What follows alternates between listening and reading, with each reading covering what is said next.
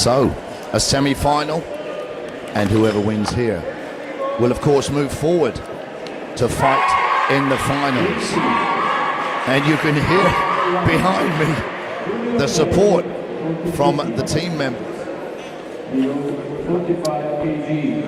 That was Hellas, they were shouting, which for those unfamiliar with the Greek language means Greece. So, Aleksandr Kasich there steps forward, ready to rock and roll. And Tsouflas also ready. They touch gloves. Nice flurry of punches there from the Kasich, and he has the Greek in the corner. They clinch.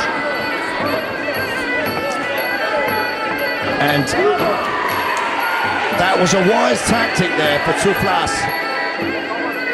It was not a legal technique, but it got him out of trouble. Nice punch-kick combination there from Kasich. They clinch again. And just trying to create some space. And now Kasich tries to trip Tsouflas to the ground. Well, the referee saying that's the second time it's happened to the Greek. And Aleksandr Kasich, he's got some good punch kick. He punches and finishes with a kick each time he throws those combinations. Both throwing knees on the inside. Kasich pummeling for the dominant position, and they go back to the ground again.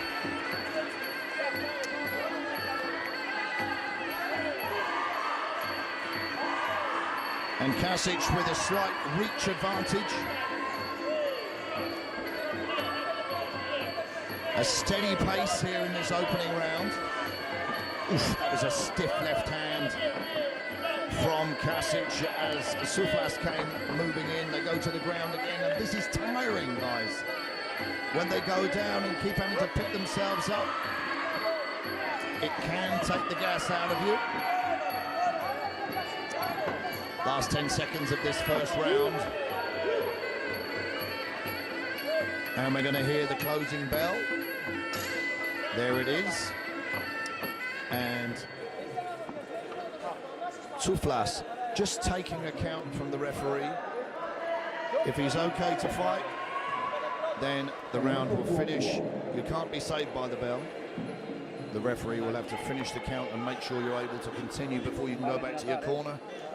And I'm sure Eleftherios Tsouflas' corner now will be giving him a pep talk and telling him that he can't give Kasich the distance to throw those long punches, which he's finishing these combinations with a kick as well.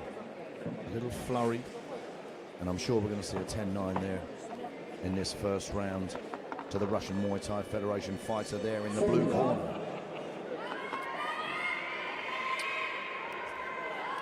So the referee starts the second round.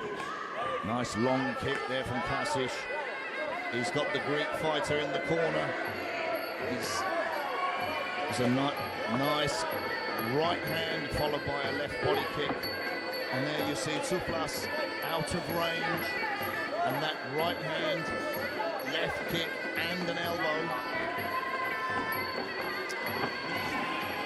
And Kasich with some nice knees, continuing the action, knee after knee after knee, a left hand, a right hand, and the referee's called it off. That was indeed a dominating performance from Aleksandr Kasich from the Russian Muay Thai Federation, who wins early in the second round.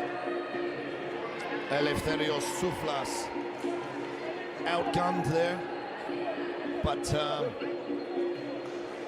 he can go away with his head held high. He made it to the semi-finals at a very, very high standard indeed. He's got a little bit to work on there with his defense. but I'm sure we're going to see him back. And looking at his expression, I think he enjoyed the performance, or enjoyed the experience, shall we say. So we look forward to seeing Aleksandr Kasich in the finals later on. A great way to start today's action, guys. And once again, here in Peania, Athens, Greece, at the Olympic Stadium, we have 3 rings with all fights happening consecutively in each 3 rings. There's over 30 fights in each one. So once again, this is the 3rd day, and we've already had 100 fights each day. So, absolutely incredible setup here. And John Papadopoulos, the IFMA representative here in Greece, has put something together pretty special, I have to say. It's an amateur event with a very, very professional feel. Big screens, lights, cameras. The production isn't over the top, but an army of officials from various countries. I think we have competitors from over 60 countries, from all over the European continent. I think I said this yesterday, that this isn't the political European Muaythai Championships. It's just fighters from countries in the land that Europe occupies.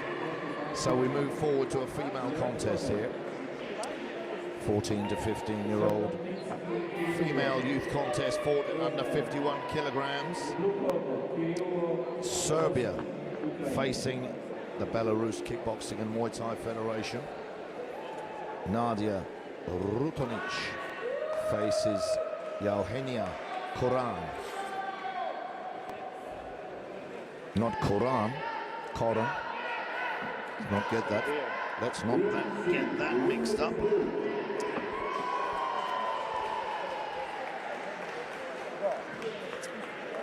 And if you were listening yesterday, you would have definitely heard me mess quite a few names up. And I have to apologise for that. And I'll apologise in advance that I'm going to get some wrong again today. But if it made anyone smile, then it was worth the mistake.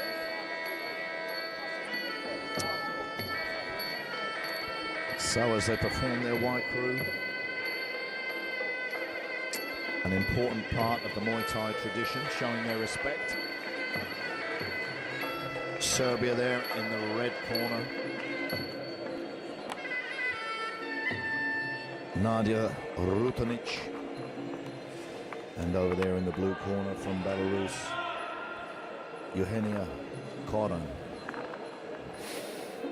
Under 51 kilograms. A semi-final. The winner, of course, going forward to the finals of the under 51 kilograms. 14 to 15-year-old female category. So, a lot of pressure on these ladies. They've donned their head protection.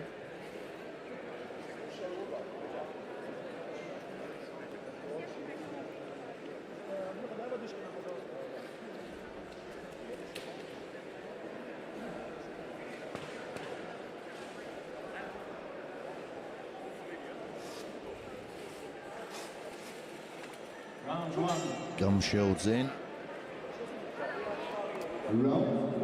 Ready for action. So here we go, Serbia in the red corner, facing Belarus Kickboxing and Muay Thai Federation in the blue. And they clinch almost immediately.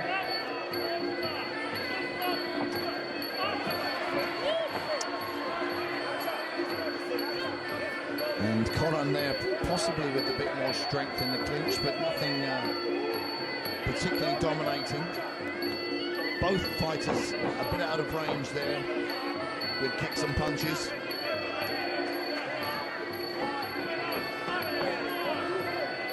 Koran with a reach advantage.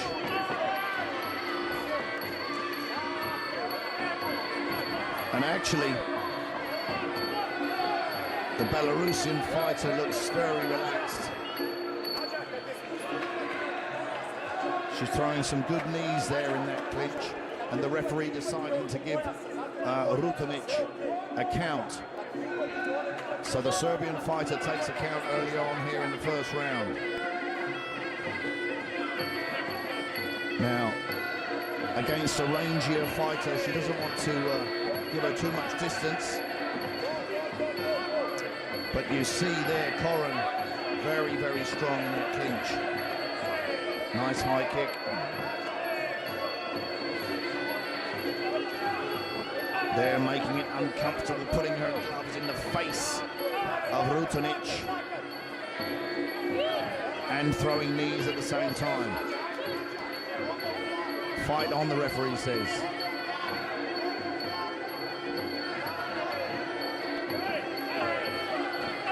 Now,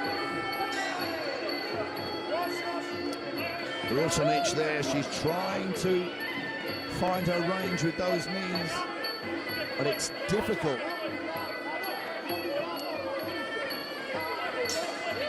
So, the end of the first round there. Rutanic taking account for those knee strikes in the clinch. And Koran there showing, I think that she possesses more strength. She's not really taking advantage of her reach advantage, or using her reach advantage, should I say. But Rutanic, she needs to keep her defense tight. She's dropping her hands slightly. She needs a bit of head movement. And she needs to close the gap and throw some punches on the inside. Now, Yauheniya Koran needs to use her reach, but when the gap closes, she's very strong in the clinch. That must have been a 10-9 to the blue corner. There was a nice left hand from Rutanic. A little bit more aggressive here in this second round. Nice front teep. Now she's busier. That was a slip. That wasn't a knockdown. They'll restart the fight.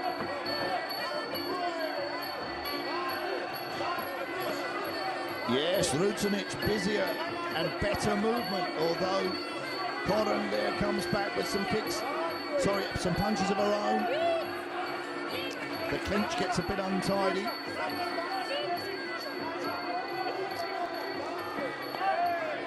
Long side kick from Rutanic. Now this is where Koran shows her dominance in the clinch.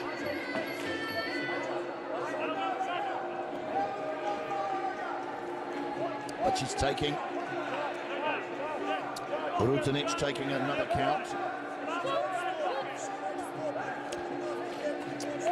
And the referee has decided that Yauheniya Koran is too dominant.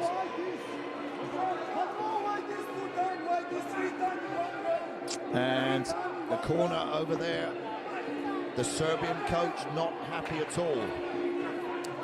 So he's being told to calm down.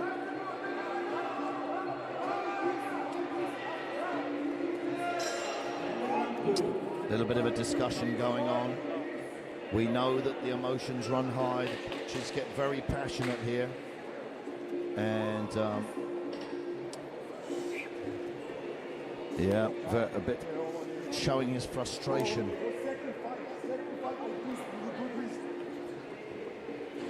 Frustrated that Nadia Rutanic has been stopped. But the winner there from the Belarus Kickboxing and Muay Thai Federation Yauheniya Koran moves on to the finals.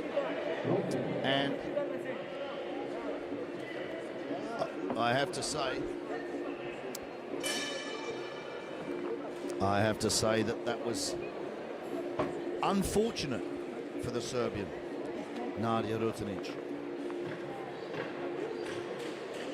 But we have to go with the referee's decision. She was the closest to the action. But you'd have to agree that perhaps a different referee would have allowed that to carry on. But it was a dominant performance from Yauheniya Koran. So congratulations to her.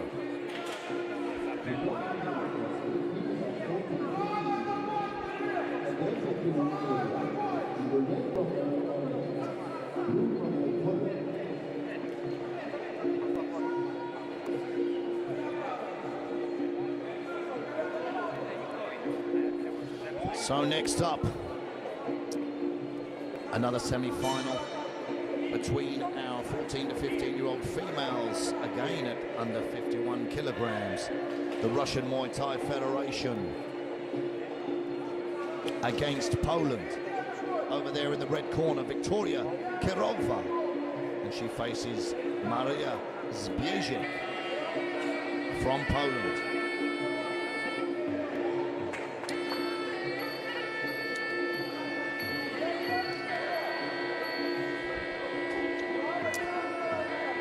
They perform their short by crew, showing their respects.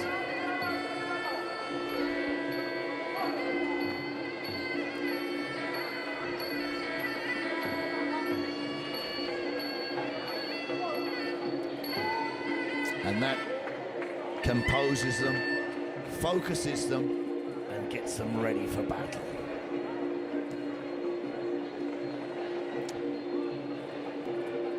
IFMA, all about upholding the traditions of Muay Thai, embracing the culture of Thailand, and promoting sportsmanship, fairness, and respect. And not wanting to talk too much about particular organizations, but some professional martial arts have really diluted respect, and they've tried to make disrespect something that's cool. But how about bringing respect back in society and making respect cool? Because it is at the end of the day. There's no judgment here from where people are from, their cultural, religious or political backgrounds. Everybody's equal. They step into the ring as a warrior and they leave as a warrior. And it's their performance that we judge them on. There's no losers. Some people are going to win here today, and some people are going to learn. So here we go. Russian Muay Thai Federation in the red, Victoria Kirova. Poland in the blue, Mariia Zbiezek. They clinch instantly. And this familiar falling to the ground that we've been seeing a lot. Some good punches and elbows from Kirova as Zbiezek closes the gap. Zbiezek has a little reach advantage.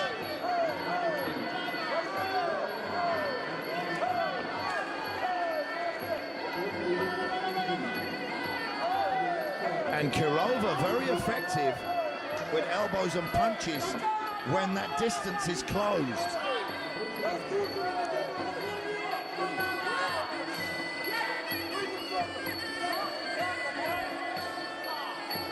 The referee just ticking her off there for something.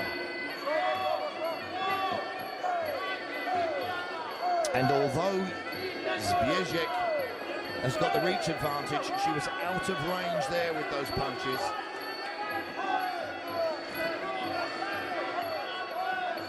And Kirova making it very uncomfortable, pushing her glove into the face there, you see it. Now Kirova in the corner, taking knees from the Polish fighter. She needs to turn her out of that corner. The referee's going to break them up. Fight on. Last 10 seconds of this first round. And Kirova turns Zbiezek, and Zbiezek turns Kirova. Now, a great opening round here for these under 51 kilogram females. And a close one to score. I mean, once again on my very unofficial scorecard, and this is just my opinion, just an opinion, I'd give that 10-9 to the red team.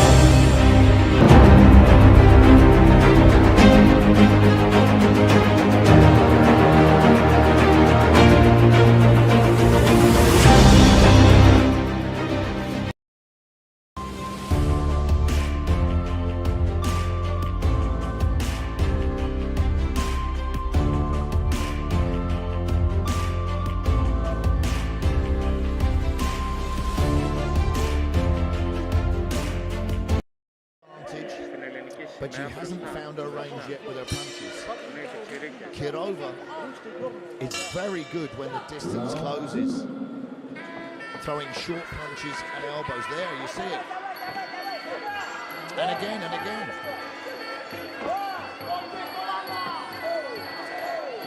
Good knees there.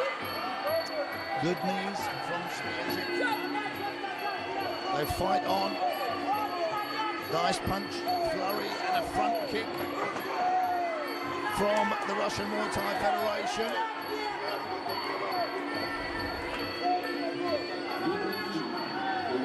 Now Kirova, she's going to push on that face.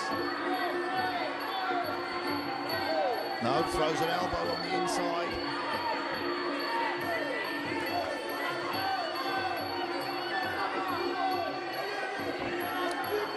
Both trying to knee, but both fighters making it awkward for each other. So, the Polish fighter stalking, coming forward. Is she starting to find her range? Throwing good knees on the inside.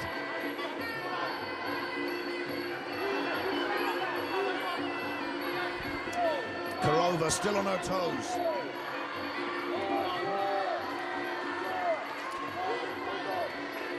And Zbiezek backed up in the corner, having more success in this round. Now she lands a couple of punches. Just starting to find her range, but you haven't got time in a 3-round fight. You haven't got that much time. Coming to the close of the second round. Nice punch there from Kirova. Nice knees from Kirova. The bell goes, the end of the second round. That'll be an interesting one to see how the judges score that. Now, once again, it's not just punches landing, it's knees, kicks, and a variety of techniques. I would be tempted to edge it second round again to the red corner. But it'll be very interesting to see how the judges score that one.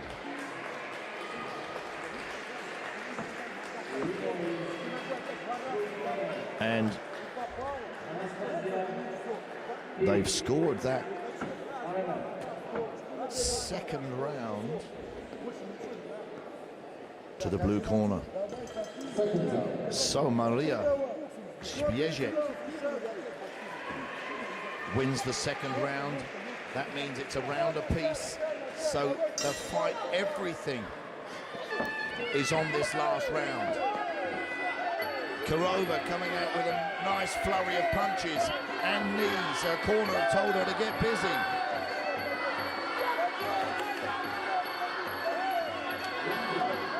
Again, a nice flurry of punches from Kirova. She has to keep going.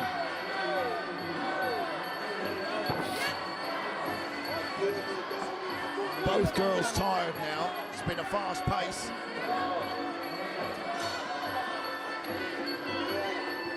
Zbiezek with some good knees again. So the clinch work being won by Zbiezek. Front teep and a left hand from Kirova. There, 1-2 from Kirova.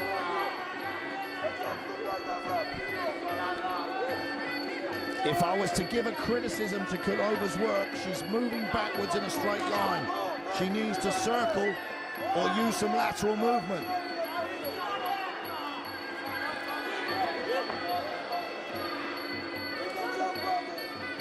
Now the referee giving Victoria Kirova a count here in this third round. She's been put down several times by those knees in the clinch from Zbiezek. So that's going to give Zbiezek some confidence.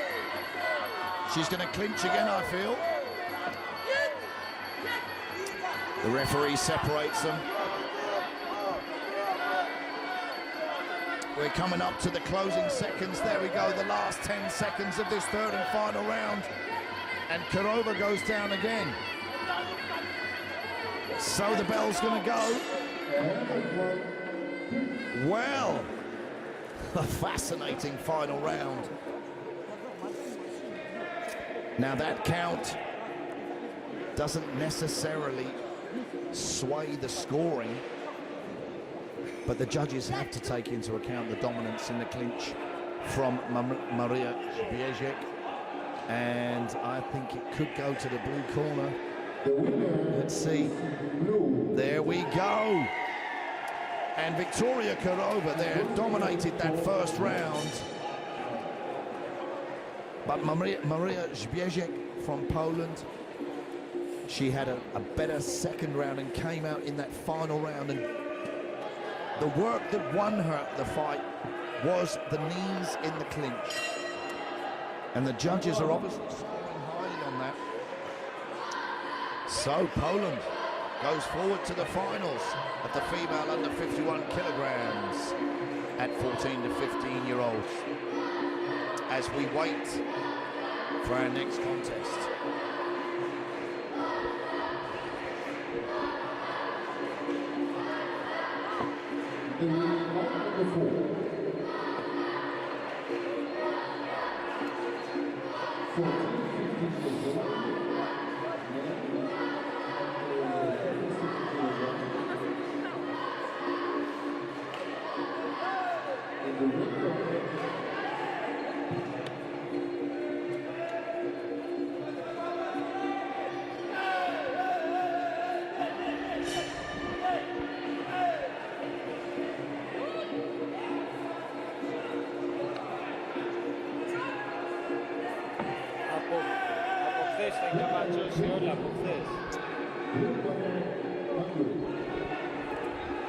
So as our competitors step into the ring for this fourth contest of the day, this is a semi-final of our 14 to 15-year-old males fighting at under 57 kilograms. And this is Great Britain fighting out of the red corner. Matteo, Roger, Paul, Gunan. That's a mouthful. And he faces Hungary, Kristoff Kato, over there in the blue corner. And Kato with a reach advantage, I can see. And man, the great British fighter here, Matteo Roger Paul Gunan. So let's just call him Gunan for this fight. Well, I thought there was a reach advantage there from the Hungarians, but as they came together in the middle of the ring, I'm not sure there's anything distinctive.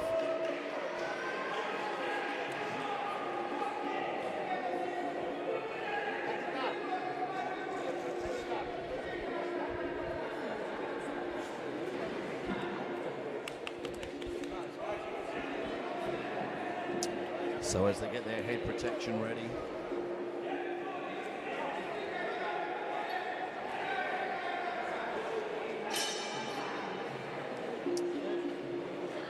Gunan from Great Britain in the red corner faces Kristoff Kato from Hungary in the blue.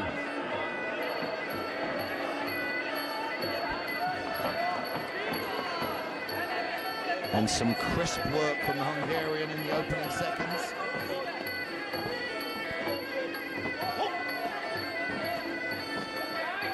And that kick was, luckily, out of range for Gunan.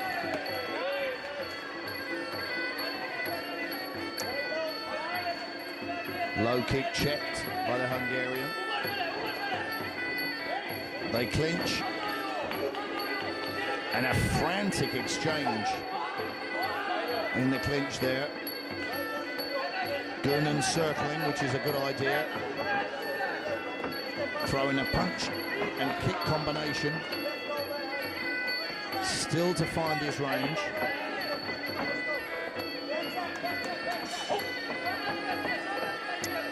Now they need to stay busy. They're trying to figure each other out now.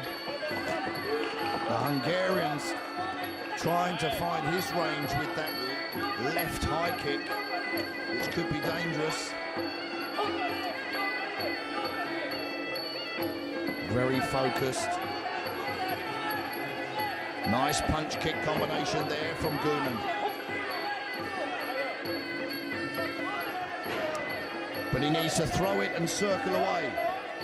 And that was a lovely punch and knee combination from the Hungarian.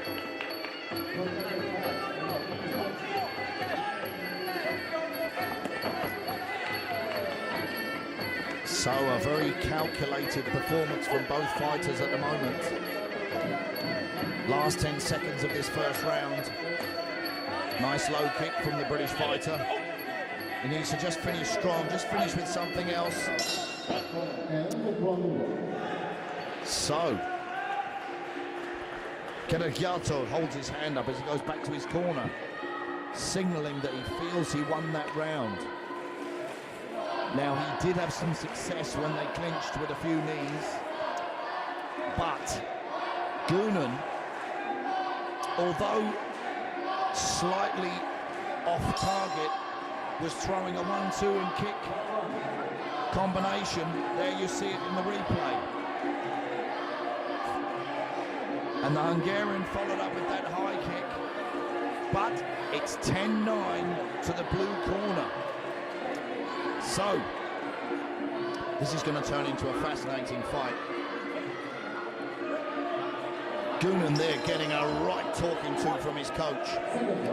Trying to fire him up. Both these guys have got the tools to win. But are their tools sharp enough? So, nice low kick from Gunan. Punch kick combination. Another low kick. That's going to take its toll if he keeps it up.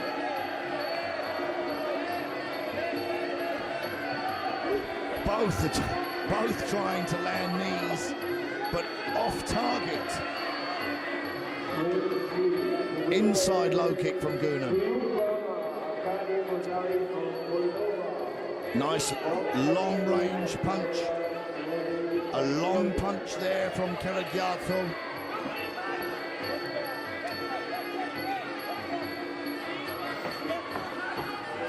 Nice punch kick combination from the Hungarian again. There, nice right hand from Gunan.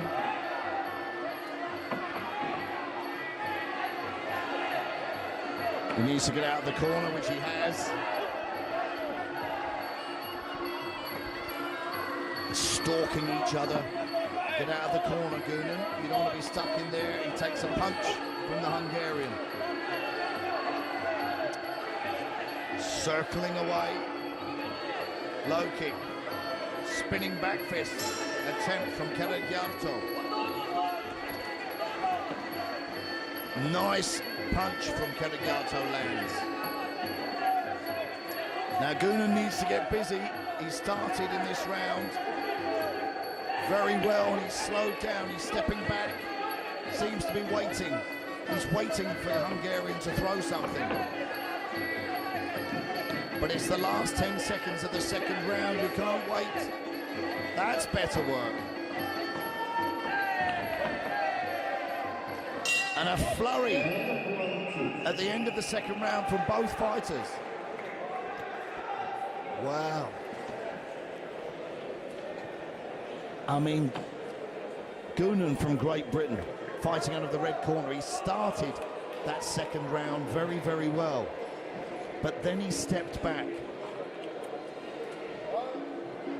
Just, again, I don't like to be critical, but he's throwing a nice punch-kick combination, but then once he finishes it, he's stationary. He needs to throw it, stick and move, get out the way of a counter. So the judges have given the second round to the blue corner again. 10-9, 10-9 to Hungary. So they like Kato work.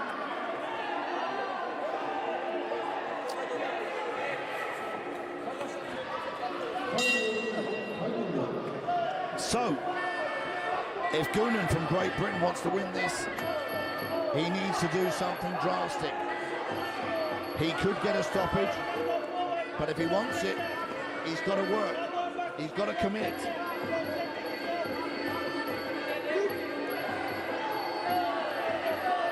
He's moving back. He's not engaging. He's got to fight. That's better. A flurry, and he throws a right hand on the end of it, which knocks the Hungarian's head back.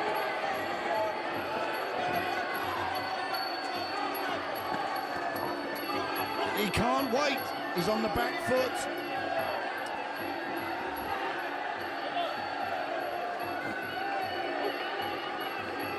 He could throw a feint. He's just waiting for the Hungarian to throw something. The Hungarian looking like he's going to set up a high kick. There we go.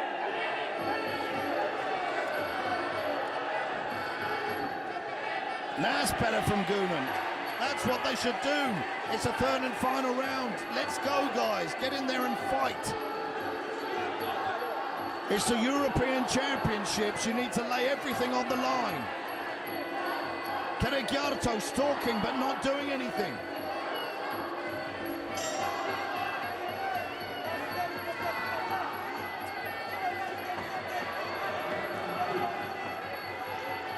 Goonan is going to be frustrated when he watches the replay of this, I'm telling you.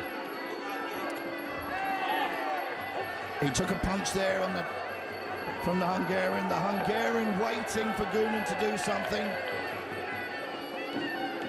And there, that right hand from Goonan again. Last 10 seconds. They should be going for it. The bell goes. The end of a great fight. The Hungarian holds his hands up. And I think he's got it. I think Kristoff Kato has won that semi-final. But I'm certain. Yep, there we go. So Hungary move on from that semi-final. But Goonan is going to watch the replay of that, and he's going to say to himself, I wish I did this, I wish I did that. He had the skills to win that fight, and the stamina. But he was throwing great combinations at some point. 1-2 punches and a kick. But unfortunately, he stood still after it. And you've got to keep moving. So we'll see him again. A great performance, of course, even though I'm being critical. At this level, the European Championships.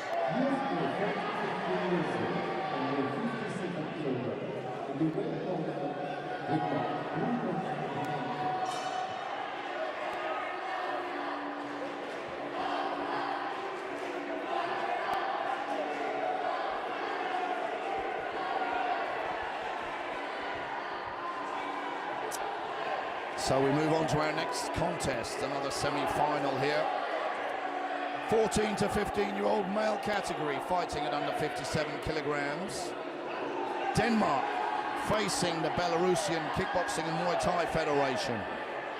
And another mouthful, fighting out of the red corner from Denmark, Cornelius Christian Clement Olsen. And from the Belarusian Kickboxing and Muay Thai Federation, coming out of the blue corner, Tamerlan Turhambayeu. And I mean the name, forgive me, but Turhambayeu sounds a bit African.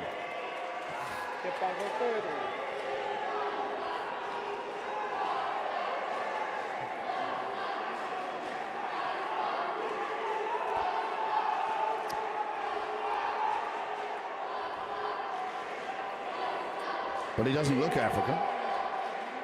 He might be South African. Who knows?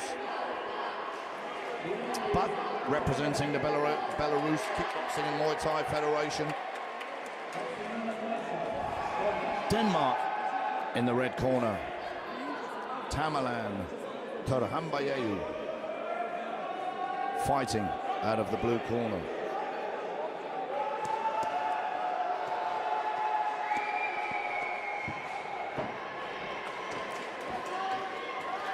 And Denmark look ready for action indeed.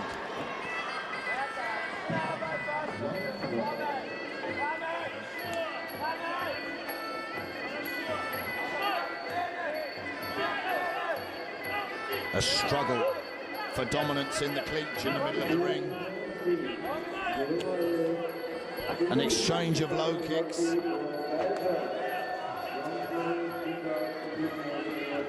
Turhambayeu with a slight reach advantage.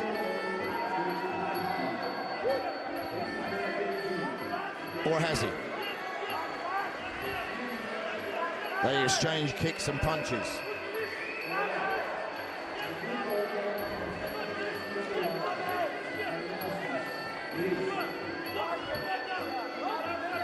Olsen there just needs to be a little bit more accurate with his punches. That was a lovely 1-2 there from the Belarusian fighter. They clinch and the referee separates them. High kick and a low kick. Another low kick from Turhambayeu. And Olsen's going to get stuck in the corner if he's not careful. Another high kick.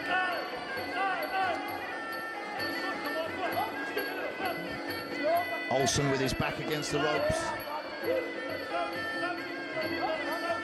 Turhambayeu there, stalking him down, throws a soft low kick. It's just to set him up.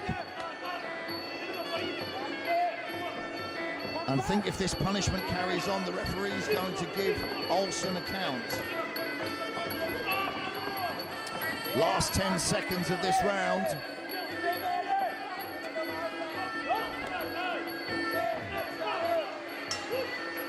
Wow. End of the first round, guys. And if that doesn't go to the blue corner, I'll be very, very surprised indeed. Tamerlan Turhambayeu. It took him maybe half a round there to get his distance. But once he started landing, he really did find his confidence. And there you see it, 10-9 to the blue corner. Now Olsen, he can't get stuck in the corner.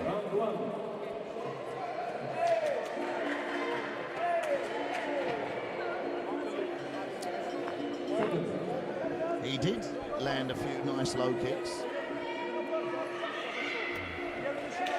But let's see if his game plan changes here. That was a nice right hand there. That long straight right from Turhambayeu is very effective. Now he pushes Olsen back into the corner. He needs to watch his head. The referee sets them back in the middle of the ring.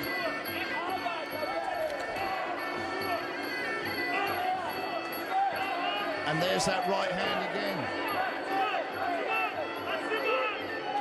That right hand is very effective from Tamerlan to Turhambayeu.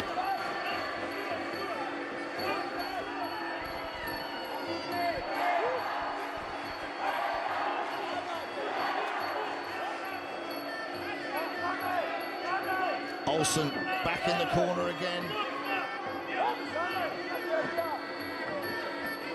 Two punches there, knocked the head back of Olsen. Olsen's still game, but he's taking some damaging shots. In this corner, takes a spinning kick to the body. Taking punches again. I'm sure the referee is going to give him a count soon.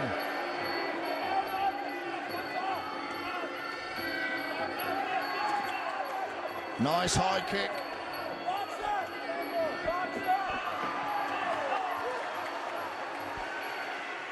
There we see it. Olsen taking punishment and the referee giving him a count. Just making sure he's okay to carry on. And a big right hand there from Turhambayeu. He has Olsen in the corner again.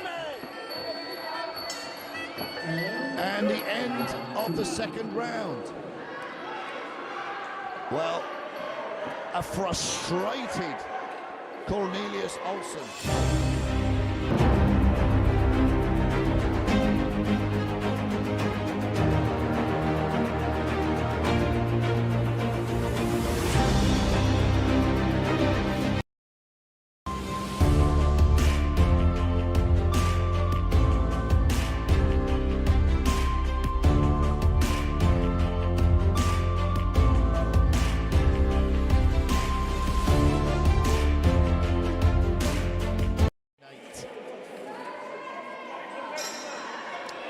So Olsen is way behind and has to get a referee stoppage or knockout if he wants to win this fight. So could we see Olsen come out all guns blazing in this third and final round? Or has Turhambayeu worked him out? There's that right hand again.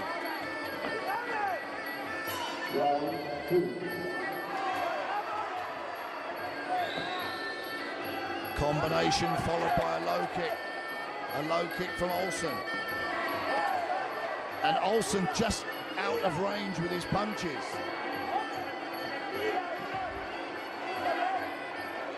And I think, in fairness, if Turhambayeu turned up the pace, he could finish the fight.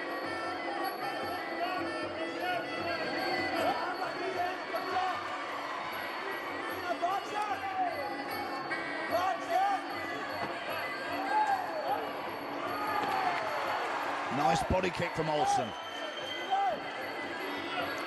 Now Olsen back in the corner, he needs to circle out. Don't get stuck in the corner.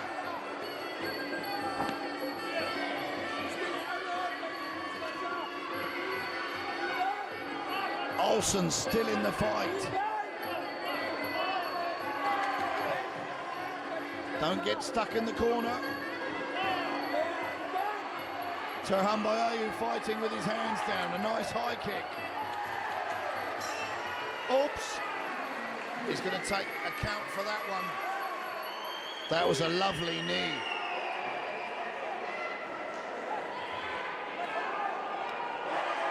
And we're coming to the closing seconds, I think.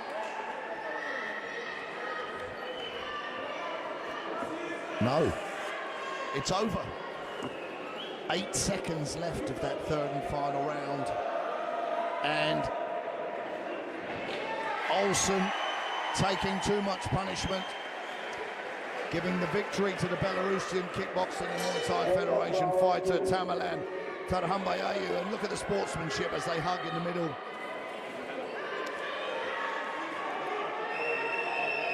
Olsen outgunned, but a super fit young man and very game indeed. And he can go home with his head held high.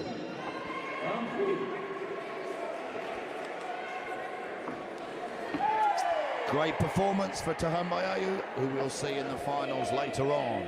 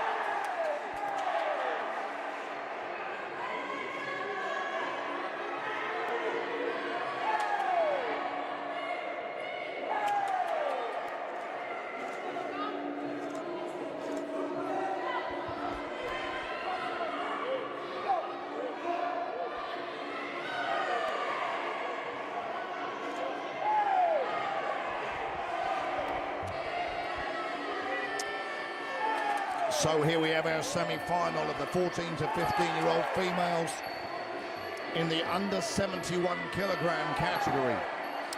Fighting out of the red corner, Ruth Strokovsky from the Israeli Muay Thai Association. And she faces over there in the blue corner from the Russian Muay Thai Federation, Mariia Sabirova.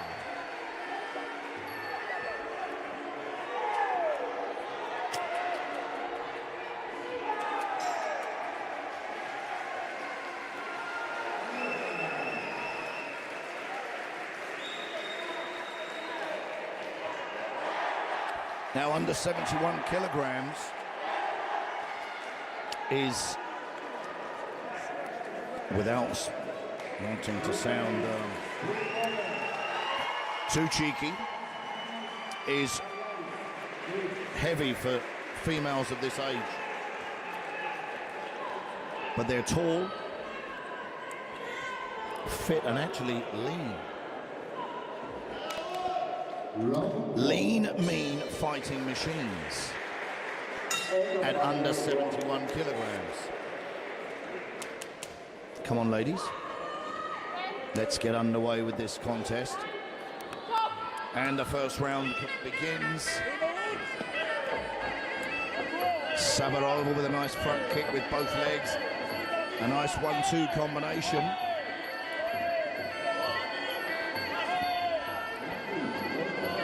An exchange of knees. Getting a bit untidy there. And Sabirova throws Strokovsky to the canvas. Now Strokovsky stuck in the corner, but stifling the work of Sabirova.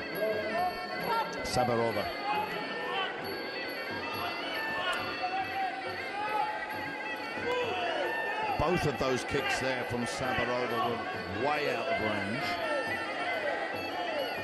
Now she's throwing some good knees in the clinch and takes Strokovsky back down to the canvas.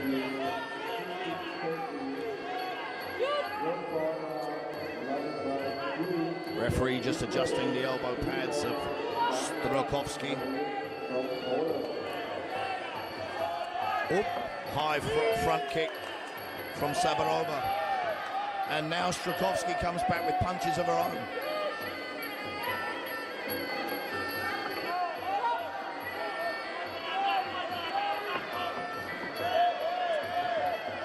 And it looks like Strokovsky's waiting for Sabirova to throw something.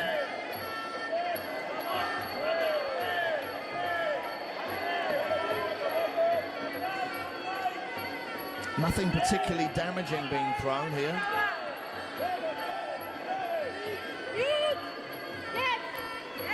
As we close the round and they go back to their corners.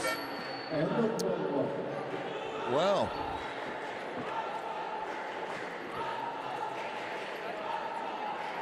I think we're going to see a 10-9 to the blue corner. But I've been wrong on numerous occasions, of course. But that's my feeling. I don't think Strokovsky got into a rhythm there in that round. Sabirova, there we see it, 10-9 to the blue. Sabirova, if she can find her range a little bit better, she's going to have more success, especially with her kicks. So let's see, the corners are going to give them a pep talk, and let's see what happens as they come out for the second round.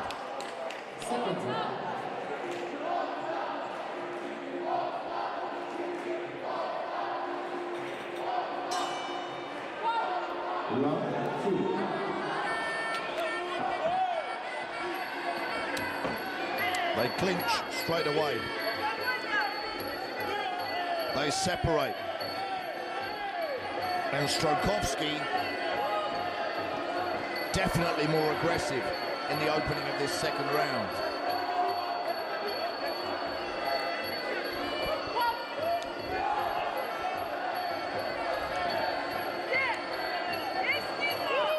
Whoop, that was a big throw there from Sabirova.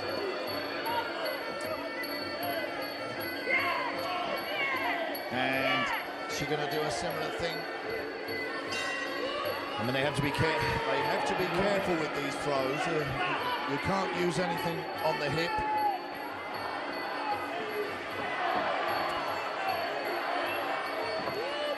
Good knees on the inside from Sabirova. Nice high kick.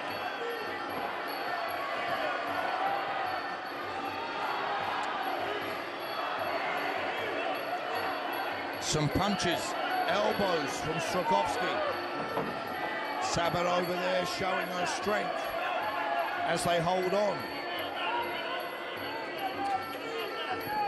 Nice jab on the way in from Sabirova.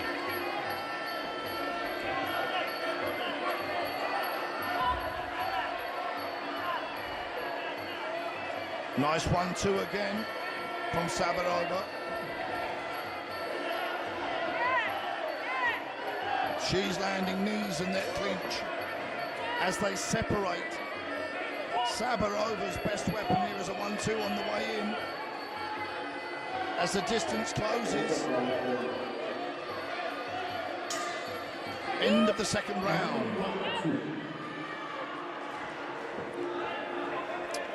And I think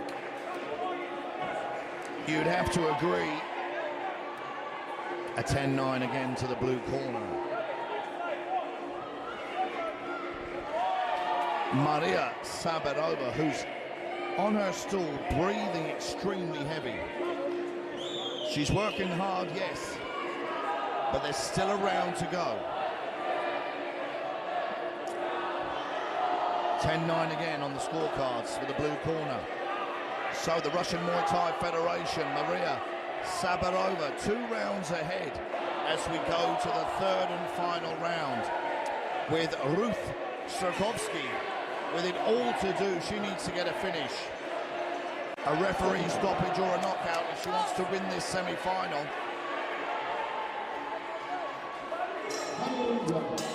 Has she got it in her?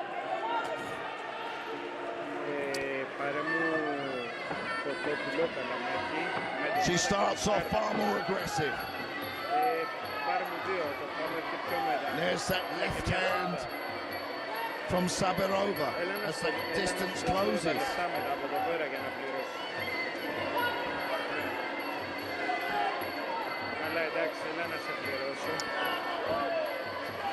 Strokovsky throwing a couple of knees there on the inside. Out of range with that low kick. High kick attempt from Sabirova. They're both tired now. If Strokovsky wants to win, she has to come forward and keep throwing punches and kicks.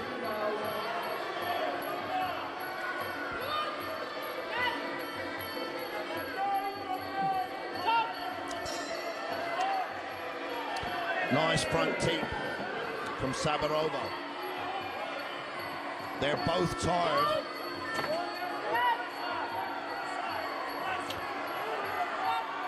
But they've got half a round left.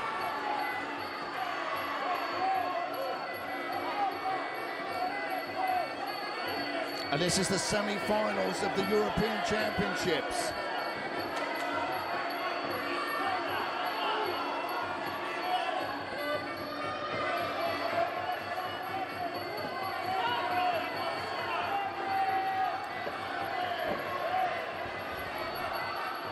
Out of range with those punches. Nice front kick from Sabirova. A knee each in the clinch. Final few seconds. There's the final bell. So the final bell. Semi-finals between the Israel Muay Thai Association and the Russian Muay Thai Federation. Ruth Strokovsky and Mariia Sabirova. And I feel that Sabirova has taken it. Blue corner.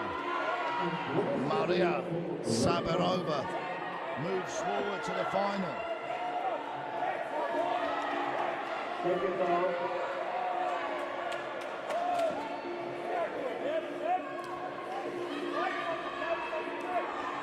And what a great experience it is again. I mentioned this yesterday, but as the days have gone on through the event and away from the arena, you see the different teams, the different countries, from different cultures and backgrounds, all mixing together and exchanging stories. And it's, yes, they're here to fight, they're here to compete, and they all want to win. But it's such a valuable experience, and what an adventure for these youngsters to travel around the world, competing in such a competition as prestigious as this. Once again, well done to IMF, and well done to John Papadopoulos for putting this together. So here's our next contest.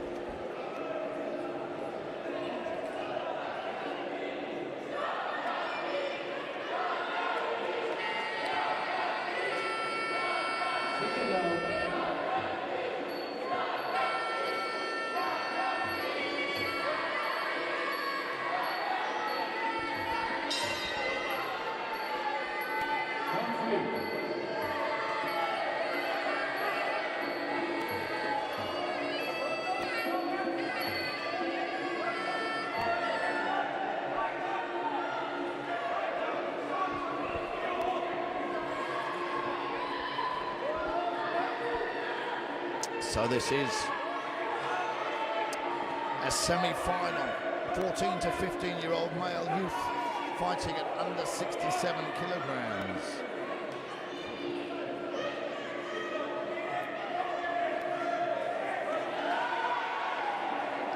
Fighting out of the red corner from the Russian Muay Thai Federation, Nikita Loch.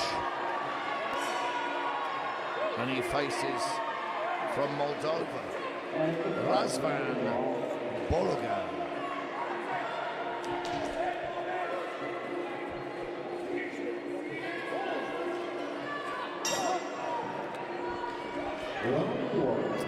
So here we go.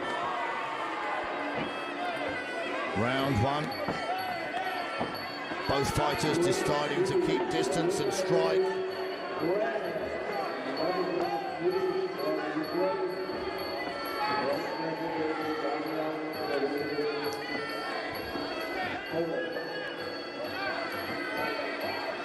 Now, very even at the moment. Rangy kicks and punches from Bolan from Moldova. They clinch. And Bolan throws a kick on the separation. A lovely right hand from Bolan.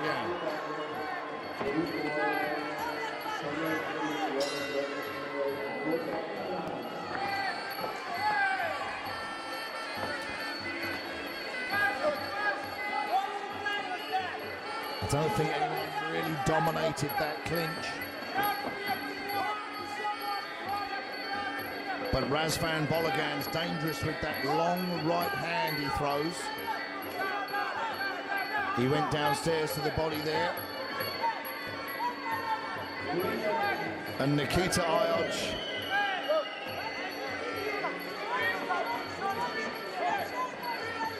He needs a bit more head movement. Nice, he throws a nice right hand himself. He turns Bolan to the ropes.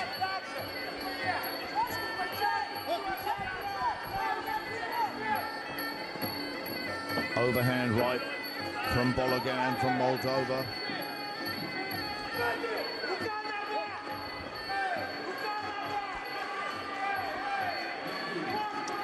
Both of them still. End of the first round. Now it's just making me wonder if either fighter can really find their range with those punches, which were the majority of the techniques thrown in that round. They're going to be damaging. I'm going to give that a 10-9 to the blue corner. Razvan Bolan from Moldova. And let's see what the judges say.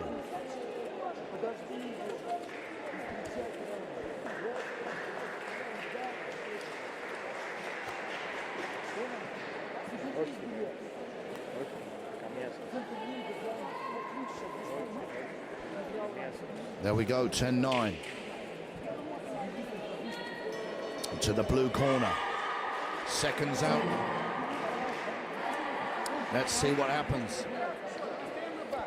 You know you can have a first round. One fighter dominates it. The losing fighter goes back, gets a wonderful pep talk from his corner and comes out in the second round a different fighter. So let's see what happens here. A little slip there from Bolan. Front kick from Ayach to keep Bolan away. Now they clinch, who's got to dominate the knees. Pretty even, I feel. Left shin pad of Ayach, he's re-strapping. It's sort of done it itself. Calf kick. Great variety of technique from Bolan.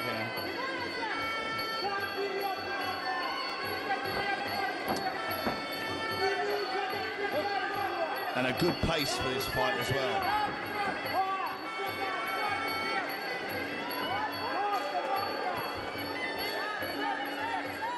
Still, Bolan. It looks like he wants to punch. There, nice overhand right.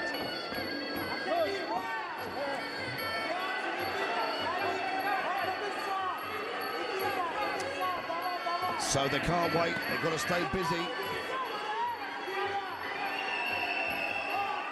And Ayach needs to be a bit more effective. Throw some kicks at range. Throw a front kick maybe to stop Bolan from coming in.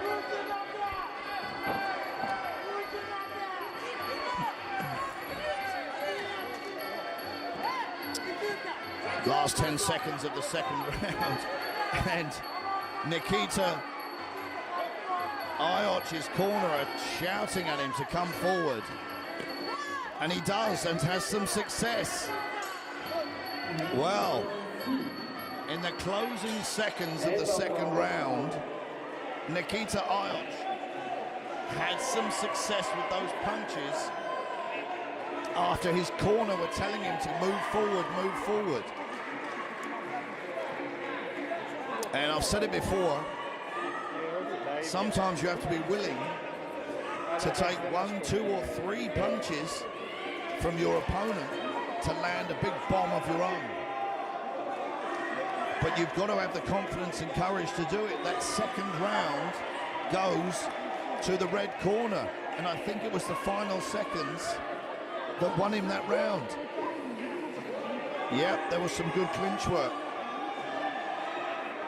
Ayach landed some knees in the clinch. But perhaps the closing seconds of that round was where he was effective, and it caught the judge's eye. So the third and final round here, and it could go either way. Who's got more in the gas tank? Who's got the bigger heart?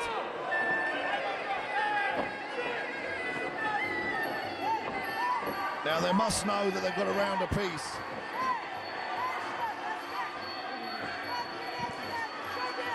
These knees, the knees in the clinch, so important.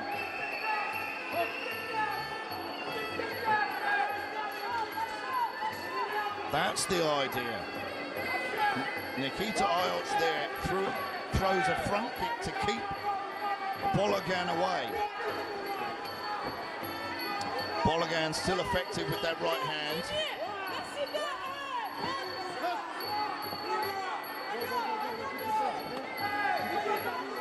As the distance closed, there's that front kick again.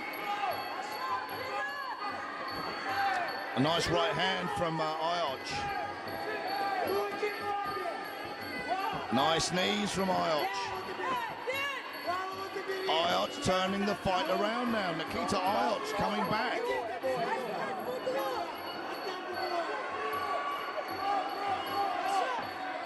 So Razan Bolan, who was so dominant in the first round, slips to the ground. Nikita Ayach grows in confidence. Takes a low kick, throws a 1-2 of his own. Keeps Bolan at bay with a front kick. And there, a 1-2 again. Now they clinch. Neither fighter dominant in that clinch. Last 10 seconds. And Bolan giving it everything. He's got Ayach in the corner. Ayach turns him and the bell goes. Wow, the bell goes for the third and final round. The fight's over.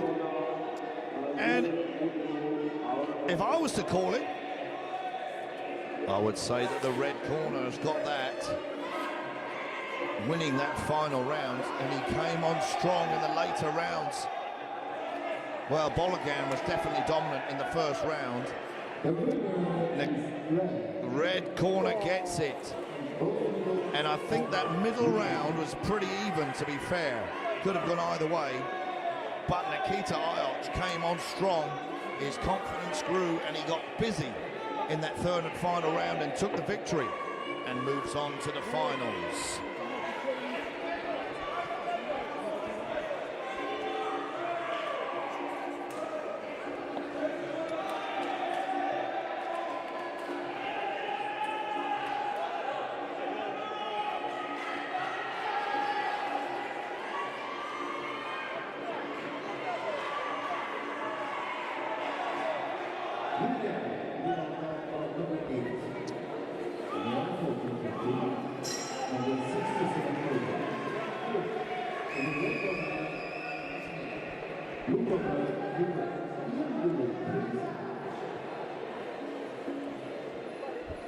And it's fascinating watching these young men fighting here under the IFMA banner.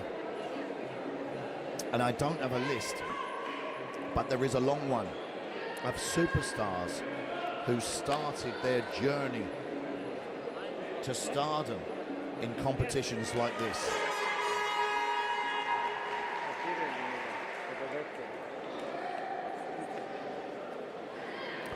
So Are we seeing future heroes make their mark here in Greece at the IFMA European Championships 2025? I would say so. I can't name which ones, but I'm certain there will be.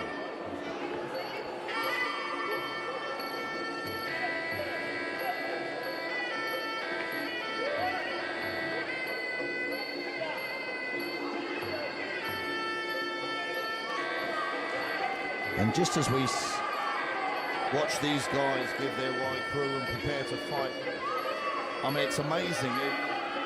You can go online, guys, and have a look at the global reach of IFMA. It really is worldwide.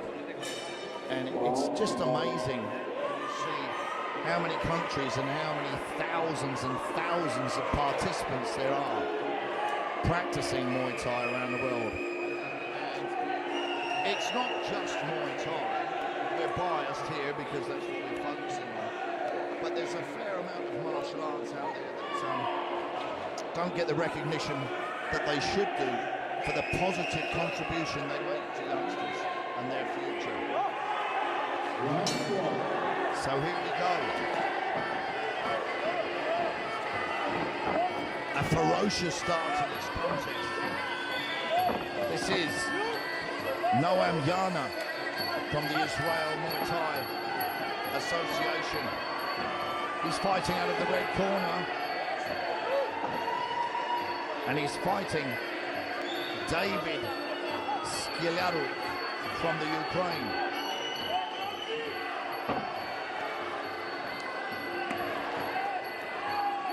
And a very powerful David Skilaruk.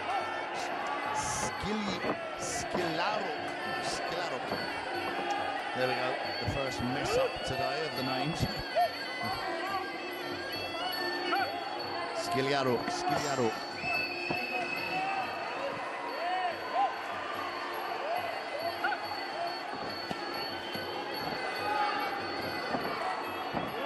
And Skilaruk with a reach advantage. Almost looks like he's in a different weight category. These guys are fighting at under 67 kilograms. Oh, a lovely knee there. And Skilaruk throws Noam Jana to the canvas. He's going to do it again.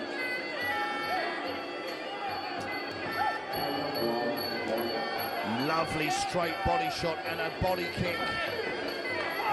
And I think the referee may give Jana a count. Yes. He's giving him a count. He took some heavy shots there. Skilaruk here, powerful. He throws a big overhand right. He's overpowering Jana as the bell goes to end the first round. Now that's a definite 10-9 on my score card to the Ukraine, David Skilaruk. I hope I'm saying that right. Apologies if I'm not.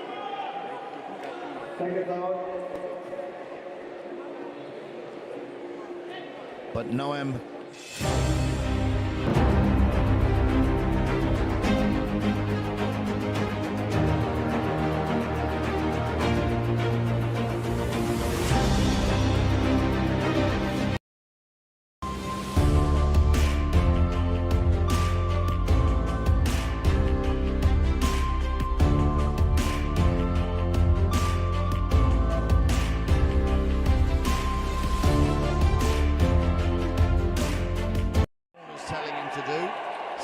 out. Come on, red corner. Out you go. Now let's see. A low kick there from Skilaruk.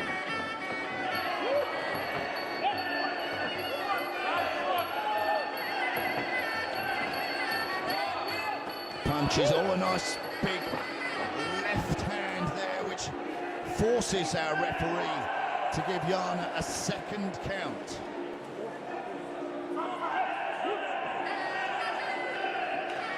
Now 3 counts in each round. What's happening? As the referee called it off. The referee's called it off. He's decided that Kato was far too dominant, and I don't think that's a bad call. There you go, the blue corner, Ukraine, David Kato, in our under 67 kilogram category, moves on to the finals, and he's going to be a force to be reckoned with. Big, powerful and confident. But full credit to the Israel Muay Thai Association fighter Noam Shalavyana, a warrior who did not want to give up, but was forced to by the referee. And I'd like to see him back in the future, maybe fighting at a slightly lower weight category.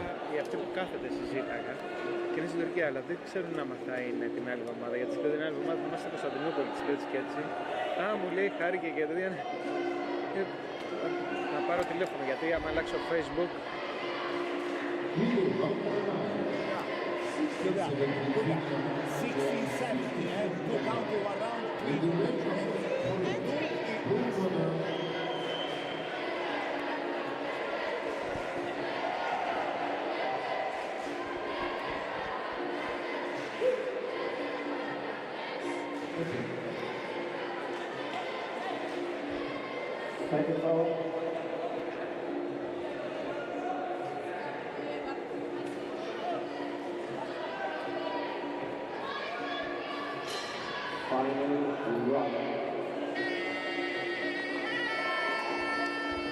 So here we have our next contest. Bout number 9 of the day here in our centre ring in the Peania Olympic Stadium for the 2025 IFMA European Championships, and we have Poland versus Belgium. 16 to 17-year-old females fighting at under 54 kilograms. Julia Cieślak fighting from Poland, fighting Erika van Wijmers from Belgium.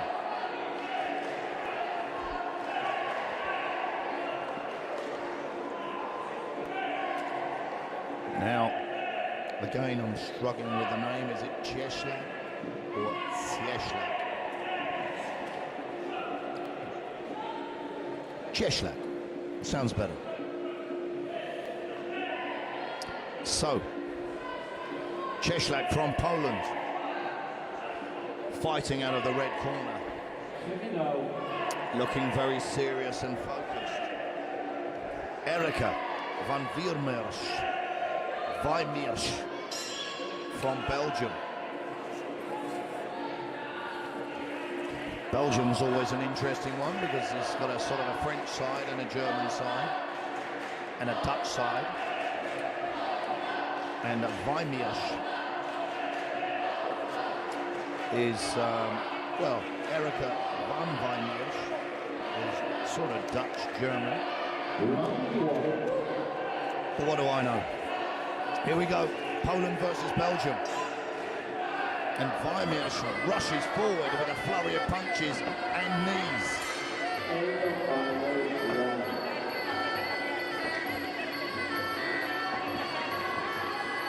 Now Cieślak struggling with the power of Wijmers.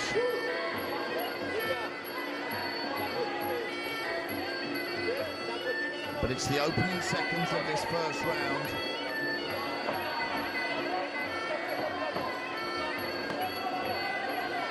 Well, Wijmers very busy. Punches in bunches, followed by kicks. Making life uncomfortable for Cieślak in the clinch. Lovely front teep to the face.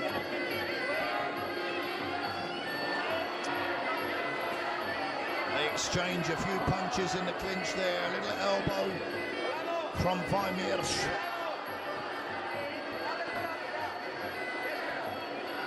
The referee's going to separate them any second.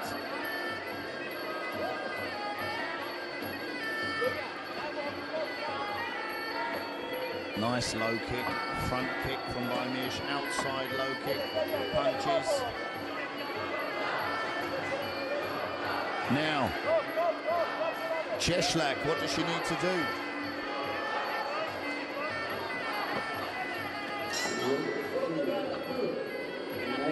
She's closing the gap, but she's not dominant in the clinch, so I'm not sure that's a great idea.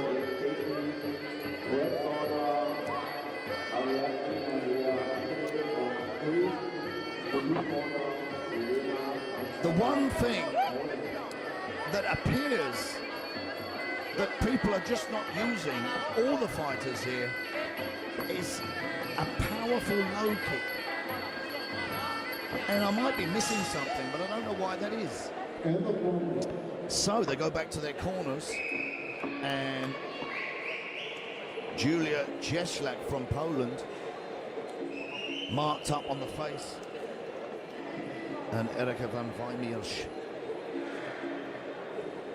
sitting in her stool, calm and collected, taking some advice from her coach.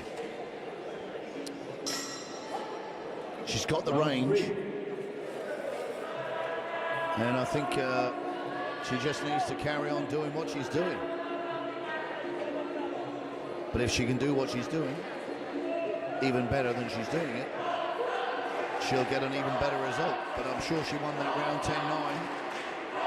So let's see what happens. Let's see if the Polish fighter has been given the right advice as she comes out for the second round.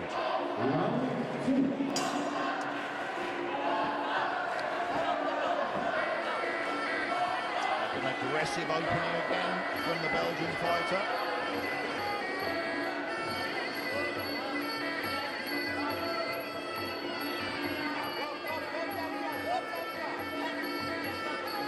Now,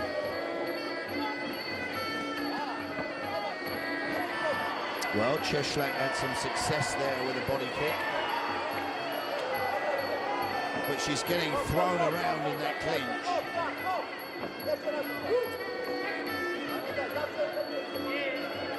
Vaimiers, very strong, overpowering the Polish fighter. Spinning back fist attempt. Little cheeky upward elbow there and was inside.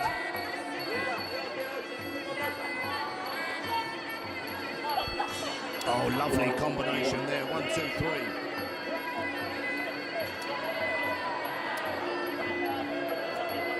But Cieślak had some success there on the inside with those knees. Pummeling for dominance. Outside low kick from Vaimiers, a spinning back fist. There's those punches again. There was about 4 punches landed.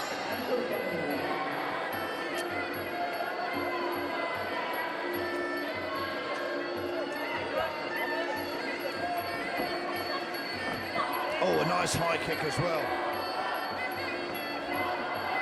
And Vaimiers here enjoying the fight and having great success with those straight punch combinations.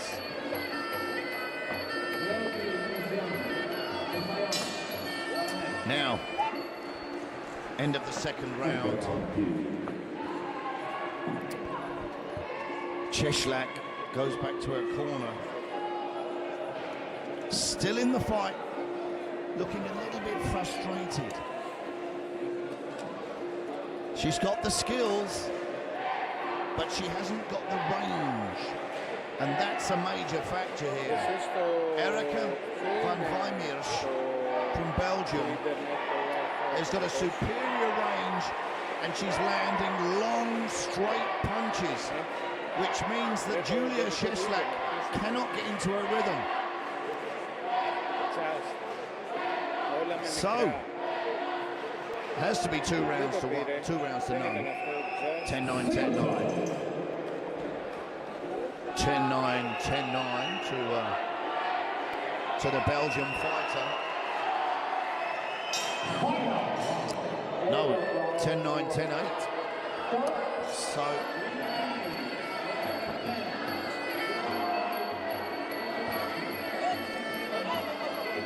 So here we go for the third and final round.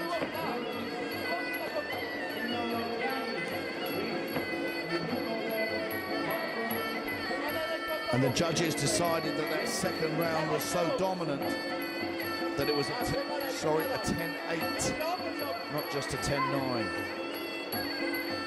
So, Cieślak needs a finish if she wants to win this contest.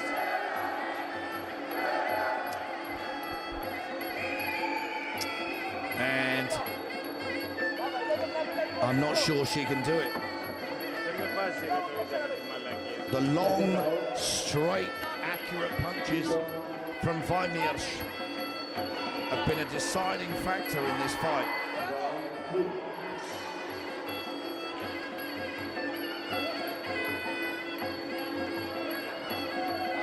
And you see she's on her toes, lovely front kick again. But there, Cieślak, she throws a punch, but her work gets stifled by Vaimirs.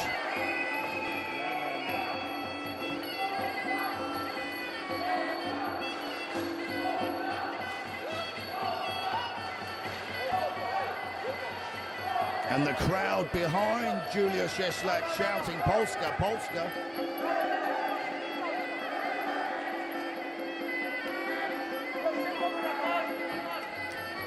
She wants to fight.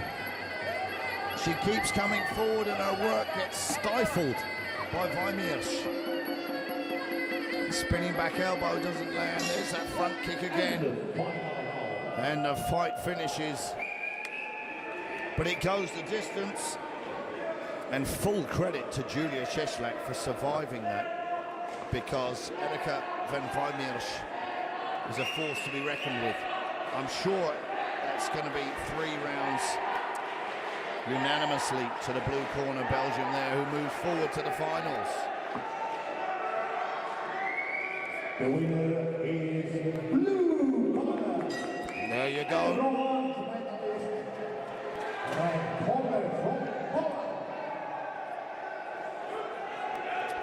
And once again, I don't like to use the word loser, because if you're here and you've stepped through the ropes to fight, you're a warrior and you're willing to face anybody. So everybody's a winner, but somebody's more of a winner, if you get what I'm saying.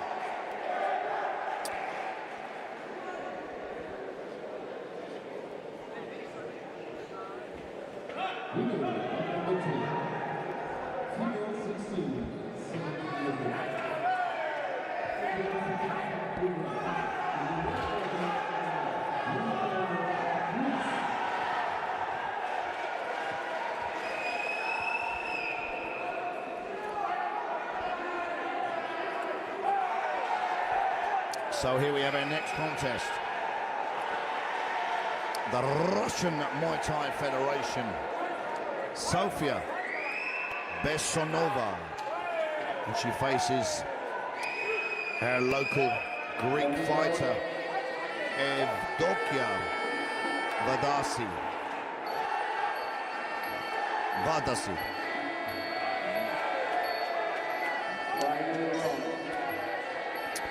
So, 16 to 17-year-old female category, fighting at under 54 kilograms. Sofia Bessonova fighting out of the red corner. Evdokia Vadasi fighting out of the blue corner. Performing a very graceful wide crew there. So the referee brings them together to touch gloves. And they go back for their cornermen to fit them with their head protection. And I'm sure the Greek fans are going to get loud for this contest.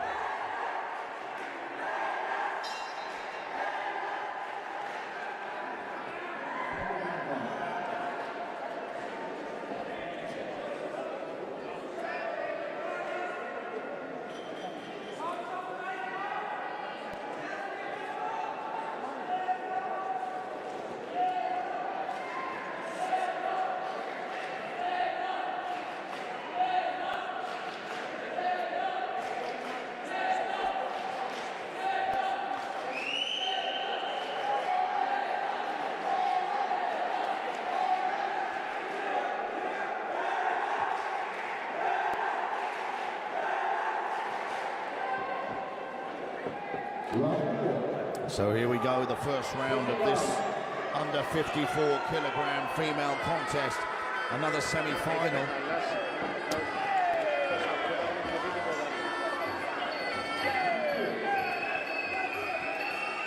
An aggressive start once again from both fighters.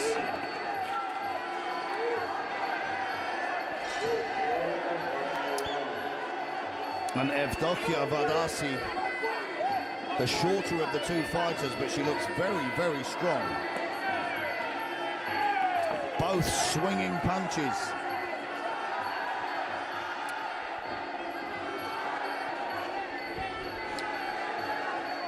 And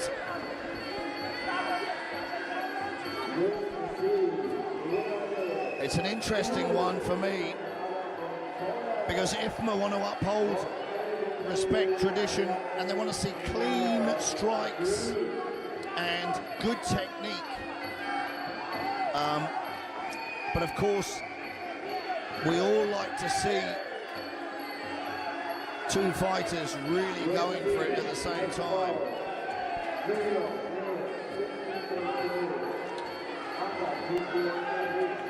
They're lovely punches from the Greek fighter. And a big throw. I'm not sure that was legal.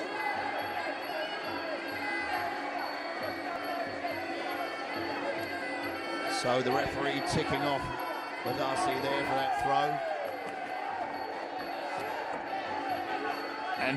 And they go to the ground again. But Vadasi, her game plan here is to punch her opponent in the head, as you can see. Last 10 seconds of this first round. Now they'll come together. Can she throw a last flurry? There we go.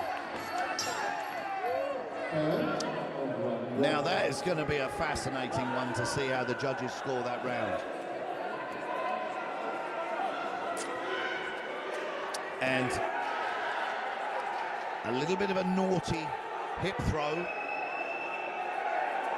in the second half of that round from the Greek fighter, but she threw some big heavy hooks that landed and were effective. She's in the corner there, breathing very heavy.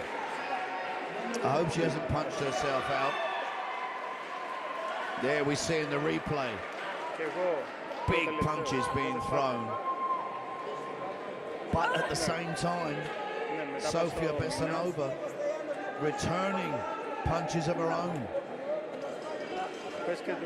So how have the judges scored that contest? Sorry, that round. 10-9 to Vadasi in the blue corner, as I expected. So Vadasi needs to carry on doing what she's doing, unless Bessanova has been given a pep talk to counter these swinging punches. And you can see that, well, nice clinch work there from Bessanova. But Vadasi's got good head movement.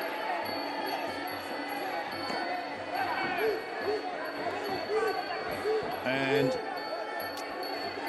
gets a bit untidy when they clinch there. I was going to say, Vadasi's got good head movement and moves to the side when Bessanova moves in.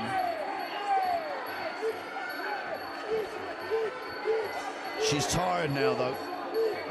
I think that first round has taken its toll on Evdokia Vadasi.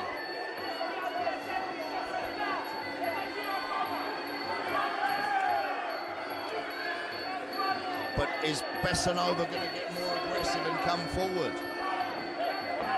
She's out of range there with that kick. And as they get close, they just tie up.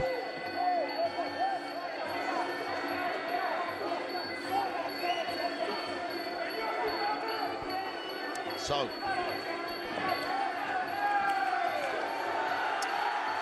Vadasi not as effective as she was in the first round, and takes a nice left hand there from Bessanova.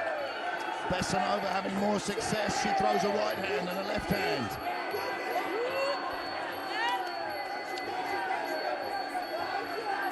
And Besanova's corner there was shouting, "Davai, davai, let's go forward, go forward." So, that's a close call for the second round. I'm wondering what the judges are going to call it. I think the red corner inched it, to be fair.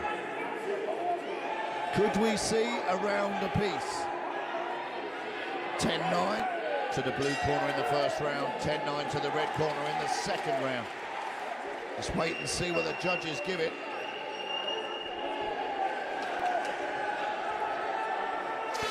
That's exactly what they've done.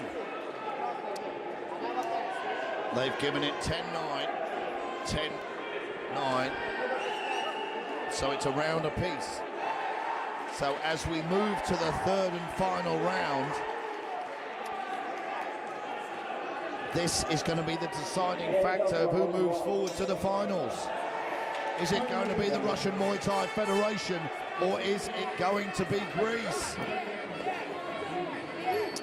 And whatever the corners have said to them up to this point is going to be a major factor if they've taken it on board.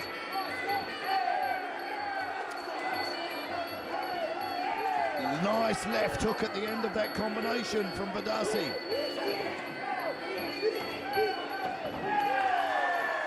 Head guards come off. Timeout from the referee as the protection gets replaced. Besanova over there in a neutral corner, but able to get a little bit of advice from her corner, and her corner telling her to go forward, go forward. The fight is restarted, and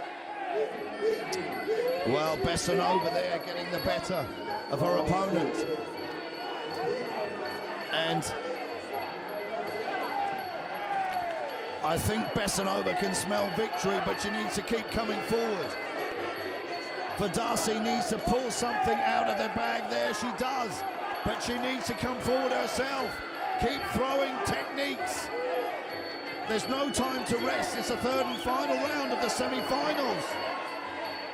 Both fighters need to come forward and give it everything. Come on, girls, dig deep.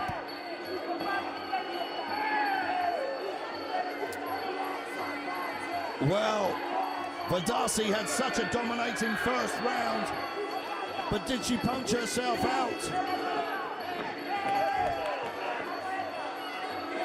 And Besanova still looks like the one who wants to win it more. We're going to see the last 10 seconds of this third and final round coming up.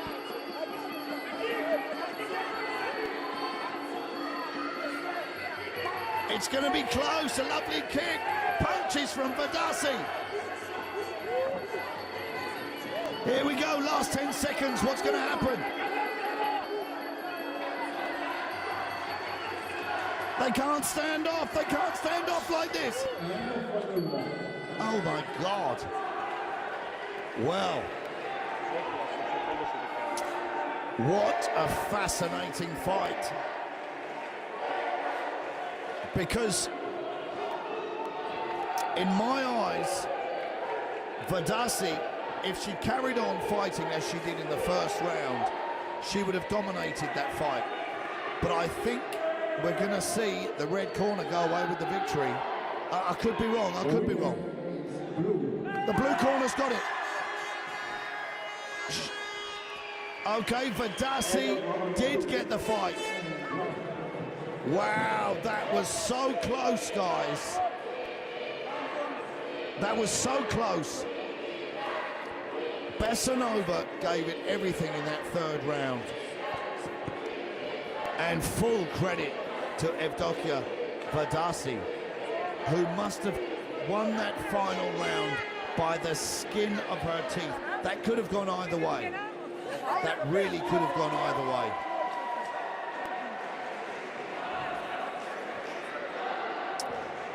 I would have liked to have seen Vadasi put more effort into that last round to show that it was a dominating win. but that really, for me, could have gone either way. But she moves on to the finals, and we move on to our next contest.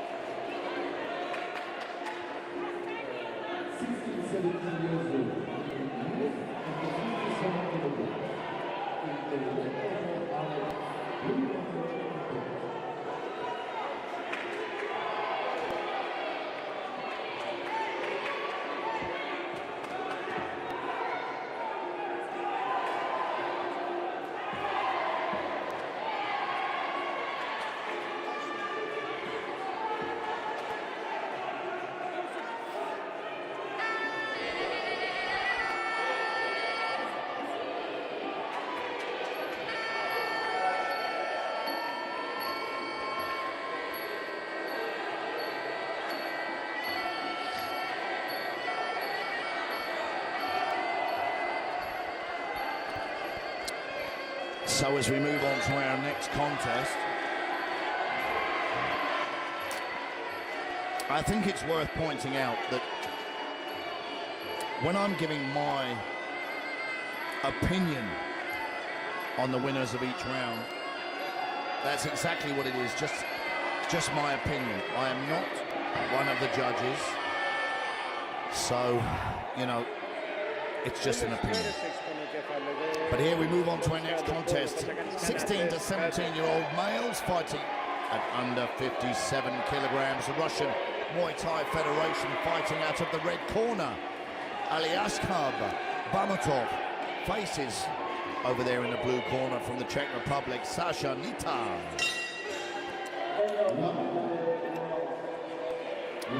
Sasha Nita there looking ready to go, on his toes.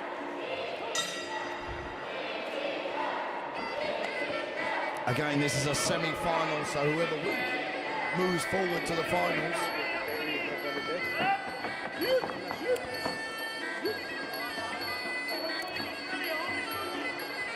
So, an untidy start there, exchange of kicks. And Bamatov there went to throw a right hand, but he hesitated.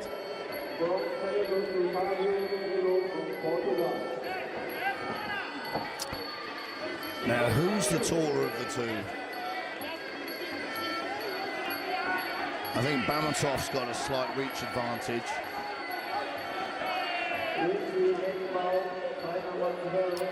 The referee's going to break them up there, telling him off. Don't throw with the hip.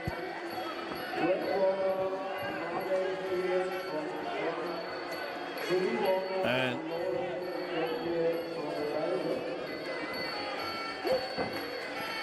they fall into the ropes.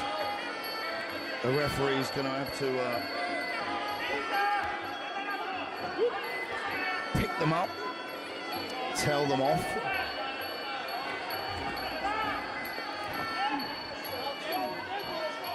They clinch.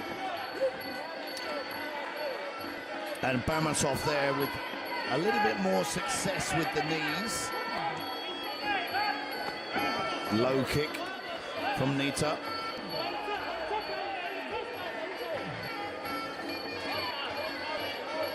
It's getting a bit untidy when they do clinch.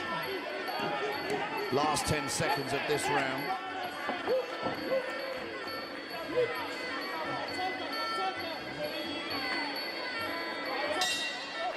And there, the final bell. So, that's definitely an interesting one to score. And I'll be fascinated to see which way the judges give that.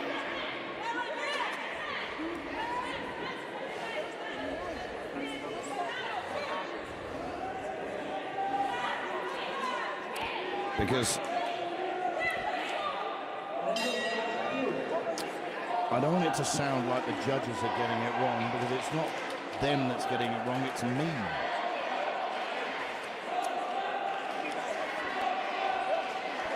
So, 10-9 to the red corner, Bamatov.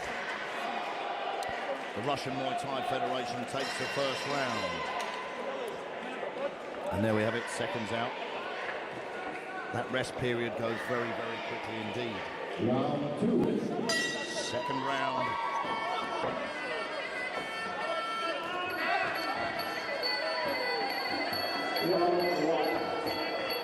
Big swinging punch from there from Nita from the Czech Republic.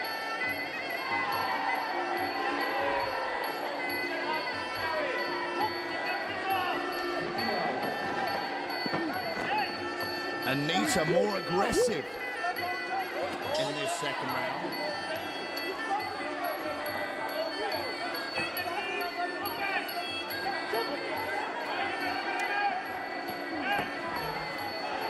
But neither of them managing to be accurate with their boxing, which is a shame.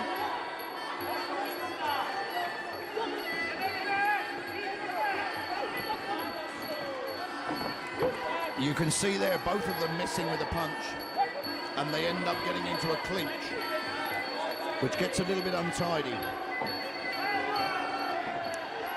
That was a lovely high kick from Bamatov.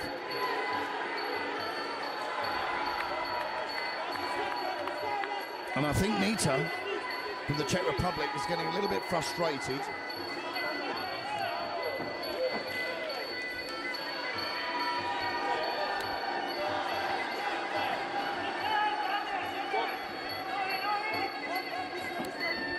Now, Bamatov waiting to counter.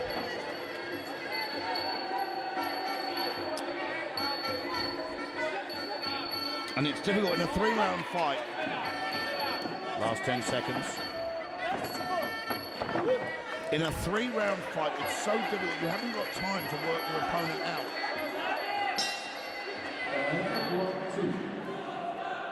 And if you don't know who you're fighting, which in a huge competition like this you often don't, then you don't have a game plan until the fight starts.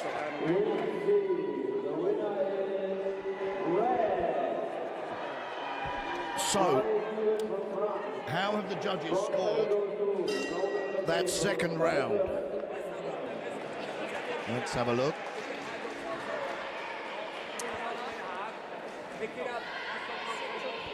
Second round goes to Bamatov again. I don't disagree with that.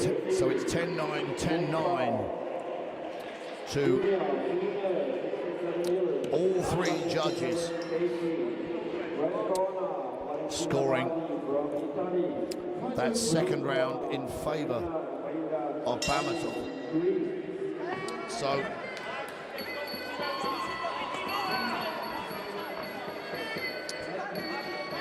So let's have a look. So Nita from the Czech Republic's got it all to do here in the third and final round if he wants to come out victorious.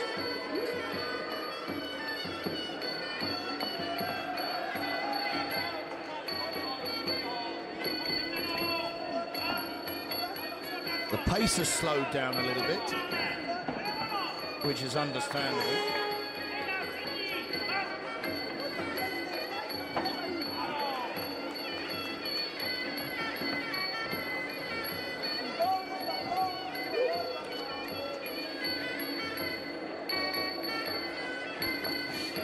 Bamatov still on his toes. Swinging punches from Nita, but they're out of range.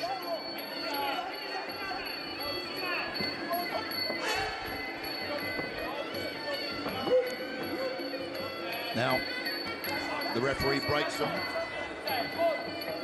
An adjustment of those elbow pads once again. Bamatov looking to line something up. And he tried to land an elbow on the way in there.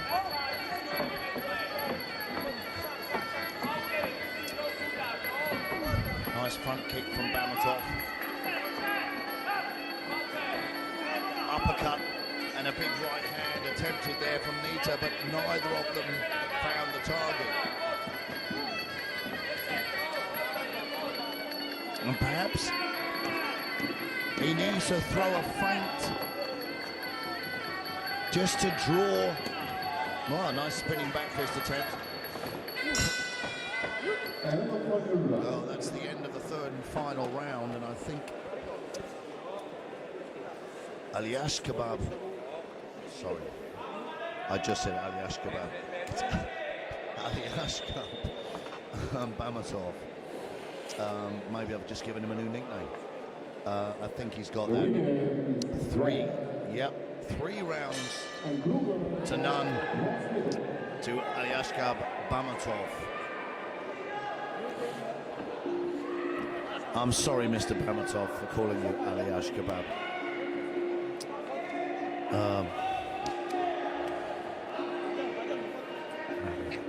But commiserations to Sasha Nita, who, if he could have found his range in that fight, he would have done some serious damage with those big swinging punches. But today wasn't his day.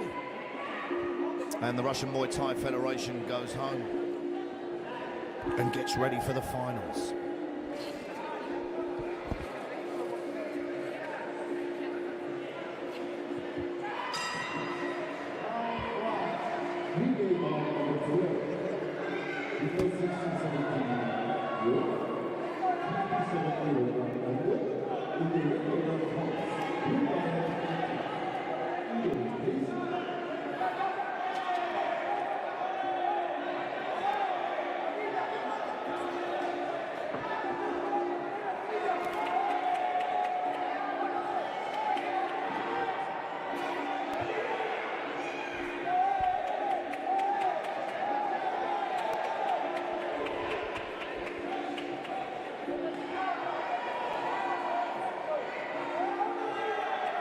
Στον δώσω δώρα την τρία τον κόκκινο.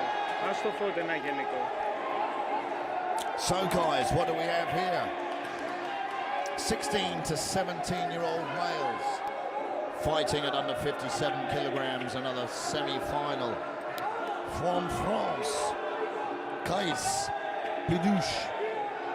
And from the Belarus Kickboxing and Muay Thai Federation, we have Nazar Lilyukevich.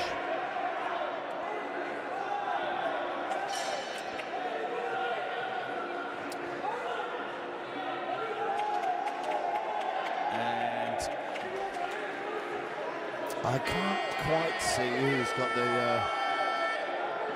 height or reach advantage. Both guys of a similar stature.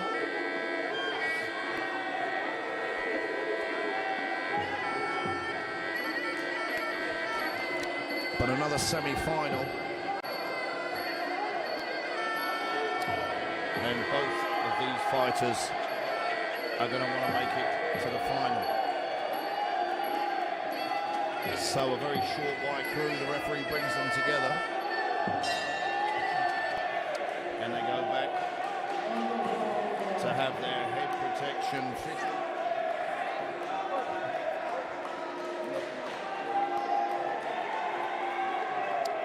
And at this stage of the fight, I mean, this could be for many fighters the worst part of the contest. Just before it starts, your heart's racing. You're apprehensive, you don't know what's going to happen when the opening bell goes. But as soon as the opening bell does go and the first few punches are thrown, then you're into the fight. But at this stage right here, it's like you're standing on the edge of a cliff.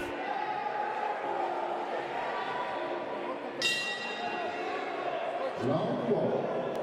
Second round.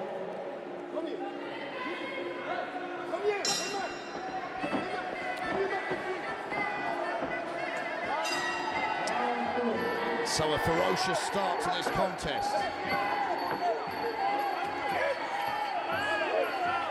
Lilyukevich there throwing knees inside that clinch. A long kick. He holds the leg. He's landing more knees. Pedush out of range with that kick there. They go to the ground. The referee will stand them up, get the action going again.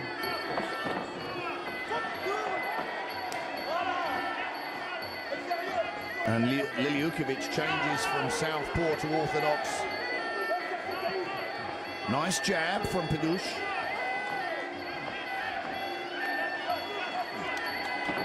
Both of them looking to find their range with punches in the opening seconds of this first round.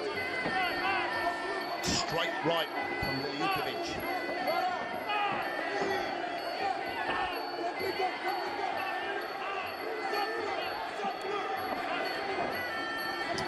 Again, kicks out of range from Pedush. And Liliukovic ducks under that right hand.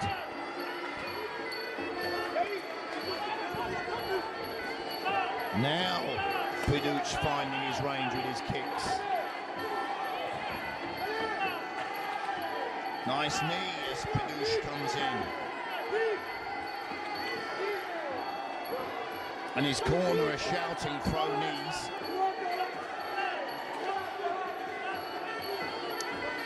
The action slowed down slightly. They compose themselves as we come to the close of this first round.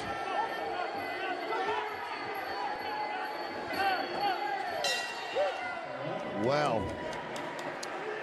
I have to say that was very fast-paced and seemed to last no time at all. Who will the judges give that one to? I mean, early on, Liliukovic had more success. Then Pedush found his range with the kicks, and he landed more knees in the clinch. So, let's see what other judges are going to do. 10-9 to the red corner, so France gets that first round.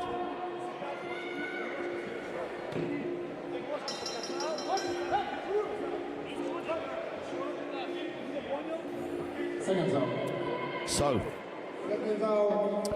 Pedush finding his range. He's won that first round, which is going to give him some confidence. That was a nice punch-kick combination. Nice overhand right there from Liliukovic. Nice front kick from Pedush. They exchange kicks in the center of the ring. Nice evasive head movement from Pedush.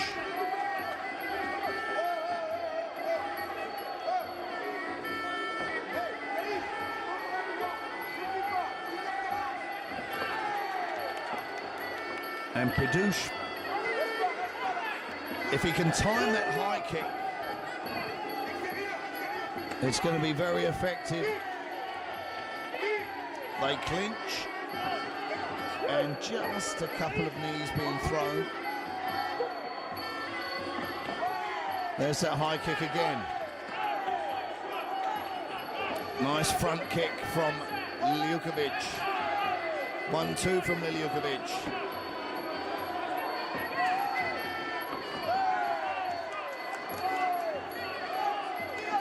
And Pedush out of range with that kick. Straight left hand from Liliukovic.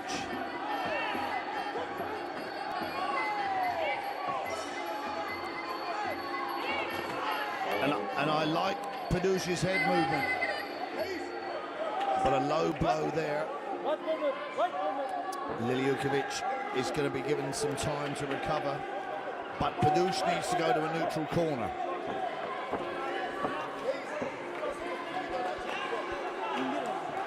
So keep the kicks up, he's being told.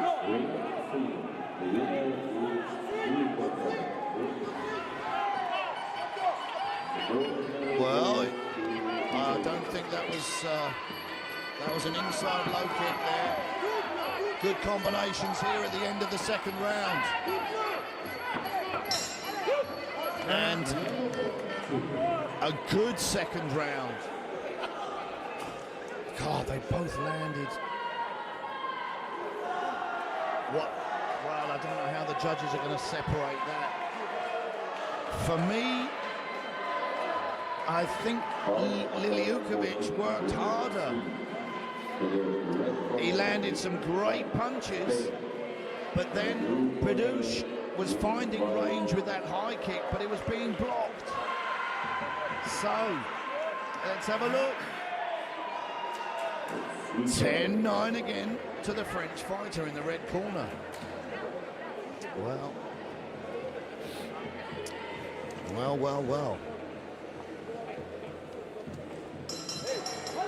So here we go, final round. And Nazar Liliukovic has really got to get a stoppage to win this contest. He's got the tools to do it.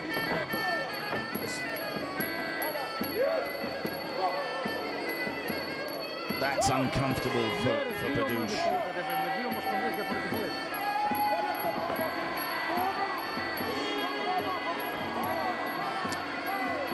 And he closes the gap. I think Liliukovic would have more success keeping distance. There we go, look, 1-2. Front kick.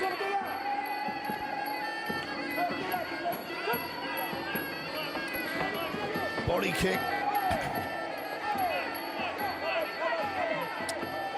And pretty even there in the clinch, if you ask me. Nice jab. Couple of little punches. Now Liliukovic working much more effective for me in this third round. Spinning kick, body kick that was caught. And Pedush waiting.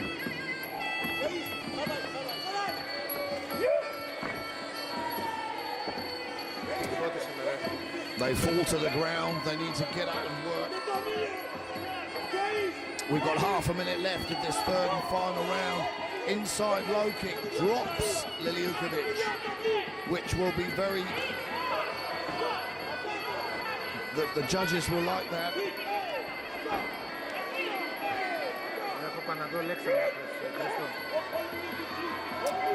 So we come to the last 10 seconds of this third and final round. And Liliukovic has worked exceedingly hard in that third and final round. Now, should I say anything at all about the scores? But for me, I would have to give that final round to Liliukovic, but I think the overall decision will go to France and Pedush.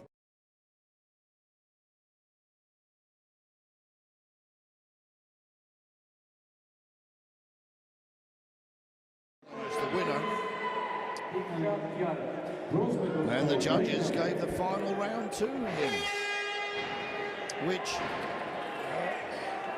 surprises me because Liliukovic, from what I was seeing, outworked Pedush considerably. But Pedush did land that inside kick, which put Liliukovic to the canvas.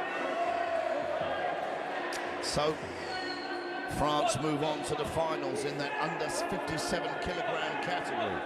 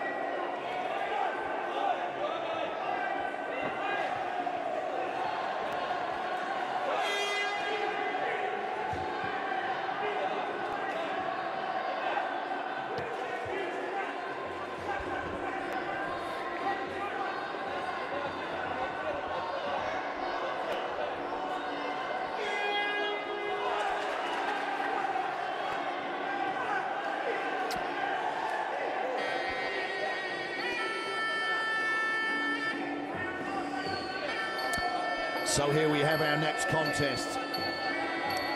16 to 17-year-old female category fighting at under 63.5 kilograms. Slovakia in the red corner, Nina Elizabeth Karushyakova, fighting from the road, Russian Muay Thai Federation, Karolina Petrova. How can you have, I've said it twice now, instead of saying that the Russian Muay Thai Federation, I've said the Roman Muay Thai Federation. I mean, where did that come from? But I don't mind if you laugh at me. Laugh at me or laugh with me, you're still laughing. So Slovakia in the red corner. Russian Muay Thai Federation in the blue corner. Nina Elizabeth Karushyakova from Slovakia taking on Karolina Petrova over there in the blue corner.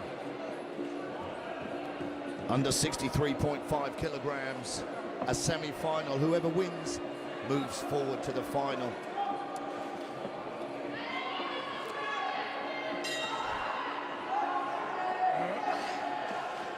And Petrova, well, looking quite calm. Last minute hugs there from Karushyakova. And they come forward. Immediately enter that clinch. Elbows being thrown by Petrova. And with the adrenaline flowing, to get into a clinch like that very early in a fight can really get you into oxygen jet straight away. Nice knees being thrown from Petrova. Let's see where we are here.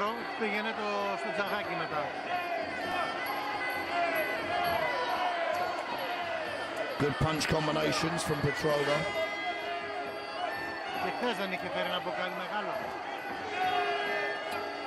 She nearly landed a knee to the head, and Karushyakova with a knee to the head on the inside there. They exchange knees. Knees to the legs, not the body.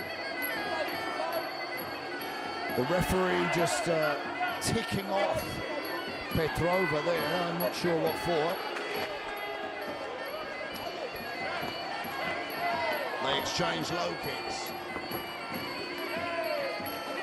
They clinch again. The referee stops the action and separates them, tells them to fight.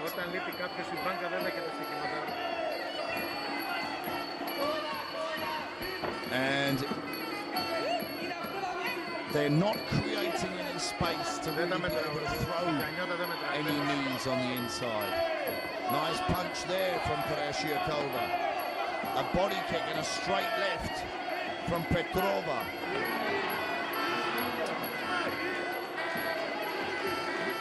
They get separated again and told to fight.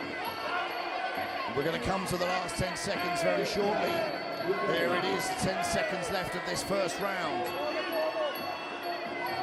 The referee separates them. They're going to do something just to catch the judge's eye before the bell goes. They're not going to have time. End of the first round. And, well, an interesting one. I feel that the blue corner did more work and landed more techniques. But I think I'm going to be famous after this event for getting everything wrong. But let's see. The blue corner's got it. 10-9 to the blue corner, as I would have thought.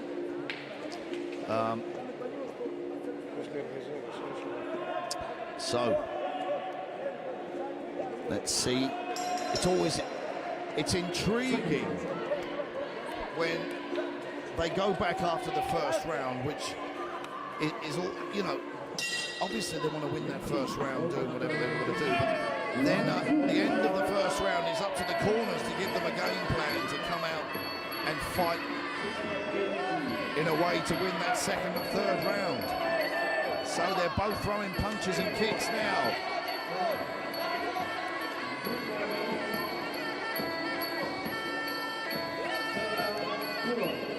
There's that clinch. Neither of them delivering much.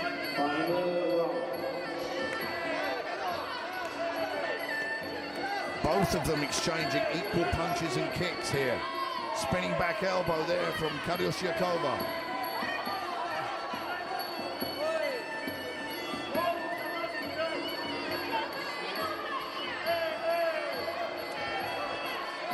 Now the judges have got to separate these two here with some finite techniques. As they get in, there's little elbows landing. Some good punches there from Karyushnikova.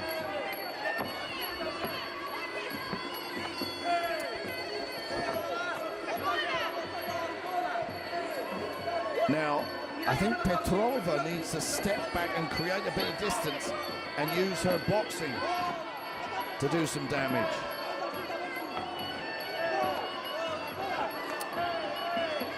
Nice exchange of low kicks.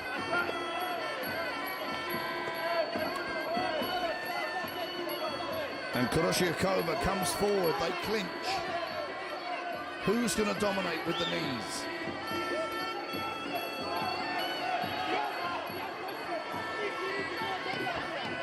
Ten seconds of this second round. And this is going to be another very close round indeed. I think Nina Karyushnikova from Slovakia, she did much better in that second round. And I think she may get that. I think that second round might go to the red corner, but you know, let's have a look. What are the judges going to give it? We haven't got it yet. We haven't got the score yet.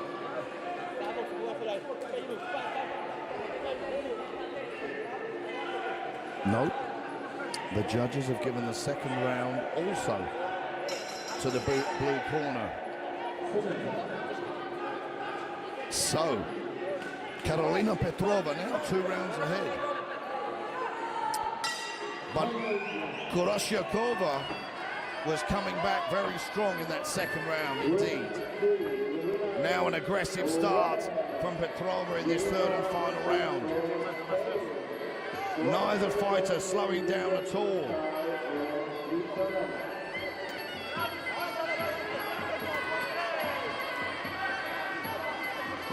Spinning back elbow there from Karyushnikova. A knee. But she's 2 rounds behind. She's going to need a finish. A stoppage if she wants to win this. I don't know if she's got the power. Both fighters tired. It's been a crazy pace up to now.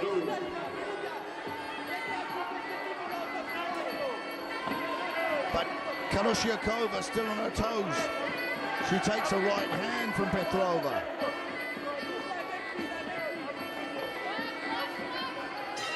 A left hand. A front kick from Petrova. Petrova in the corner. And they get into like a sideways clinch that's been common here.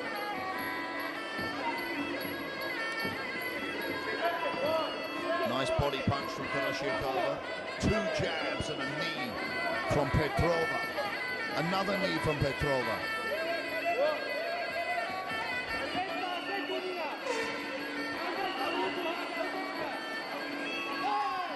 Well, that was a great spinning back fist attempt High kick blocked.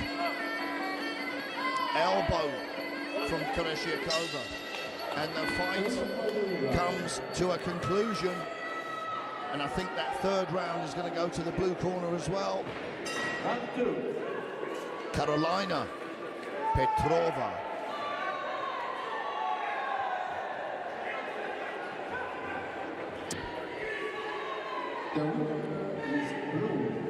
So there we have it. All 3 rounds there going to Karolina Petrova. It's probably Karolina Petrova. But Petrova from the Russian Muay Thai Federation goes away victorious and has to prepare for the finals later on. As we wait for our next contest.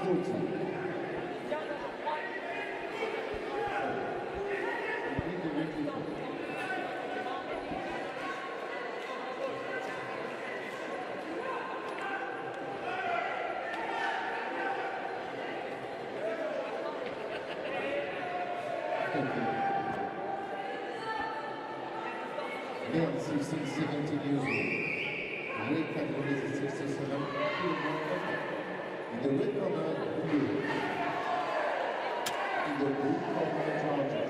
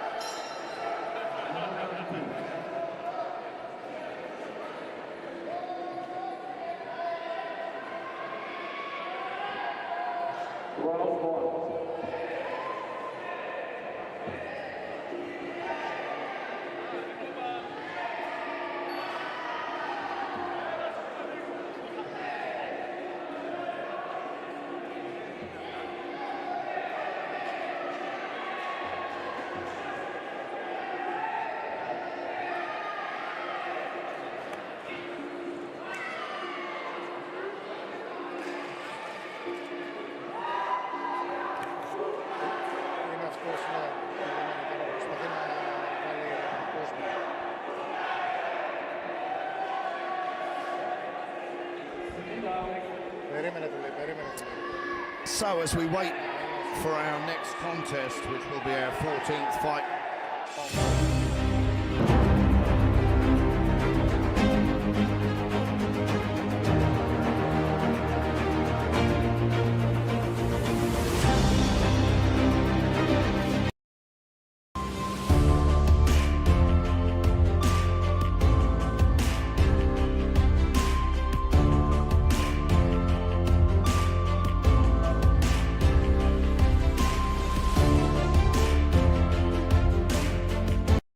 They've been working on that for years and years, and although combat sports are at the highest level, boxing, MMA, etc., we see a lot of disrespect and ridiculous pushing and shoving, but at this level, this is all about teaching the youngsters from the grassroots up about respect, role models, sportsmanship and honor, and teaching them about the culture of Thailand and Muay Thai. And it's not just about training and fighting, it's about hopefully teaching them to follow a healthy and constructive, respectful lifestyle. And I mean, there's hundreds of competitors here, and I haven't seen anybody acting poorly, swearing, and interesting enough, out of hundreds and hundreds of them, not disrespecting anybody who is fat, but not one individual here is carrying any excess body fat. Now that tells you something, doesn't it? So, we move on to our next contest, which is 16 to 17-year-old males. This is a semi-final, fighting at under 67 kilograms. Hungary versus Georgia. Adrian Sarvaz versus Nika Peania.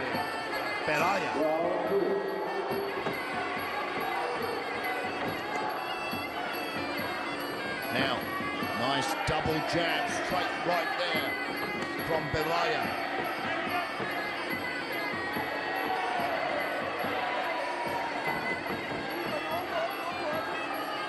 Just trying to find each other's range. That front kick there from Mariia, keeping Savaras away.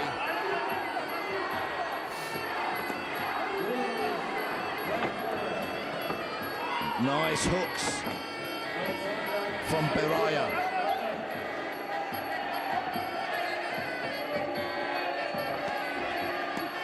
And every time Sarvaz throws something, well, showing his strength there, but every time Sarvaz throws something, Mariia has got a counter for it. So, inside low kick from Mariia. Nice jab, and he evades the counter. 1-2 body punch. Mariia with knees in the clinch. Inside low kick again from Mariia. Straight right, left.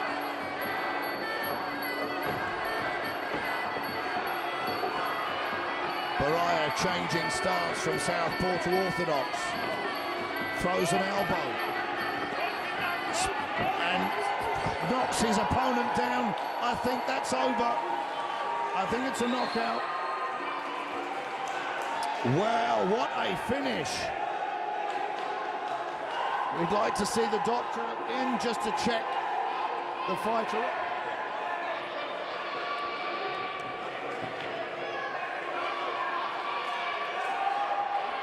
Well, that was a fantastic finish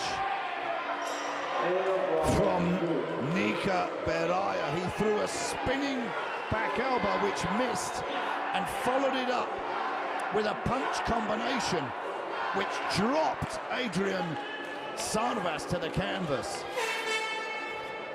And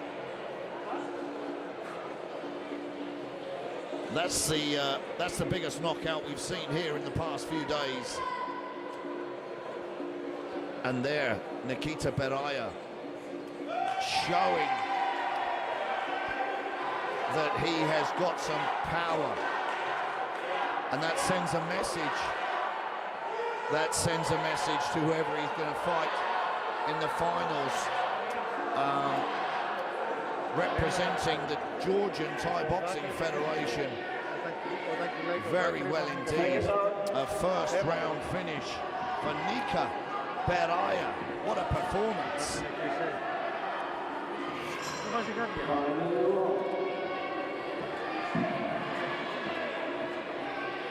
And Adrian Sarvaz didn't really get a chance to get into that contest. He's going to go away back to Hungary, very disappointed, but he's a warrior.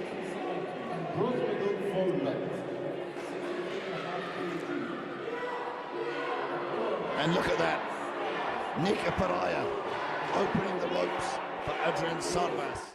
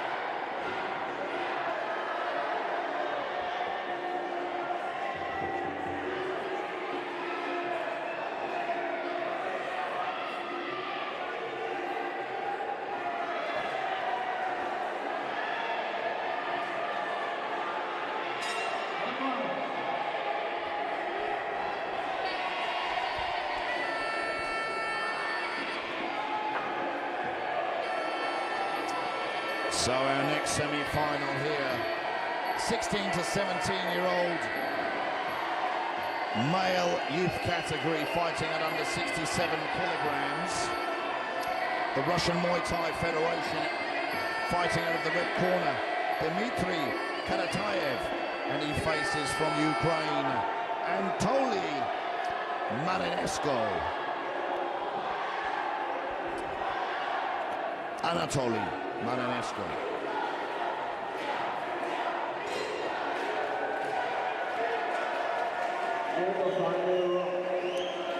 An interesting name there, Marinesko.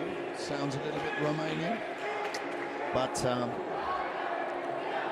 we've got a few mixtures over there in the Balkans.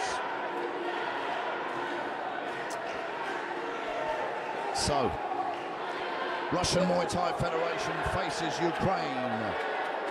Dmitry Karatayev facing Anatoly Marinesko.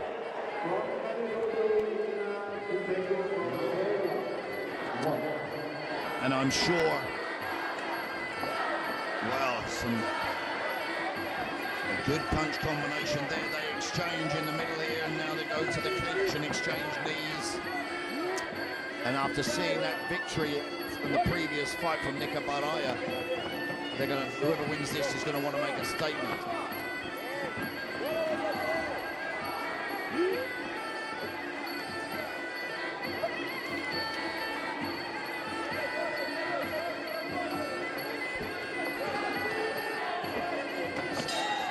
Some nice, long, straight punches from Marinesko.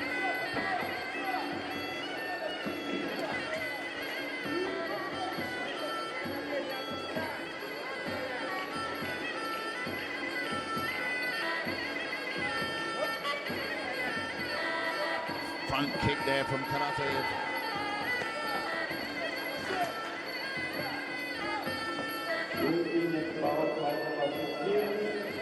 Nice low kick from Karatayev. Nice straight right from Marinesko. Karatayev with a big punch as he had Marinesko in the corner.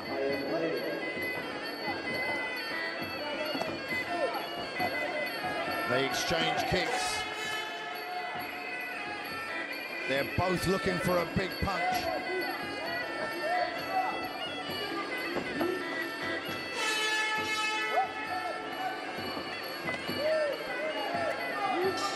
They exchange a few knees in the clinch. The referee separates them.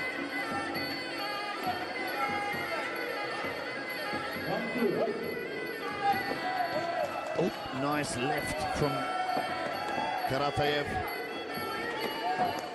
They exchange kicks again. End of the first round.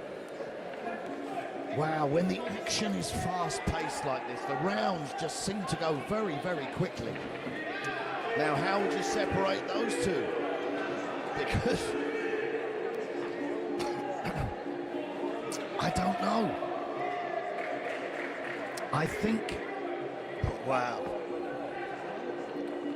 I shouldn't think my brain's too small, but I felt the beginning of the round went to the blue corner, but then Karatayev came back towards the later part of the round, so I don't know, that could go either way, really.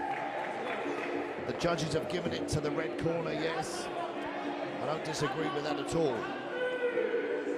But it would have been interesting if Dmitry Karatayev did karate instead of Muay Thai. Karatayev. But he doesn't.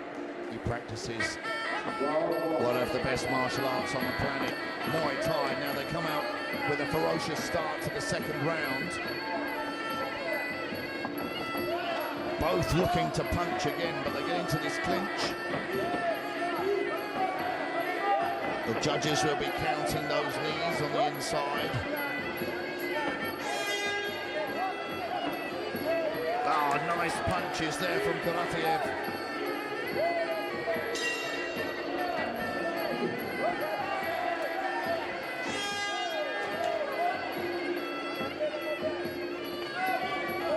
And Mananesco throwing punches, but Karatayev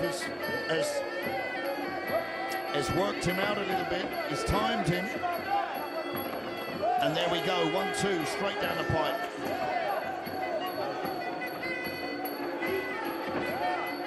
Trying to create some space in that clinch to throw some knees.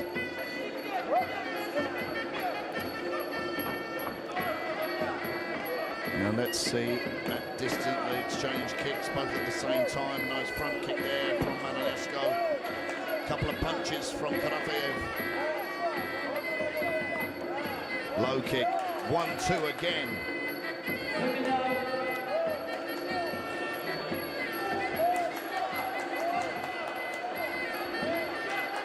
And Karatayev is getting his range nicely now. There we have it, a nice right hand. He's going to give him a count, mate. No, just checking the gum shields in. Now, that was clever, just switching to a jab to the body. Low kick, body kick. They exchange knees. But I think we have to give that round to Karatayev.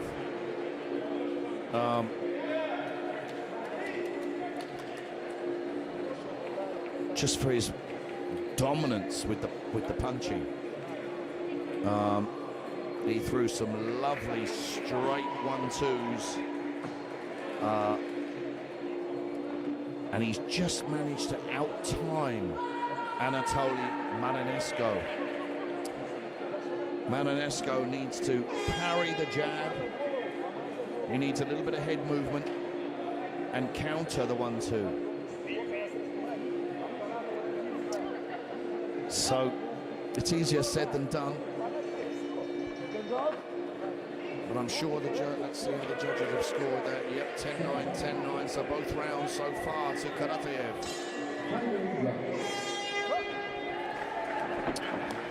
And again, straight away, he comes out with that 1-2. Spinning kick misses, low kick. There's that 1-2 again and again.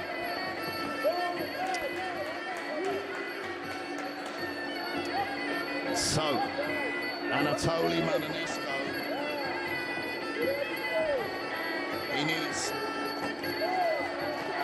he's getting picked off now. He's getting picked off. Taking a count. Yeah, and I can see why the referee stepped in and gave that count. He's making sure he's okay. It's going to be over, I think. The fight's over. And Karatayev has finished that fight with a stoppage. It wasn't a knockout, but he's made a statement to Nikita, who finished the previous semi-final with a knockout. So the final of that male 16 to 17-year-old under 67-kilogram category is going to be a barnstormer, ladies and gentlemen. That is really one to look out for. Both fighters with knockout power.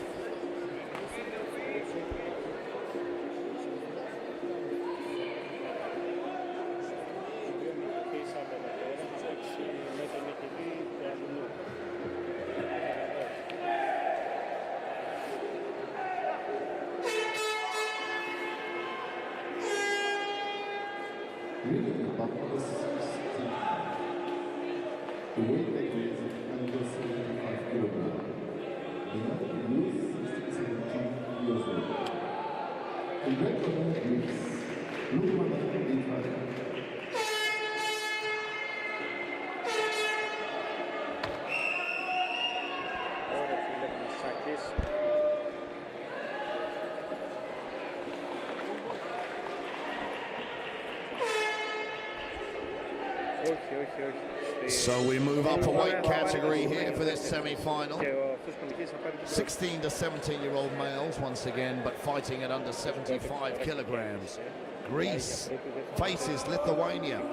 Panagiotis Liotsakos fighting for Greece out of the red corner. And he faces over there in the blue corner from Lithuania, Nedas Nedzvechkas. That's easy for you to say.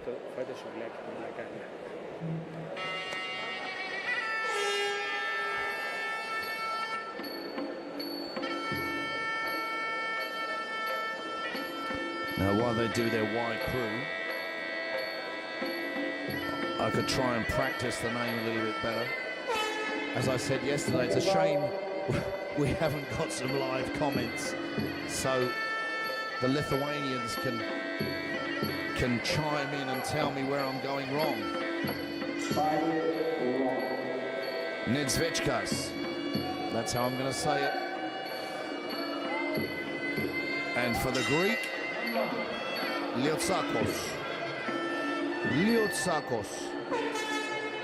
Panagiotis Liotsakos. I hope that's right. The fans behind me going crazy. But, of course, we've got 3 rings on the go here in this stadium. And I hope at home you can see at some stage the whole setup with 3 rings, 3 huge LED screens, lighting rigs and cameras. We've got a drone flying around here somewhere, getting some great overhead shots.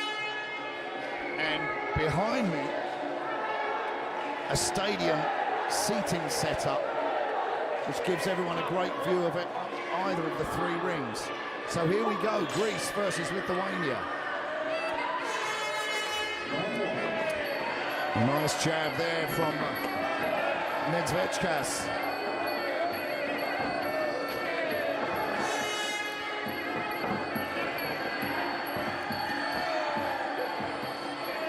And they clinch. And Liotsakos doesn't want to wait. Needs to get out of that corner. He takes a big right hand there. Nedzvechkas looks very strong indeed.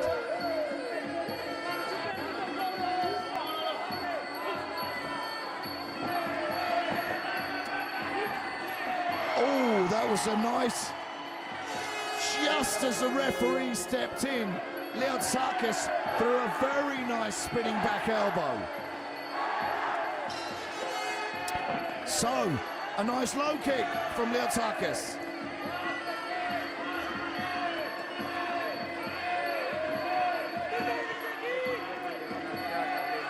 Well, he took a knee there, but Nedzvechkas fell through the ropes. Swinging punch from Liotsakos.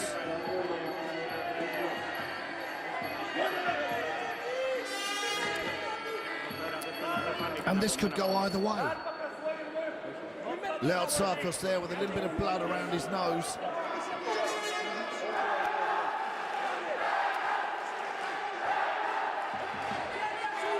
So,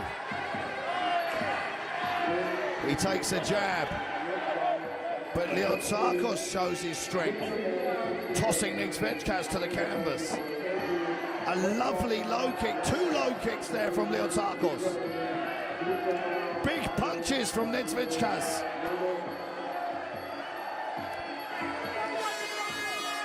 And the end of the first round.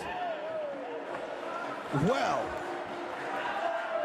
Liotsakos there with some damage to his nose, a little bit of blood, and he looks quite tired. And Nedzvechkas still looking composed over there in his corner and dominating that round with his punches. But there was some some very nice low kicks from Aleksandr, and he almost landed a spinning back elbow that could have changed the outcome of that round. So it's a 10-9.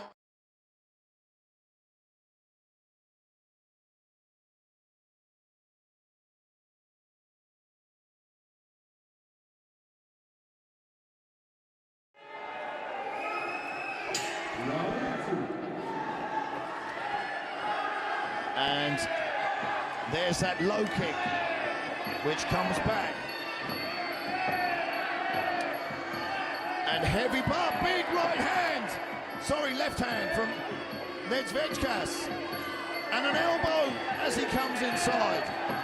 But Aleksandr throws a right hand of his own.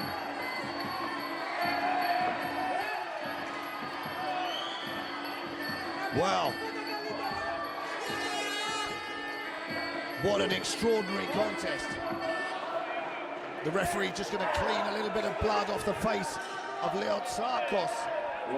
But Aleksandr took a punch and a knee there, but came back with a big punch of his own.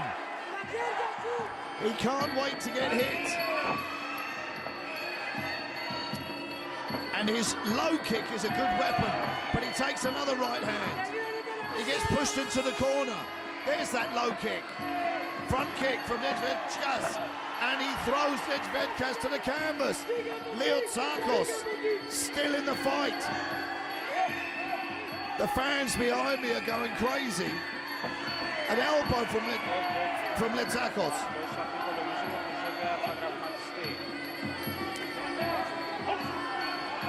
Well, a right hand on the top of the head, an uppercut, a right hand, a high kick, a flying knee. Zbiezek has got it all. We're going to come to the end of the second round very shortly, but Aleksandr doesn't want to stay in that corner. Get out of the corner, son.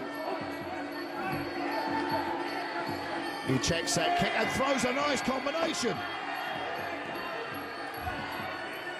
Last 10 seconds. And Aleksandr now coming forward. The end of the round. What a fight.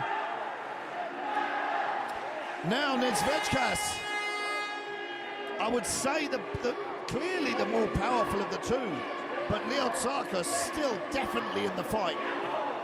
And if he lands, he can't wait for Zbiezek to come in and throw punches and try and counter. He needs to use evasive movement, head movement, parry the punches, step sideways, and land some bombs of his own.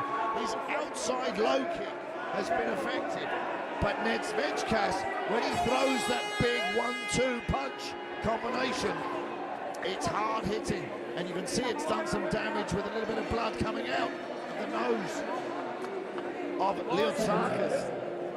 So that has to be a 10-9 again to the blue corner. It is so. The blue corner, Lithuania, 2 rounds ahead. Greece still in the fight.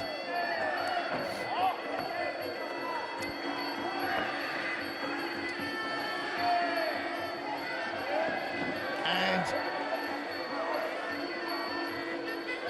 the gum shield, is that a gum shield coming up? Yeah, let's get that cleaned off. And, well, the question is, how tired is Zbiezek? There's that big right hand again. And Aleksandr chases him across the ring.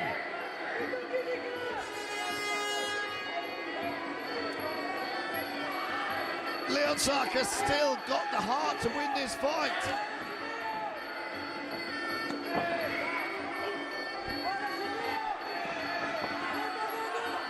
There's those big punches again from Zbiezek.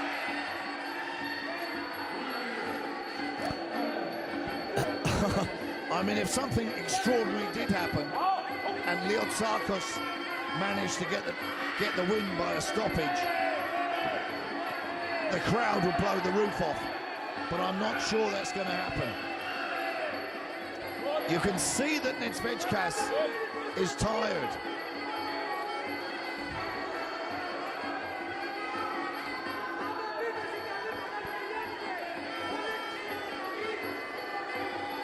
We've got 40 seconds left of this third and final round.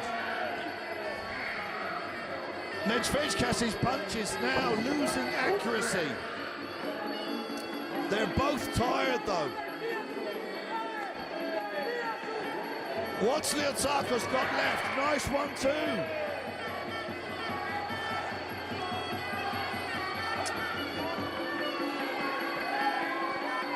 He waits. A high kick blocked. A knee and an elbow. And Liotsarkos throws Zbiezek out of the ring, but the bell's gonna go. And there we have it, the end of the third and final round. What a brilliant fight. And Zbiezek with some very powerful straight punching. And he's exhausted, he gave it everything, which you should do at this level. But Panagiotis Liotsarkos, an absolute warrior. That was a great, entertaining and skillful fight. Well done to both fighters.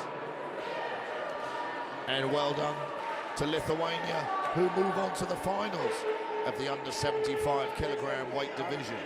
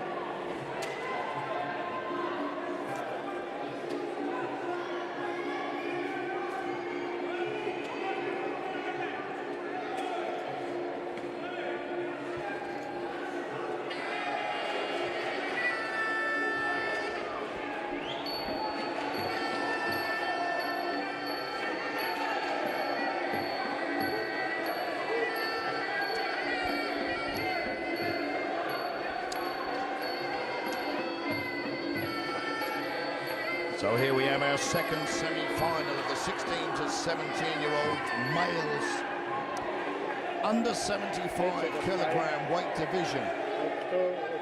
Croatia fighting out of the red corner. Luka Danolic facing from the Russian Muay Thai Federation over there in the blue corner. Daniil Berezhnev. Danolic fighting Berezhnev. Under 75 kilograms, this is going to be another exciting contest.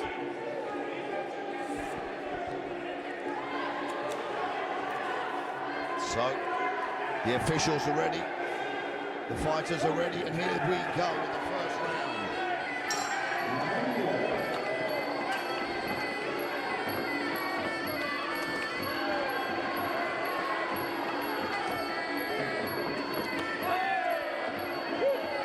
It's early days for the Croatian to try a spinning back elbow.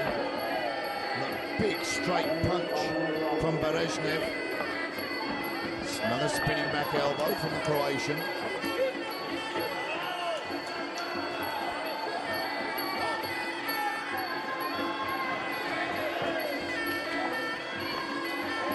And once again, nobody attacking the legs.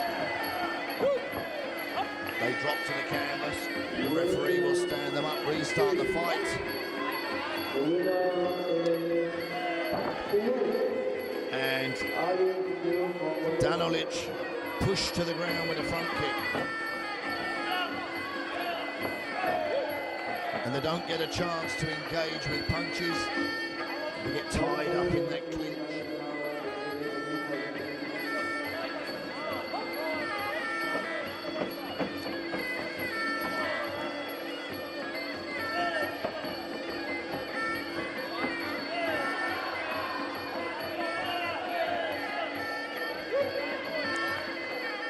And it's very awkward. You see when they clinch and they go side by side, it's awkward and it's tempting to judo throw your opponent, which you're not allowed to do, obviously.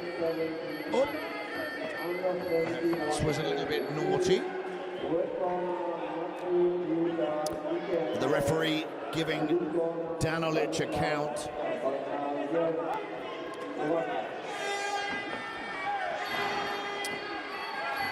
So, very well, Berezhnev making life very uncomfortable for Danilic. That's the end of the round. Now they go back to their corners and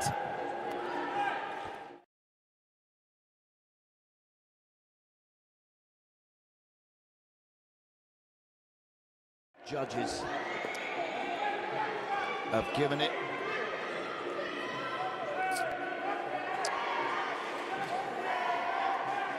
(10-9) to Berezhnev.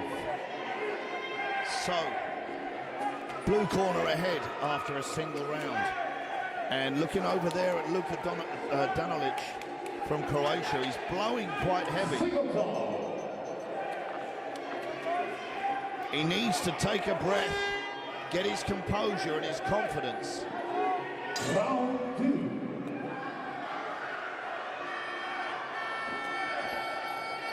They get close once again. They go to the ground. This is very tiring, let me tell you. Nice right hand from Danilic. Being told not to hold the leg.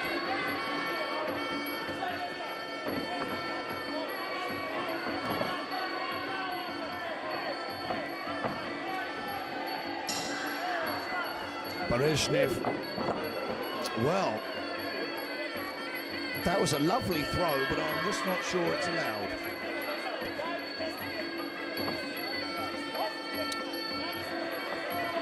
So both fighters on their toes. Berezhnev throwing a couple of big right hands and the knee. Spinning back fist from Danilic.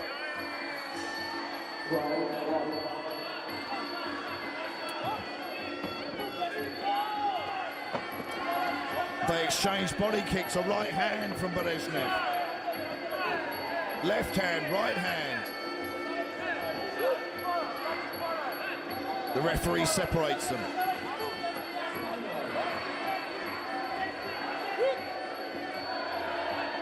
Now Danilic is tired, but I'd like to see him with a bit more self-confidence, because he's got the ability to do better in this fight. He's taken account for that body kick.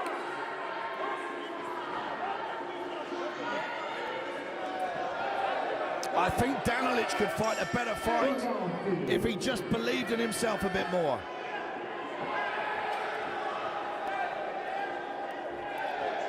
And look at Berezhnev. He hops back to his corner, taking advice, looking confident and composed. And I look over at Danilic, who hasn't got a look of confidence on his face, but he's got the ability to win this fight. He needs to get some self-belief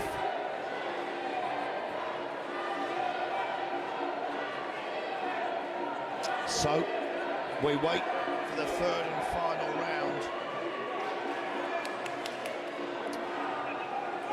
And the judges have scored that second round at 10-8 to Berezhnev. So Luka Danilic is way behind and really needs to get a stoppage to finish this fight.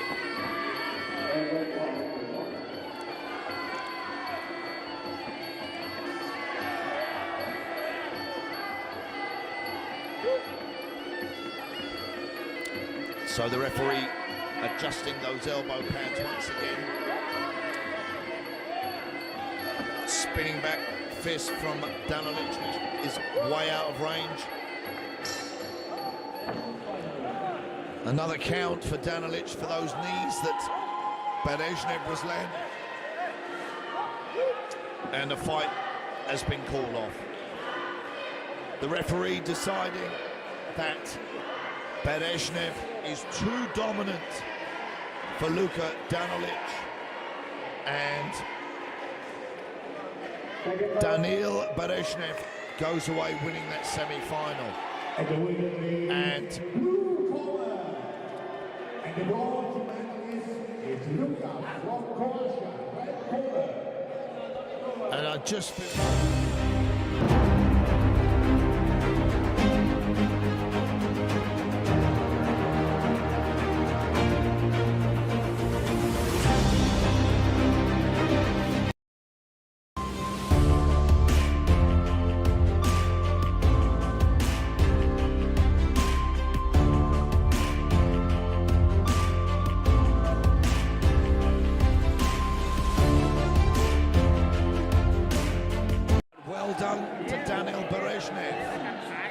who moves forward to the finals.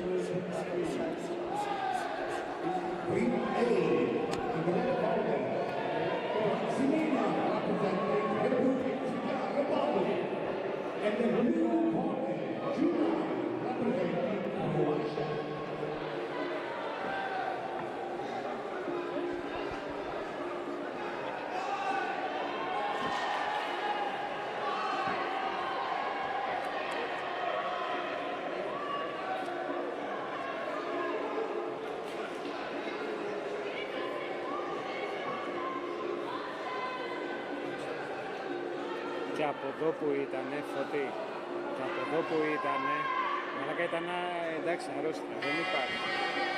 Δεν υπάρχει.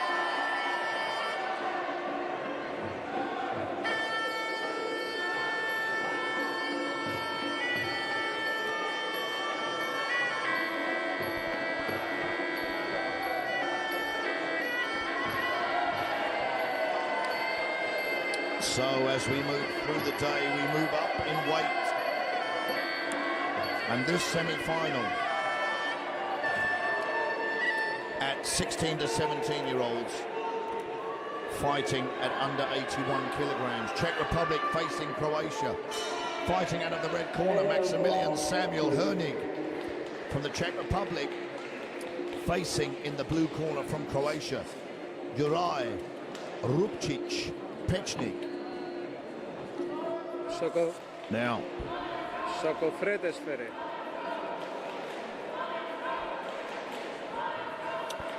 ...81 kilos, heavy hitters. Let's see how they start. Σοκοφρέτες, σοκοφρέτες.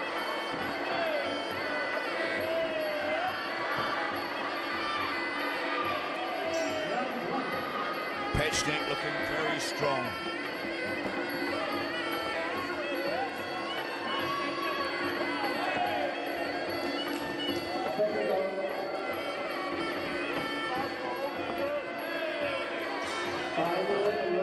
And they exchange equal techniques.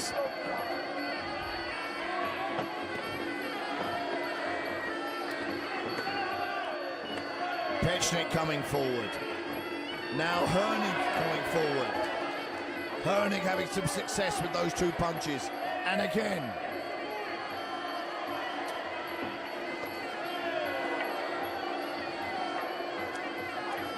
Hernig backs up. Nice low kick from Hernig. He goes to the body, downstairs and upstairs. A 1-2 to the head of Pechnik.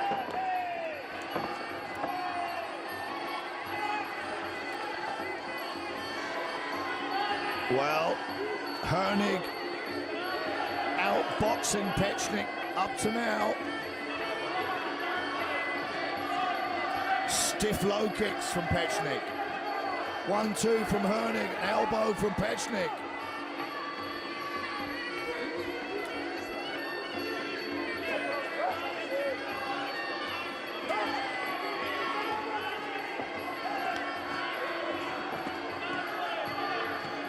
So, more low kicks thrown in this fight than we've seen all day. That one checked from Hernig. And the end of the first round. Now that'll be an intriguing one to see how the judges score that one. And I would have a job to separate it.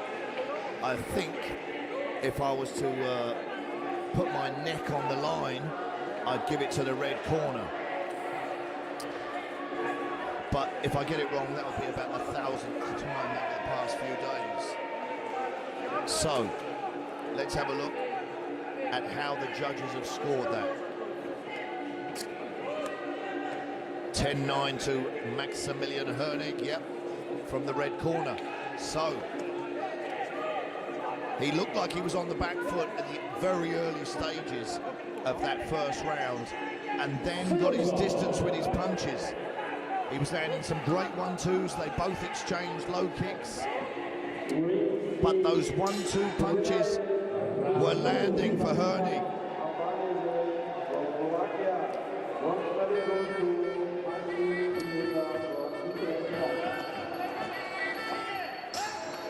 And they exchange punches in the middle of the ring.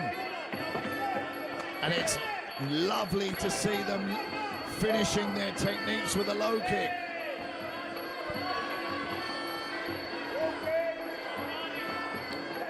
Low kick from Pechnik, and again from Pechnik.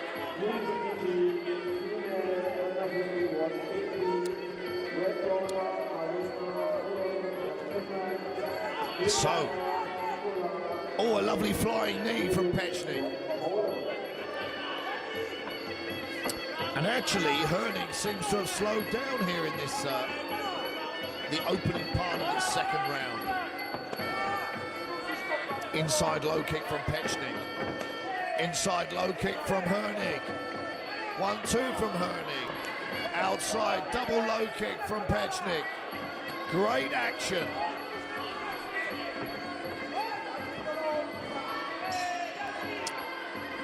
And it'll be interesting to know if those low kicks from Pechnik have slowed Hernig down. Inside low kick. Elbow from Hernig. Another elbow. Wow, this there's another low kick from Pechnik, and again. And again. And a stiff low kick from Hernig. Pechnik delivers a low kick again to that outside leg.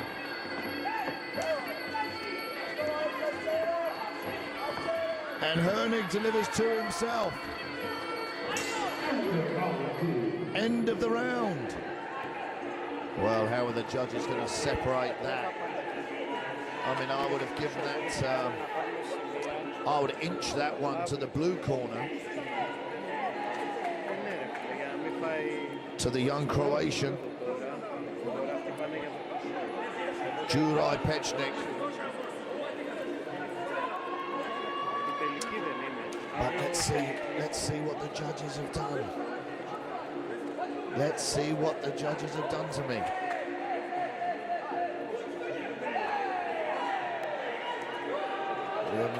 We haven't got it up yet.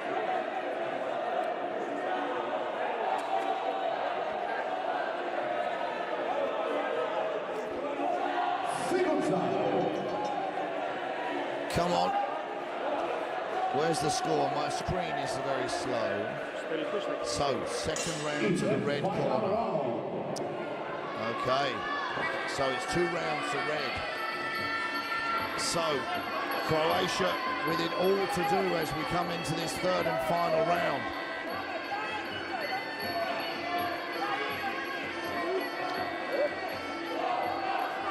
And we wonder if those low kicks have had the desired effect.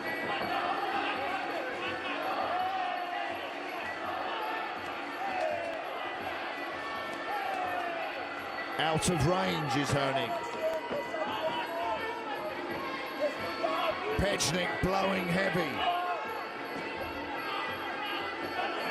Yauheniya with a spinning back elbow.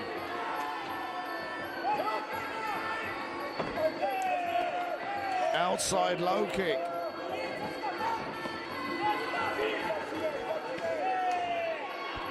Well, this particular contest has contained the biggest variety of techniques so far, I think. Low kicks, body kicks, spinning back fist, spinning elbows. Front teep there from Peania, and again. But he needs to do something to finish the contest. There's a nice low kick. And a nice straight right. Elbow.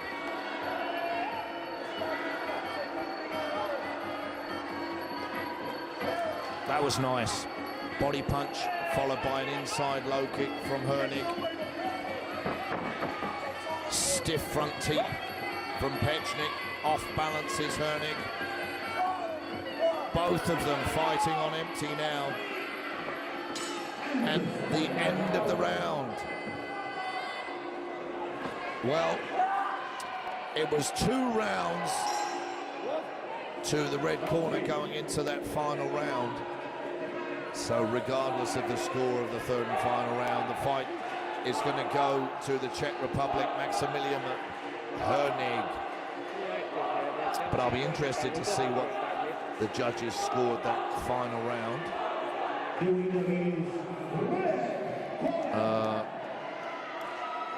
And the bronze medalist is representing Croatia. Hrvatska. So, yeah, the judges gave that third and final round to the red corner, Yauheniya. So it was 3 rounds to nothing. But I would have given, well, I would have given either the second or third round to Peania from Croatia. But I'm not a judge, so don't listen to me. So, as we wait for our next contest, Belarus Kickboxing Muay Thai Federation takes on the Ukraine. See them enter the ring. And they'll perform their little wide crew.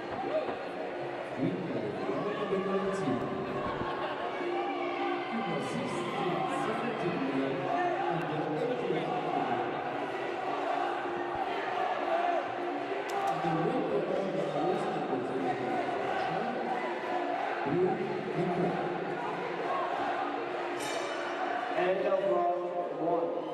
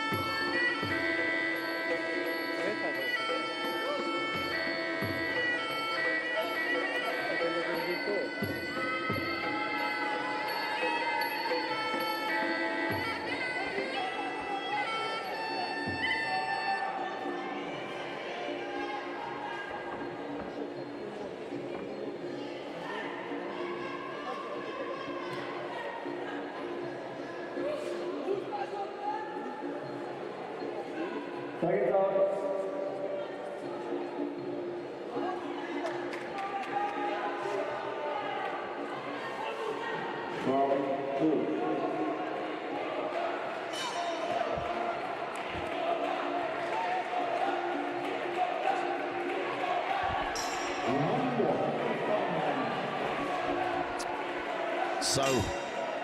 another semi-final. Male youth, 16 to 17-year-olds fighting at under 81 kilograms.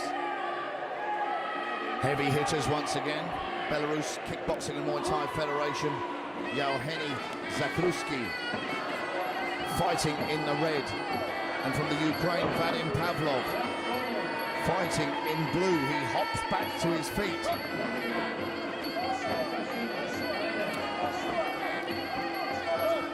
And you can see the power in these bigger guys. Lovely punch there from Zakruski.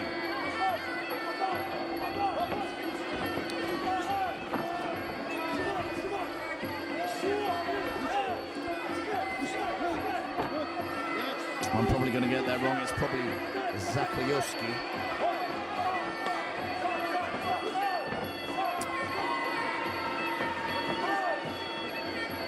So, the red corner here, perhaps a little bit of a reach advantage.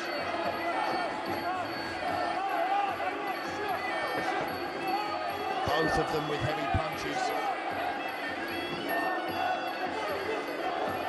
Oh, Zakruski there with a nice left hook. Pavlov avoids those techniques. They're going to go to the ground again. I think we need some bigger referees.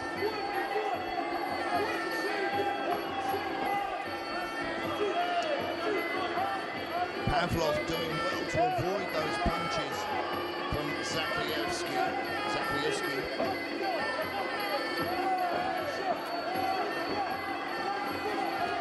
Nice head movement from Pavlov. It's going to get tired if he keeps having to get up from the ground. That right, that straight right is dangerous from Zakruski. Now, they go back to their corners. And Zakruski drops his gum shield out. He put a lot of effort into that first round. It's always interesting for me when I see one fighter on his stool,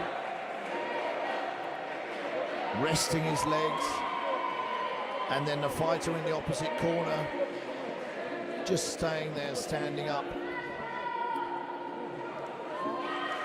I mean, I don't know whether that's what the corners have advised or if that's the fighter's preference.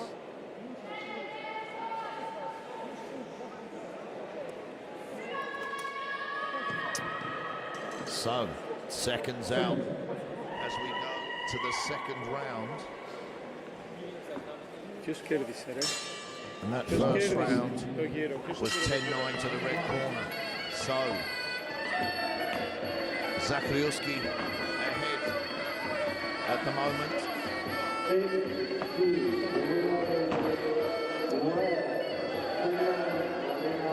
Zakruski ends up on top there.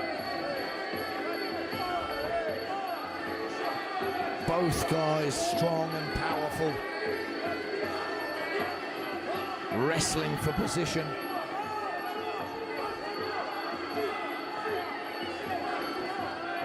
And again, Zakruski takes Pavlov down. Once again, an adjustment of the elbow pads. Nice boxing from Pavlov. A three-punch combination and the final punch landing right on the button.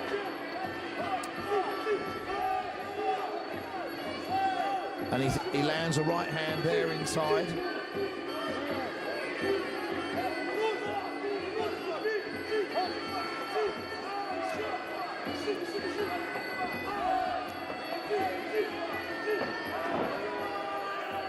And Zakruski there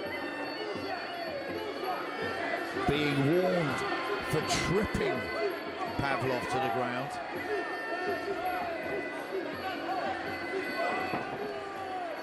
Now, Zbiezek there uses his power, a straight punch to the body from Pavlov, straight kick from Zbiezek, a knee from Pavlov.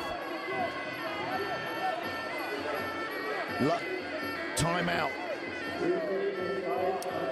Timeout with just 10 seconds to go of this second round.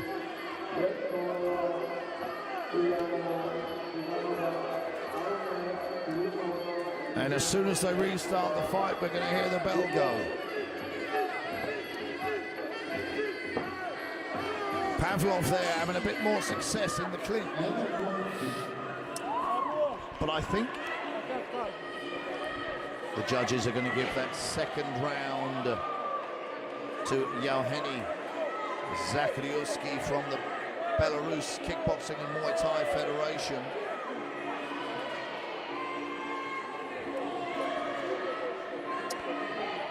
To wait and see as the scores get collated and brought in.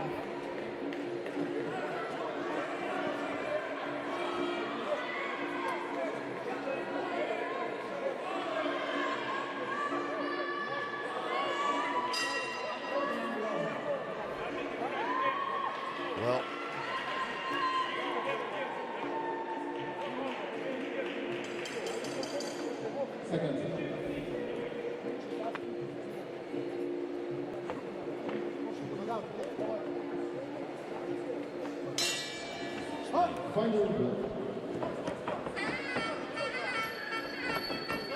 so, third and final round,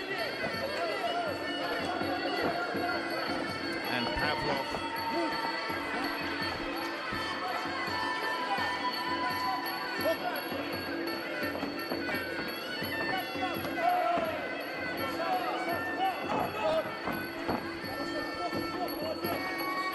puts Zbiezek to the canvas. Both of them tired. Pavlov coming back strong now.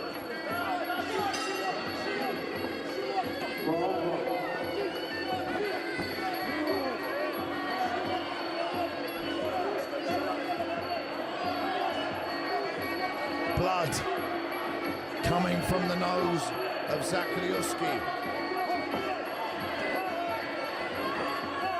And Pavlov finding his range. They go to the ground. They're both very, very tired in this third and final round. Timeout. Doctor's going to have a look at the nose of Zbiezek.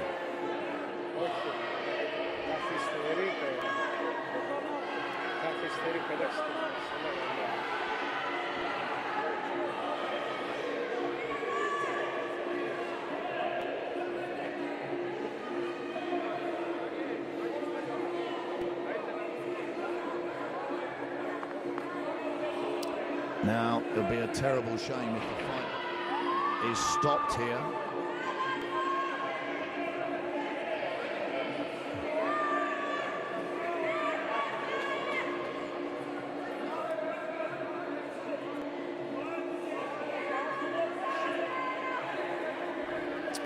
Let's see what the doctor says.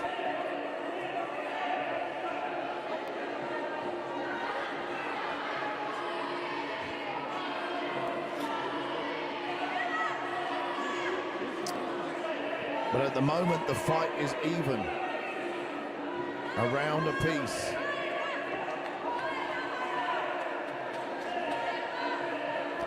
(19-19). So it's all about this final round. What's the doctor going to say? I think she's going to let it carry on. I hope so. Let's get that gum shield back in, give it a rinse off.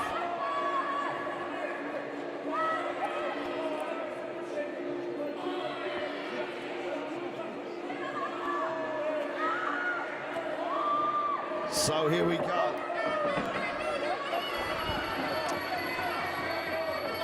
Just about 45 seconds left of this third and final round, and it can go either way.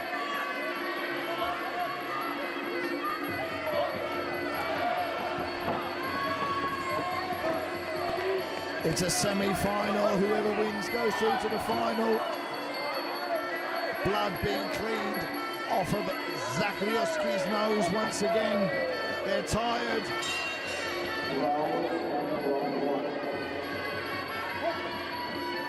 We're going to come up to the final few seconds of this third round, and Pavlov has come back strong in this third round. Last 10 seconds. Let's see something. Yes, Pavlov throws a punch, but gets thrown to the canvas.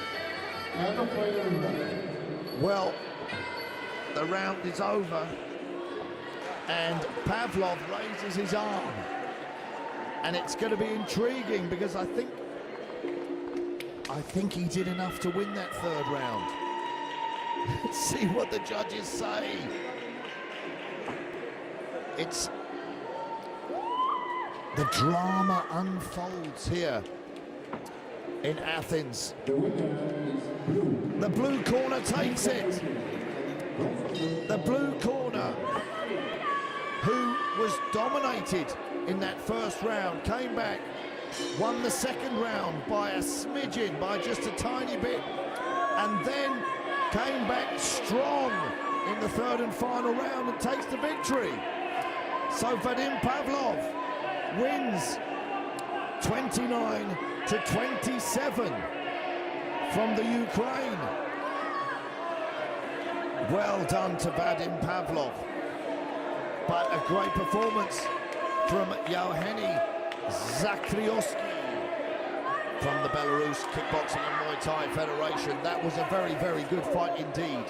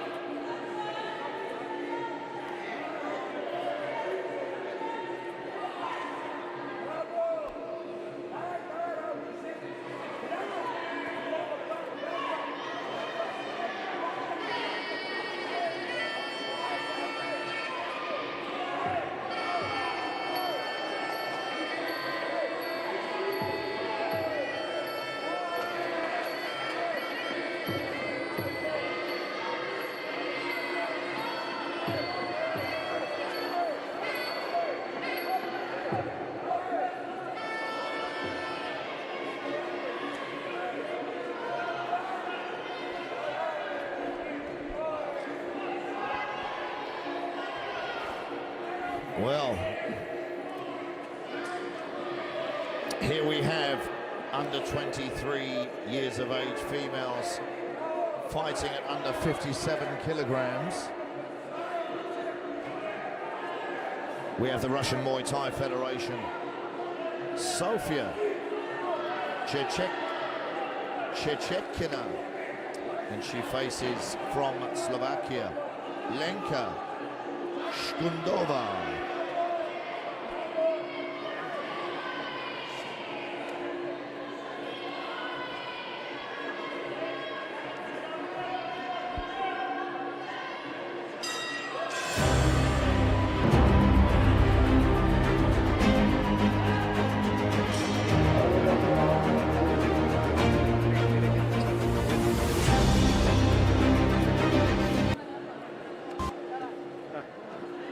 Αύριο ποιος άρχισε. There we go, I was panicking a bit there because my screen wasn't updating. So, Chechetkina in the red, fighting Shkundova in the blue. Russian Muay Thai Federation versus Slovakia.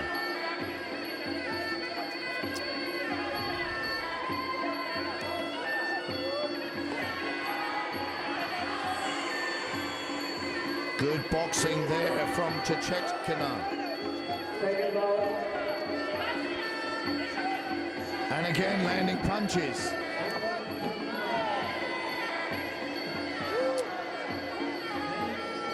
Now, Shkundova from the blue corner. Slovakia taking a count because of those punches. And I think that Chechetkina is going to continue with those tactics. Nice kicks as well to the body.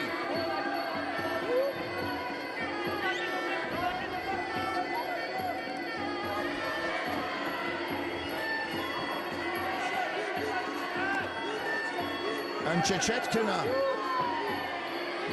relentless, being sent back to a neutral corner. The referee going to give another count. That's a second count. And if Shkundova takes a third count, she's going to be stopped. So Chechetkina needs to come out all guns blazing here and try and get that third count. They clinch. Shkundova holds on. We've got a minute left of this round. Plenty of time for Chechetkina to get that third count. Big right hand. She's dominating the action so far. Let's have a look what's happening here. The referee separates them to fight again. And she just separates them, gets the fight going. And Chechetkina just lost her rhythm a little bit. There she is, throwing those punches again. I think the referee may step in.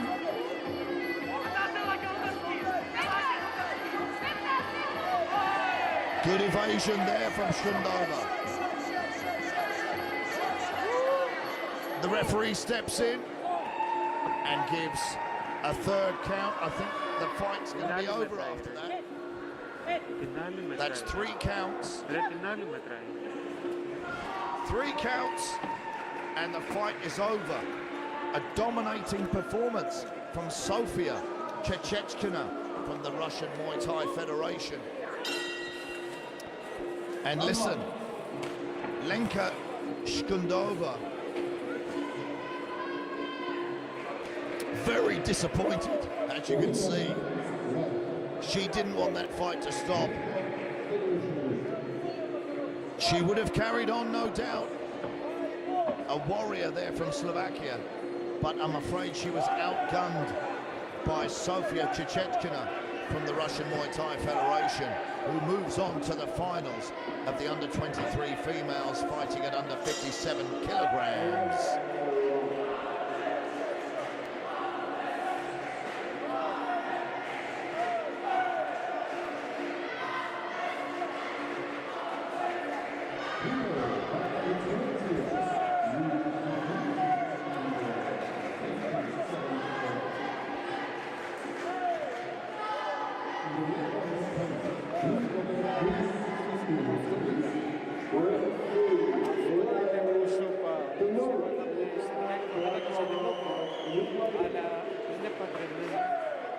Είναι παντρεμένο, φοράει βέρα. Ναι, και δεν με ενδιαφέρει, ναι. Απλώς δεν μιλάει. Ναι.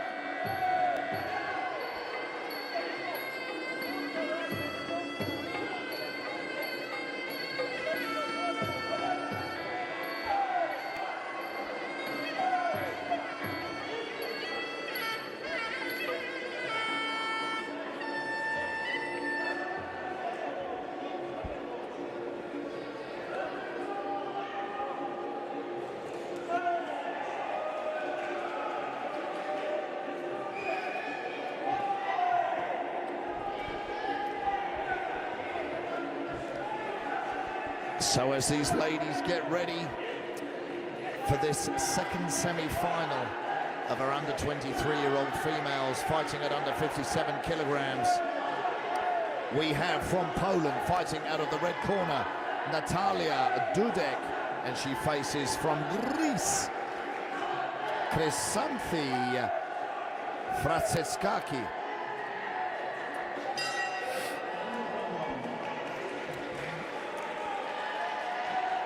And they would have seen the last contest was a stoppage, so they're going to want to make a statement here.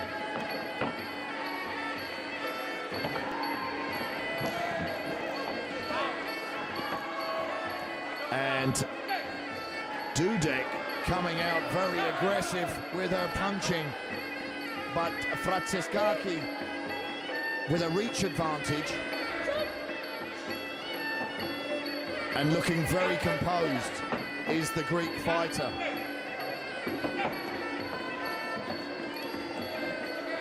Flurries of punches being thrown. The Polish fighter, Natalia Dudek, short and stocky.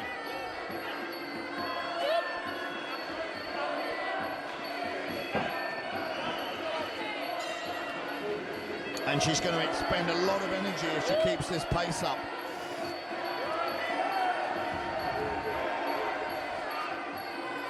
Now Kto should be throwing some front teeps to keep her away at distance. Long punches.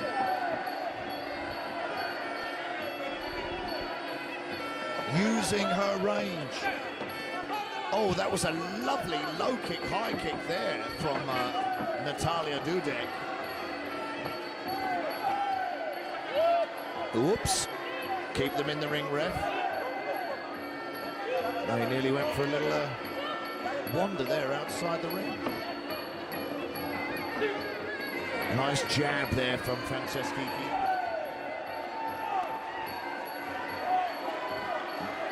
Nice knees. A little elbow from Franceschi. That was good work from the Greek fighter.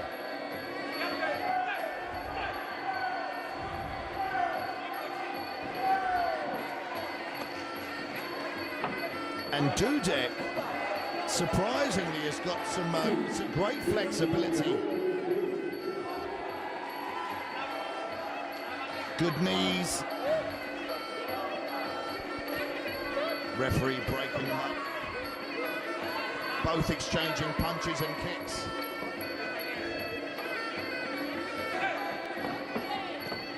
Spinning back fist there from Dudek. They clinch. The referee's going to separate them. 20 seconds left of this first round. Now, this is where, well, she hasn't got it there, but Franceschi, when she gets Dudek in the corner, she dominates. But that was a nice right hand, which drops Dudek to the canvas. Now, interesting, the referee didn't give her a count there, but okay, it was a punch and a slip combined. Now, at the end of that first round, that was action-packed, let me tell you. Natalia Dudek came out all guns blazing, but Franceschi, the Greek fighter, held her composure and had some success. Once she got Dudek in the corner, she unloaded some punches, and she's got the judge's eye and scored 10-9 for that opening round. So, there we see in the replay, punches and two lovely knees from Franceschi.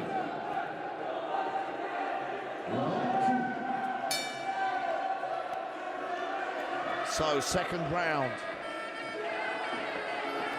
A more tentative start from Dudek. Front teep and a low kick from Franceschi. Three punches. And a knee, two knees. Head guard comes off, referee steps in, timeout. Dudek goes to a neutral corner.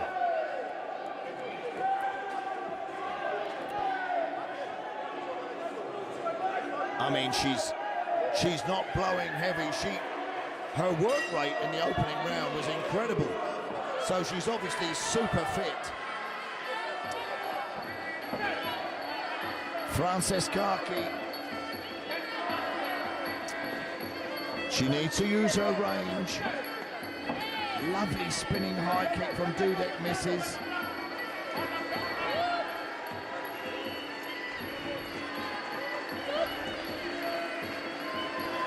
So, nice check from the Greek fighter.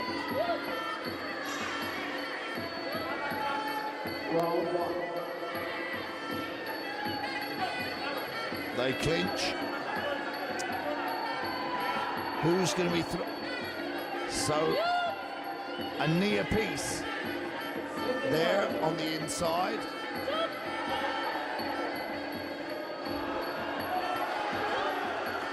The pace has slowed down now from Dudek. Right hand lands and Francescaki pushes Dudek to the canvas.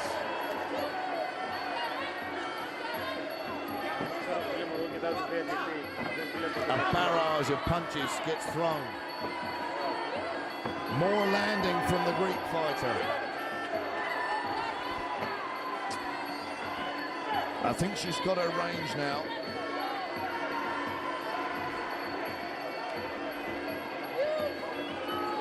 Gets a bit untidy. The referee's got to get in there and separate them.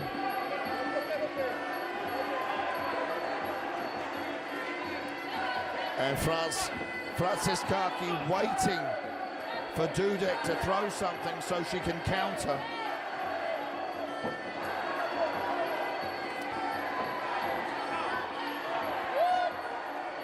And when they clinch, not much happening, I have to say. Now they wait, a standoff. Their punches effective from Francescaki from Greece. And again, 1, 2, 3, 4. A knee, 2 knees. Last 10 seconds of this second round. And that little flurry there would have been very good for the judges at the end of the round. I think we're going to have to give that to the blue corner. The Greek fighter, Francescaki, there. A round ahead. She won the first round. And I'm pretty sure the judges are going to give her a 10-9 for that second round.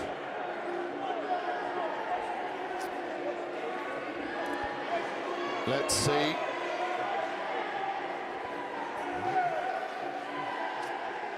There we go, you can see it.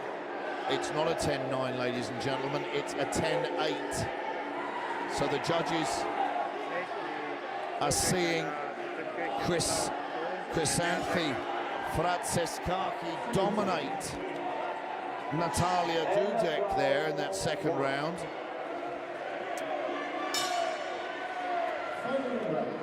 So as you come into the third and final round, the Polish fighter Natalia Dudek has got to get a stoppage if she wants to win. And Francescaki must feel confident.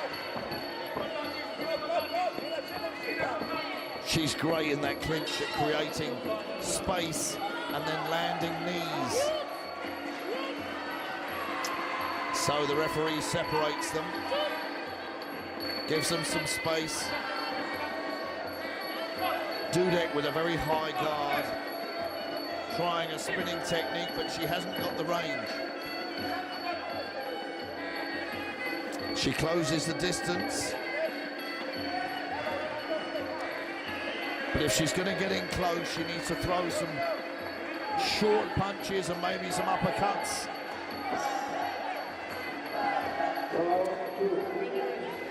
And I think Kaki, well, that was a nice front kick there from Dudek. Kaki needs to be a bit more active. Two nice knees.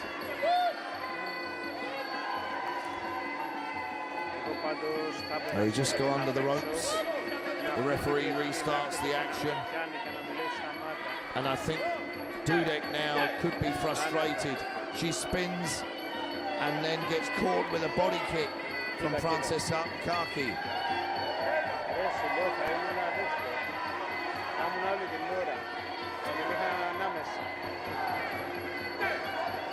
Punches. A head kick from Kaki.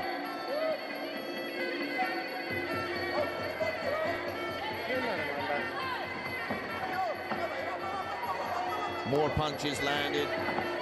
A knee from Dudek. She tries a spinning kick and falls to the canvas. Both still focused.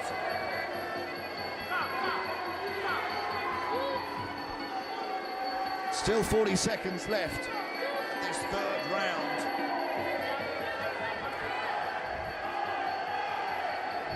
A flurry of punches again. There's that spinning kick from Dudek, but she's out of range. Kaki waiting, throwing punches again, and she finishes that movement with a knee strike to the midsection. Last 10 seconds of this third round. Let's see if they finish with a flurry. And there we go. The end of the fight, which, with the scores of the first two rounds, is a foregone conclusion.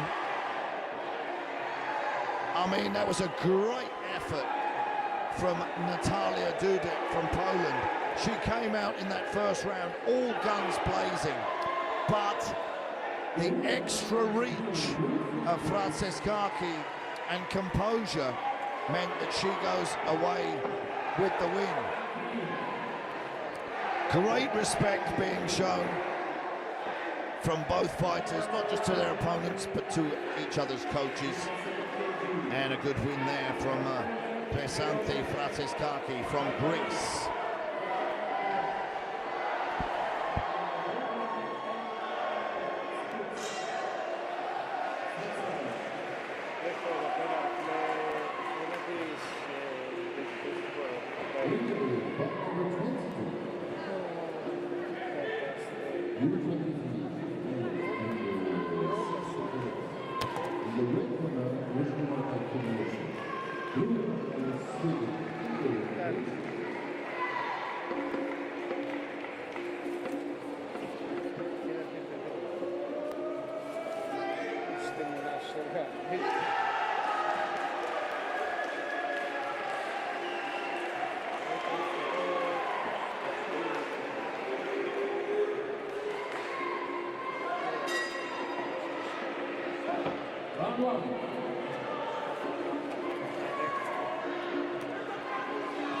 Second round.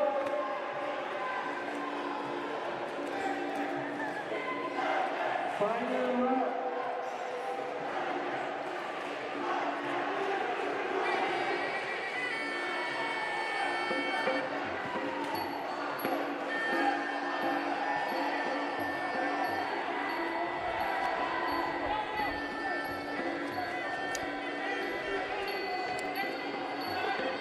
Now we move on to a semi-final of our under 23 years of age males fighting at under 60 kilograms.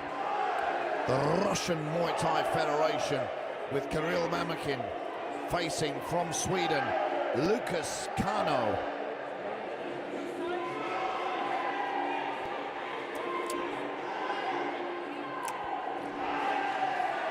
And if you were watching yesterday, you would have seen both of these guys already win in their quarter-finals.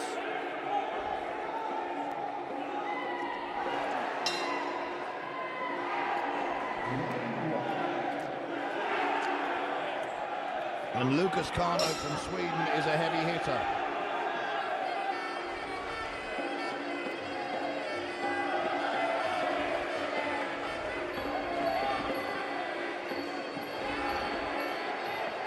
So Mamakin with the reach advantage.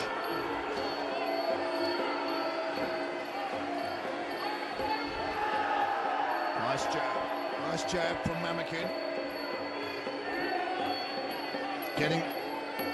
Getting out of the range of Kano's punches.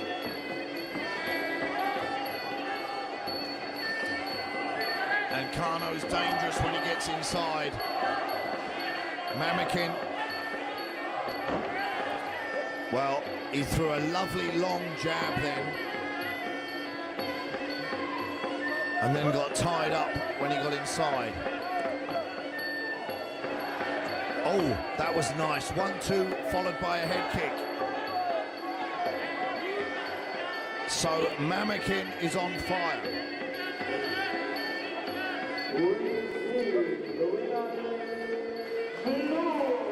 And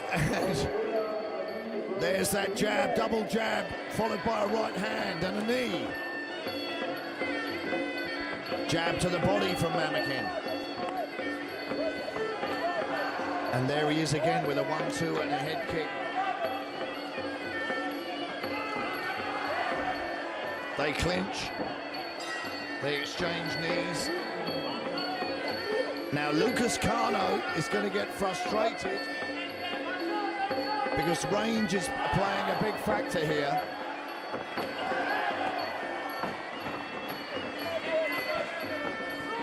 Let's see.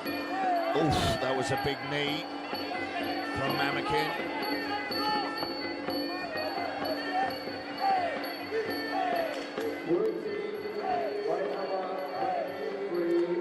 They clinch. Mamakin pushes Kano into the corner. And Mamakin threw a few extra knees there.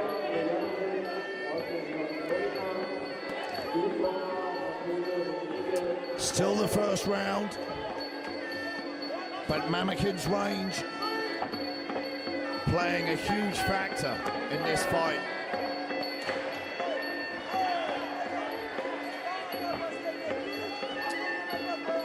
He allows Kano back into the center of the ring. Misses with a right and hits with the left. Again, finishes with that left hand, a front kick. Last 10 seconds of this first round. Lovely spinning kick to the head.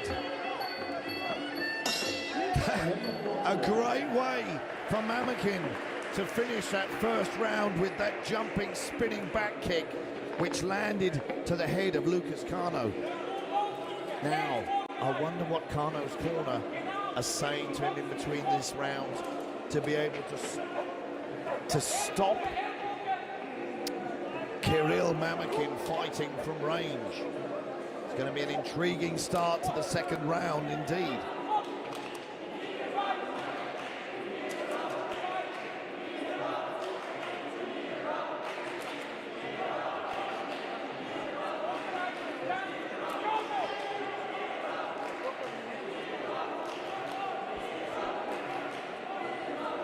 So there we see it confirmed. 10-9 to the Russian Muay Thai Federation. Kirill Mamakin. They come out for the second round. And let's see. Will Lucas Kano change his tactics?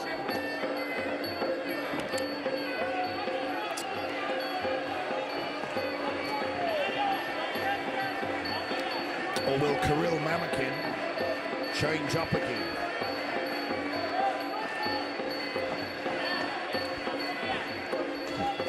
But Mamakin is showing a good maturity in his techniques. He's throwing combinations, not single techniques. And when he throws a punch combination, he's finishing with a kick. And his defense is good as well.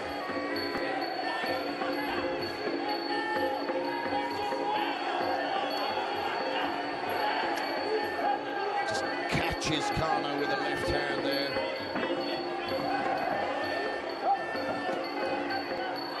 Kato still in the fight. But he needs, well, I think his best tactic is to try and draw Mamikin into throwing a punch, swing under it and throw a hook. They exchange knees.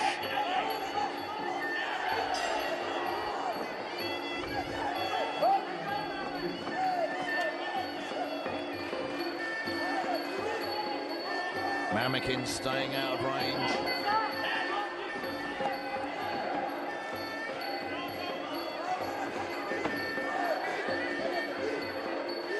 Now, that's interesting that Kato dominates that clinch, but gets ticked off for tripping Mamikin.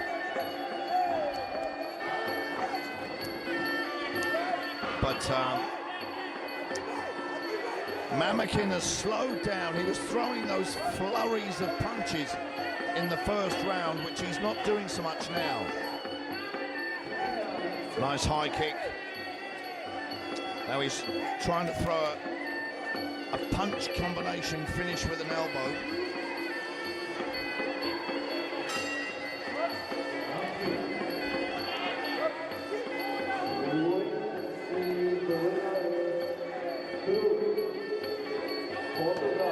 Last 10 seconds of this second round. Both fighters tired. And Mamikin takes a couple of punches right at the end of that round from Lucas Kato. And we know that Lucas Kato has got the power to finish a fight, but he just cannot close the distance with Kirill Mamikin. So, I think it's a formality if we look at the score of that second round. It has to be a 10-9 to the red corner.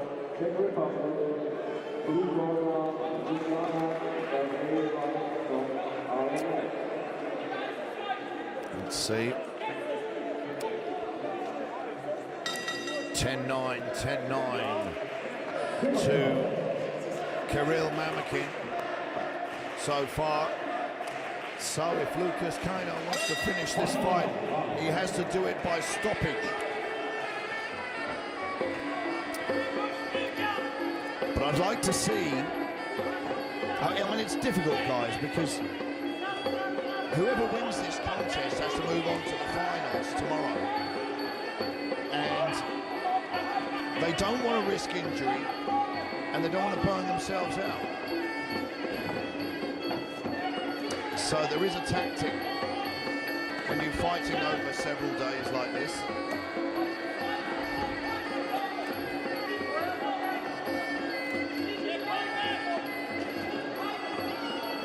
But Mamikin,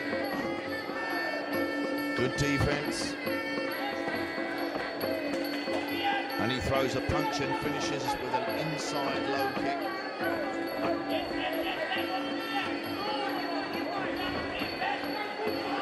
Bob takes a right and a left from Kato. So you see Kano's still dangerous. So you can't be complacent. You might be 2 rounds ahead, but you can't be complacent and switch off. Up. So. The referee giving Lucas Kato a count for getting knocked to the ground with that front kick from Kirill Mamikin. The fight carries on.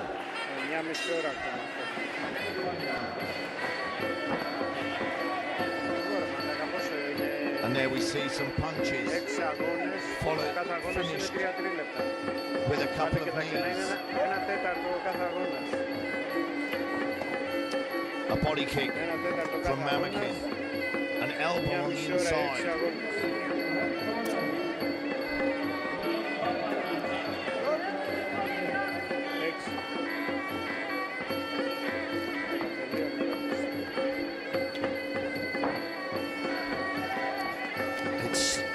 The pace has slowed right down from that first round, of course.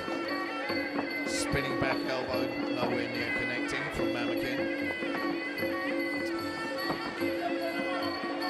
And I think Kirill Mamakin now is cruising this round. He knows he's won and doesn't want to risk getting injured.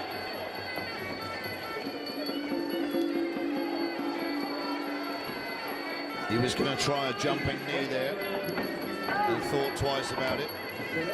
Last 10 seconds of this third and final round.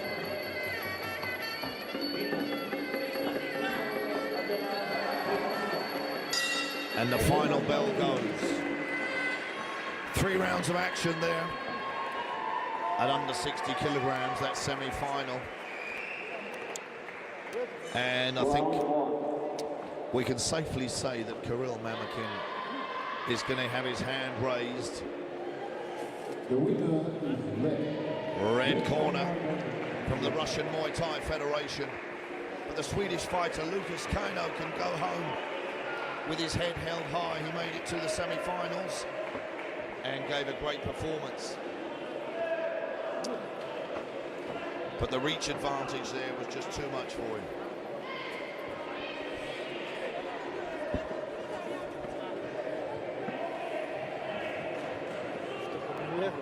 Εδώ δεν σου δώσανε μπλουζάκι.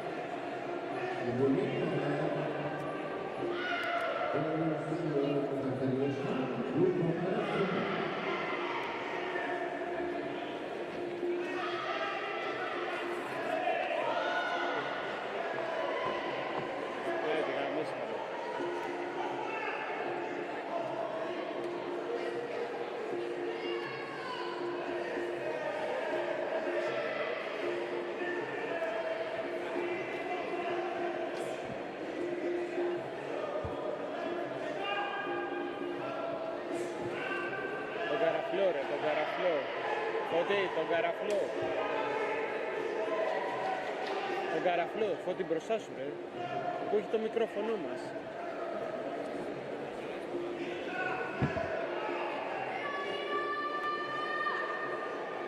Τώρα που πίνει, τώρα που πίνει.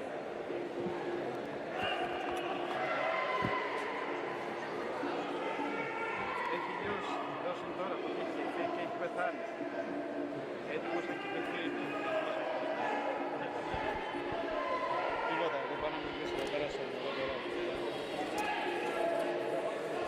So here we go with our next semi-final for our under-23 males fighting at under 60 kilograms. The Belarus Kickboxing and Muay Thai Federation, Ivan Shunhin, faces from Finland, Salah Sharifi. Now this is a semi-final, the winner of which will face Kirill Mamakin tomorrow. Both of them want to make a statement. They fought yesterday.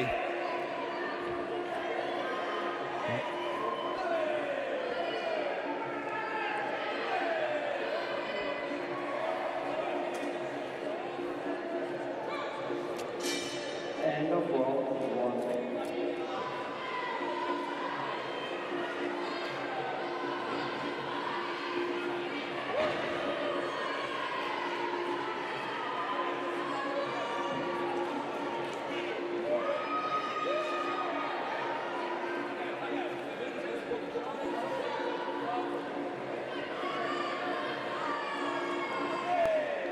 Now,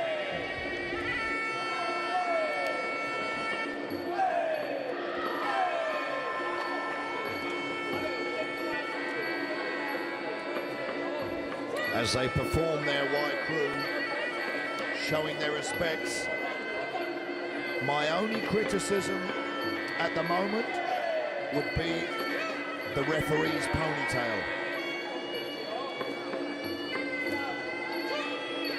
It's just something I disagree with. Men having ponytails. Just an opinion. But let's get back to the action. Under 23 years of age, under 60 kilograms. Ivan Shanin facing Salah Sharifi.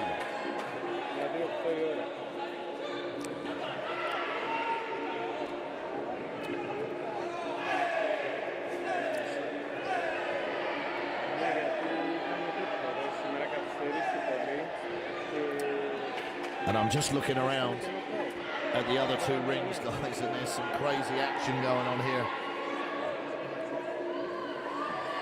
As we've said, 3 rings, all fighting consecutively. Over 100 fights yesterday and 100 fights again today.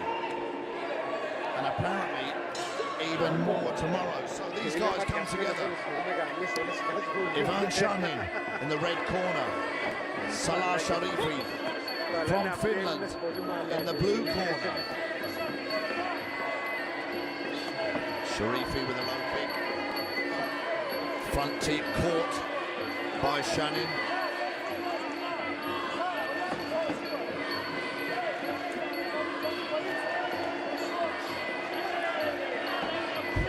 The low kick landed from Shanin there.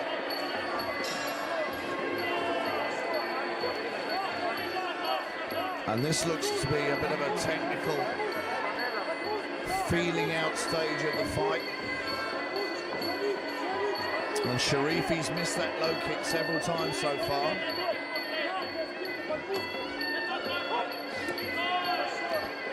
Just kicking, not much boxing happening.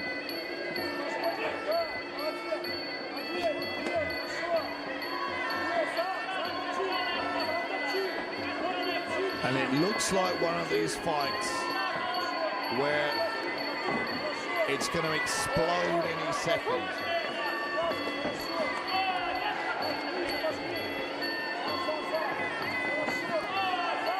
Nice mid-kick and a front teep from Sharifi.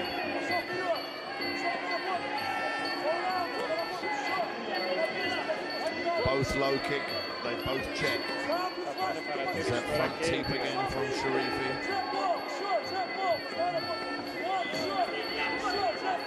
No clinching so far.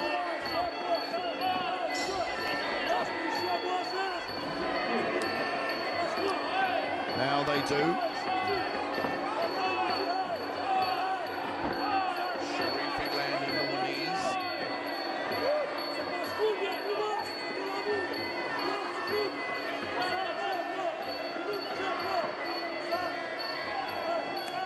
A right hand there from Sharifi. Inside low kick from Shanin.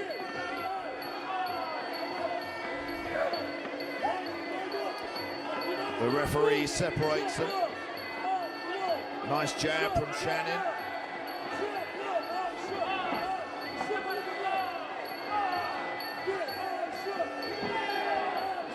Good knees from Sharifi on the inside.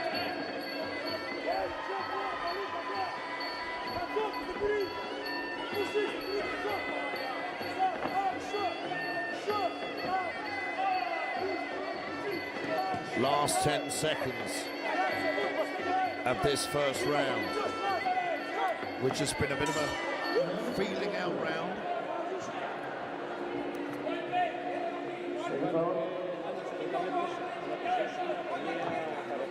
Finding out each other's distance, finding their range. Neither of them throwing anything particularly damaging. And they go back to their corners. They reassess, they recalculate.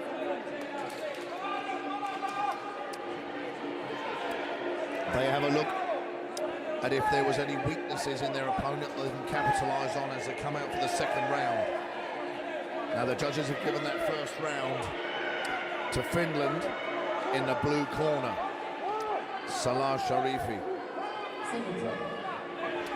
who was definitely more dominant in the clinch. So here we go, second round. Nice mid kick from Sharifi.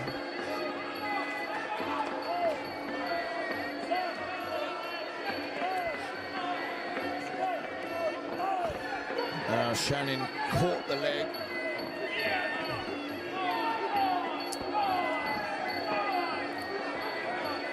Sharifi lands a couple more knees in that clinch.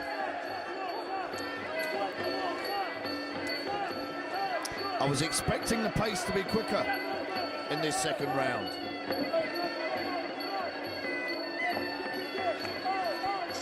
Nice low kick from Sharifi.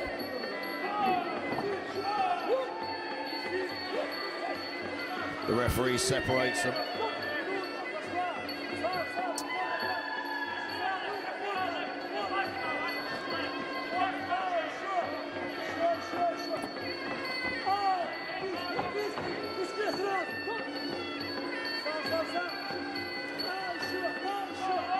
It's really tit for tat at the moment. Apart from the clinch, where Sharifi throws more knees.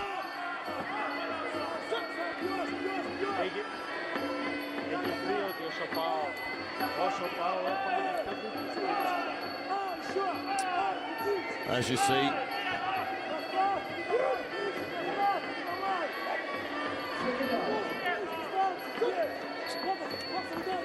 so I'm surprised they're not boxing each other more. I mean, they've both got a lot of range. Well, there was a right hand from Shannon.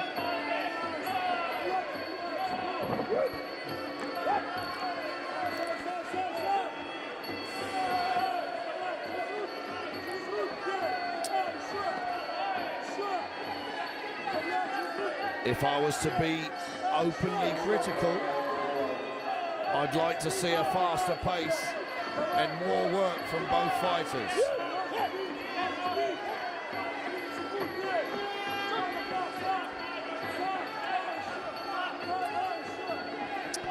Because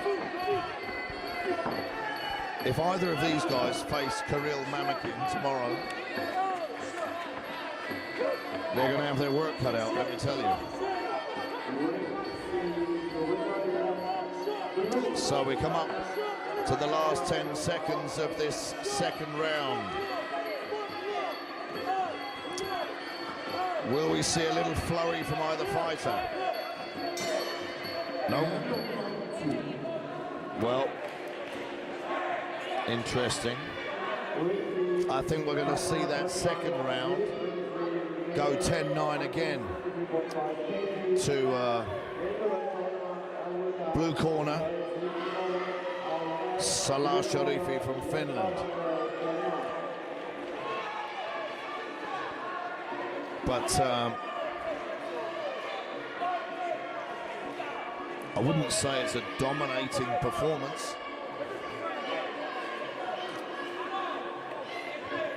Yeah, there you go. 10-9 again to Finland. But I mean, I'll be completely honest with you. They're just sparring. This is the European Championships. And I want to see this third round. I want to see them come out with all guns blazing.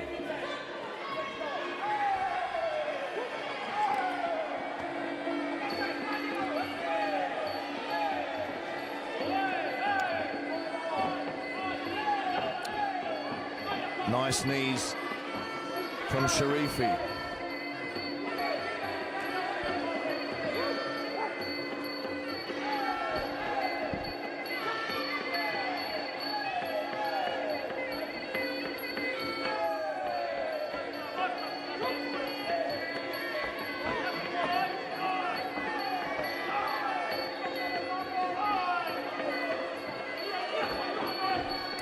but a similar pace.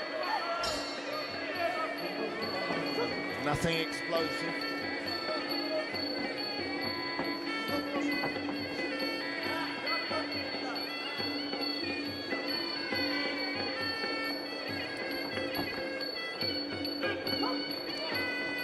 And the referee telling them to fight.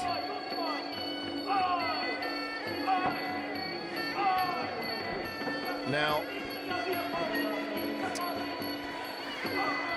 I mean, it could be that it could be that Salah Sharifi has got a game plan here to come out of this fight unscathed and move to the final. But that was a nice front kick there from Shanin.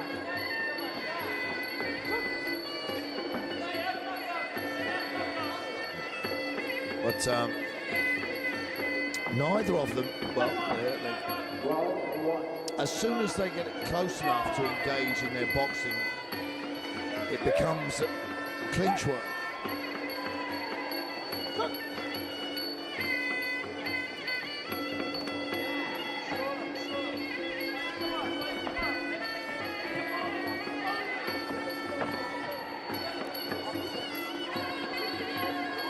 But I just don't feel, I mean, maybe we've been spoiled by the effort that the other fighters are putting throughout today. And I'm not taking anything away from these two guys, don't get me wrong. But I would have expected a more explosive performance.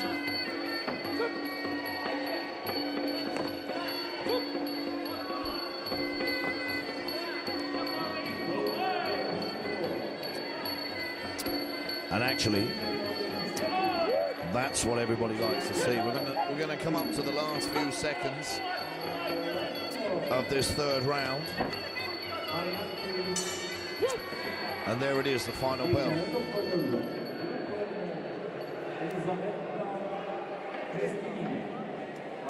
Is it the final bell?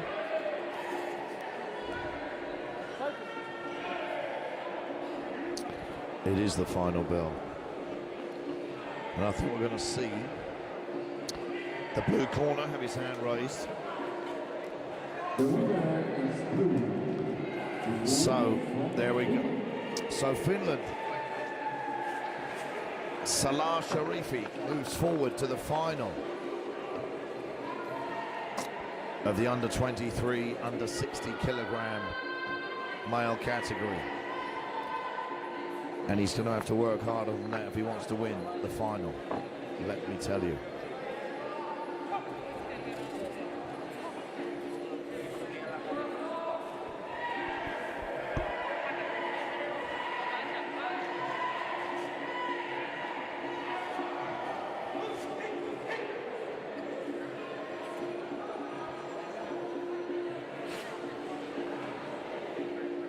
We are number 24, the winning 23, female under 67 kilogram. The red corner, Africa, blue corner, Canada.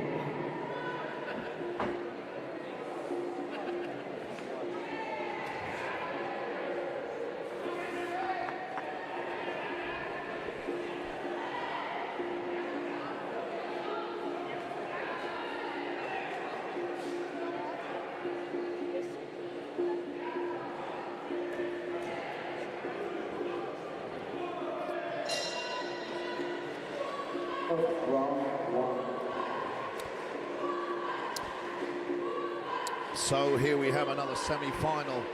The under 23 females fighting at under 67 kilograms. From Finland, Riitu Taponen. And she faces from Poland, Laura Polak. So, Polak from Poland. Interesting. They perform a quick wide through. The referee brings them together to touch gloves. 67 kilograms.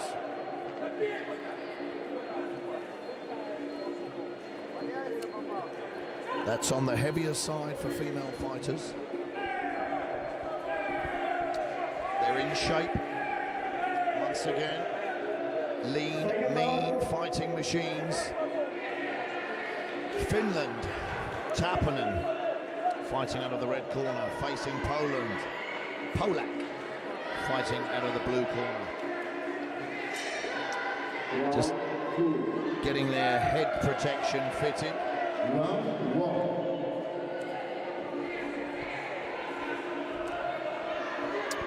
And they're ready for action. So, let's see. Here we go, straight away. Straight into it. Straight into a clinch. Plenty of knees from both fighters.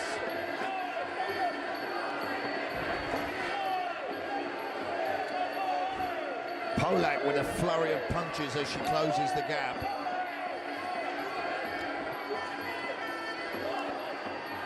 The referee separates them. They engage again. Tamerlan closes in for the clinch as she takes punches from Polak on the way in. Now let's see. Yep. Tamerlan happy to close the gap and clinch.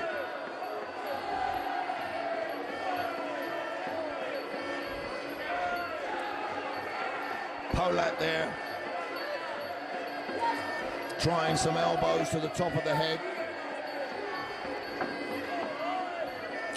Looking to set up some spinning technique, which didn't come off. Pummeling for control.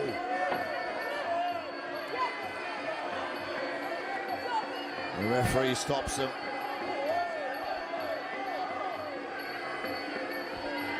A flurry of punches from Polak as she comes in and they clinch again.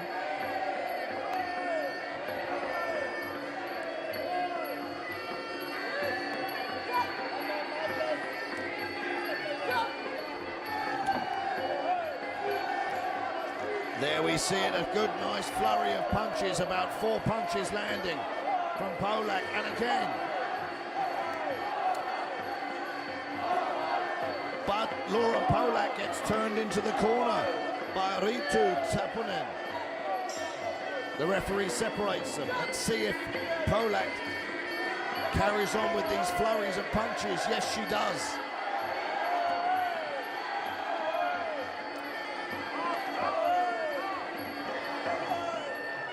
Now they clinched and they land knees. But look, if Laura Polak, if you land one punch, land another. If you land another, and keep going.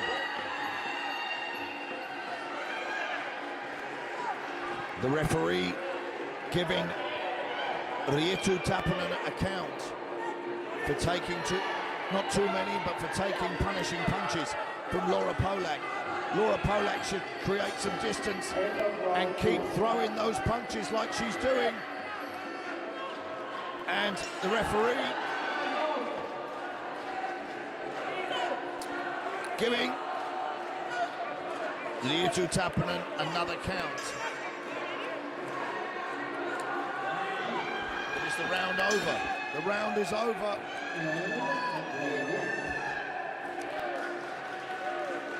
It is difficult on occasions for the referee to hear these bells when you've got 3 rings so close together. Now clearly, Laura Polak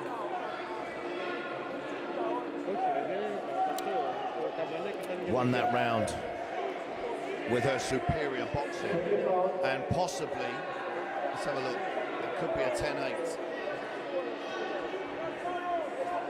Well, no, they've given it a 10-9. But throughout the day, we've seen scores of 10-8 for a less dominating performance. So we come out for the second round. And Laura Polak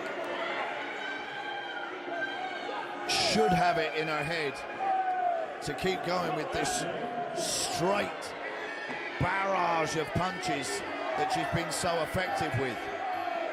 And of course, Riitu Tappanen isn't going to want to allow her to have the distance to throw those punches. But as they separate again, bosh, bosh, bosh. Polak unloading like a machine gun. And Tappanen closes the gap and holds on. But she might hold on, but she's not dominating the clinch. Front kicks from Polak.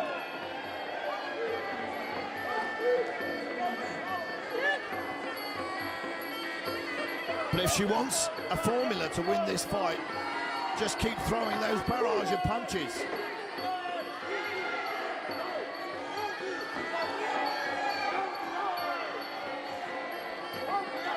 She had such... They were so effective in the first round, I don't think she's got to really think of doing anything else. She sets it up with a front kick each time. And Riitu Tappanen, tough as they come, walks through the punches and closes the gap.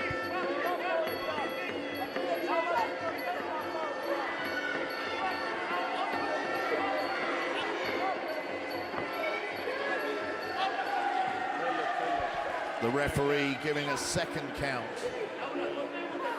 for those punches.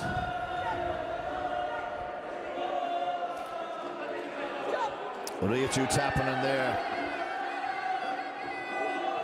No hesitation in carrying on. The heart of a warrior. Stifling Laura Polak's work.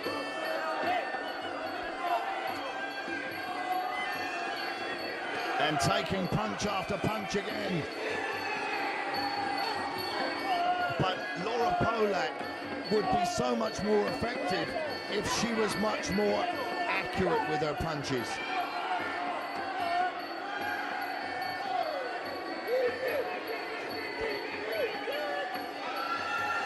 Referees called it off. Those barrage of punches from Laura Polak were too much for Riitu Tappanen. She didn't give up. She's got the heart of a Finnish warrior, but the referee decided it was too much. And the performance from Laura Polak dominated the Finnish fighter. The blue corner there, Laura Polak from Poland.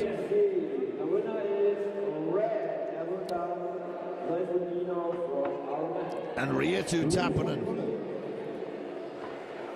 the Finnish lion, disappointed, but what a tough performance. And we'll see Laura Polak in the final. That's going to be fascinating.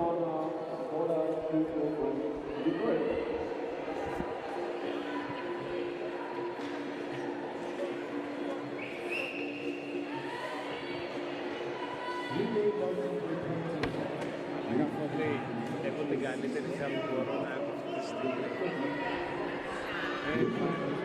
Εντάξει, πρέπει να μου πάρει όλοι χαμπάρι. Ωραία, φίλε.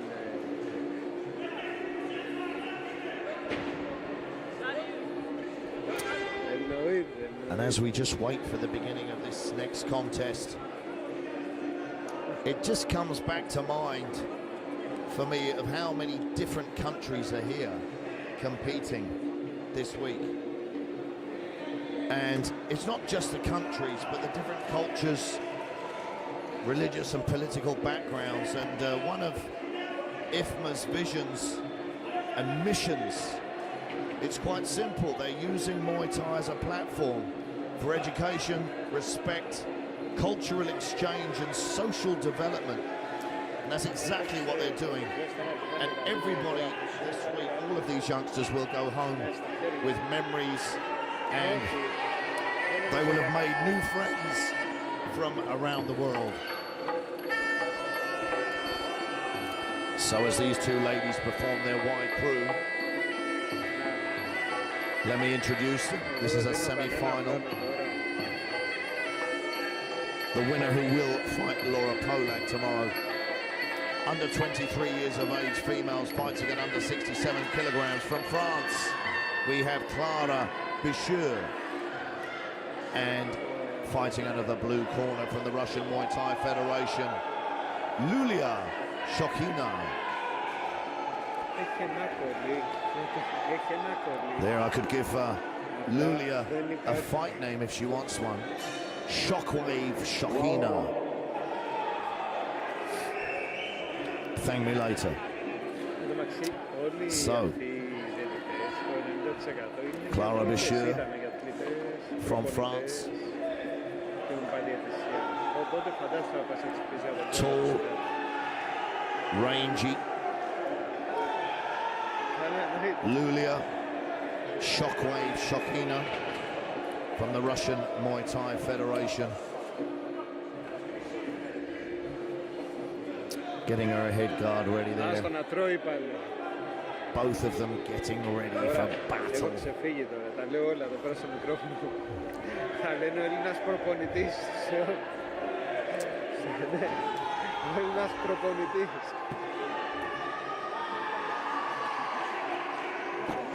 And here we go.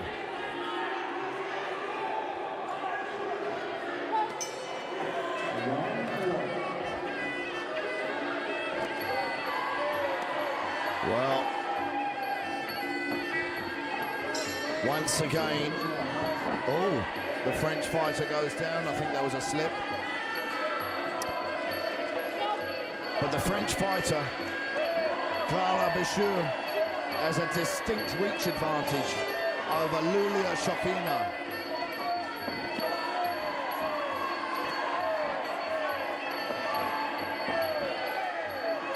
And it's not just the reach. Obviously the weight weighed in today exactly the same. But as you can see, there's a distinct size advantage. And Shokina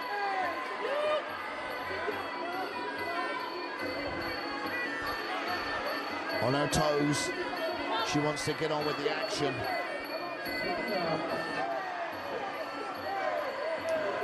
Bichur missing with that punch as Shokina came in.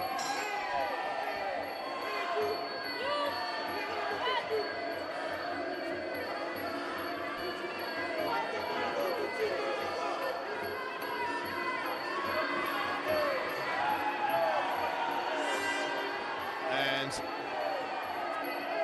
well, I think Shokina landing more knees in the clinch.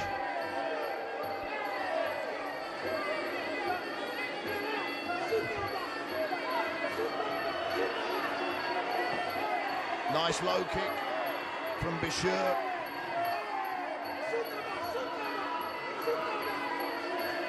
And,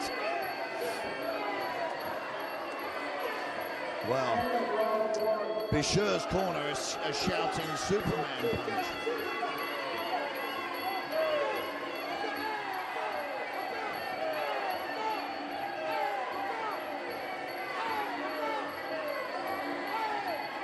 Well, it's knee for knee in the clinch here. They're both spending a lot of energy. 30 seconds left of this first round.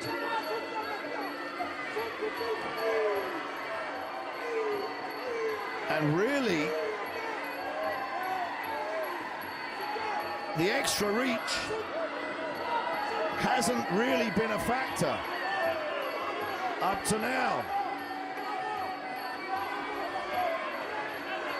And Shokina's head movement is wonderful.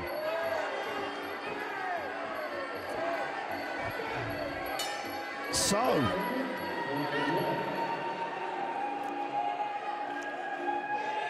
a pretty even first round. Dominic. I don't want to put my neck on the line. and say who I think's won that round. I mean, I think Clara Bicheur may get it, but I thought that Shokina's work was great in the clinch against the taller fighter. So let's wait and see what the judges say.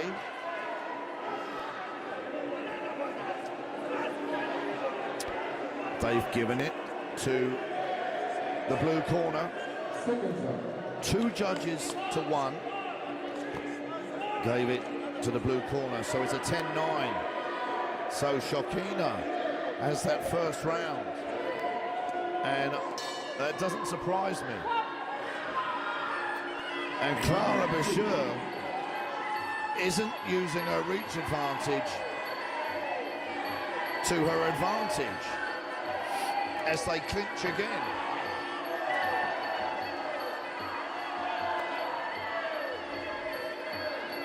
It's getting a bit scrappy in there. The referee's going to separate them.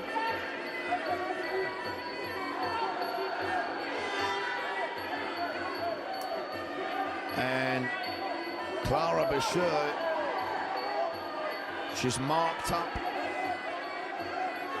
under her nose, a little bit of blood there. And Iulia Shokina on her toes, great head movement.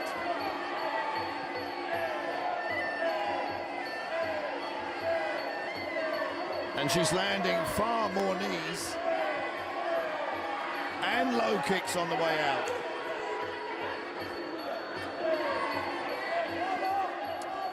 And you see here Clara Bicheur, referee telling them, come on, let's fight. Low kick there from Shokina. Now, Clara Bicheur, she could be fighting on the outside. She could be throwing front teeps. She could be throwing long jabs. And if she lands that jab, you follow it up. 1, 2, followed by a low kick. But she's not using her reach to her advantage. And Iulia Shokina is very strong in the clinch.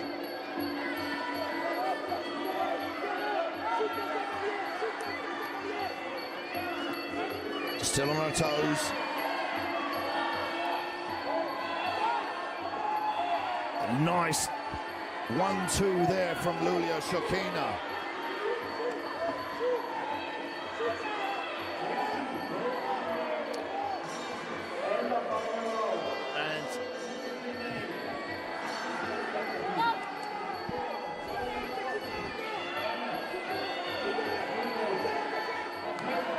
That was a nice punch there from Bicheur. But you see when they clinch,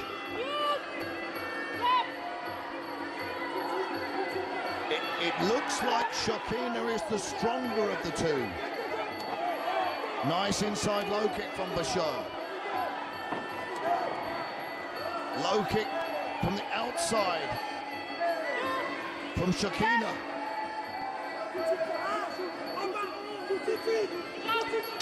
Now the end of the second round.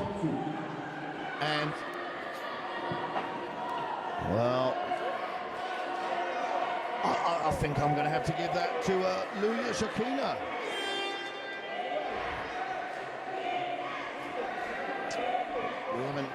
We haven't collated the judges' scorecards yet. But I think this is an amazing performance from Iulia Shokina. And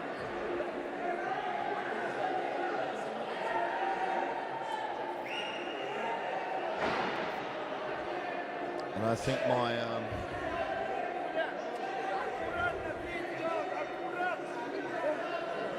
my nickname for her might stick. So it's 2 rounds ahead at the moment for the blue corner. Iulia Shockwave Shokina. And nice low kick from Clara Bicheur to open the final round.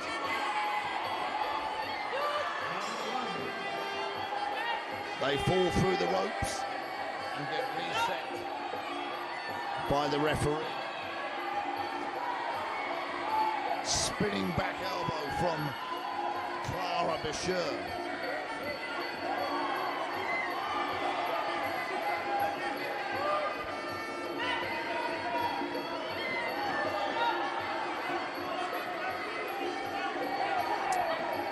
Misses with that low kick.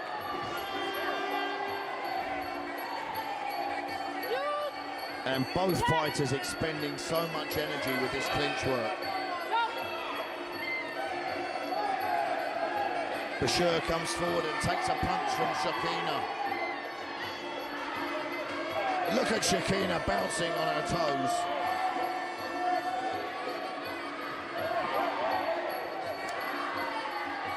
They clinch again.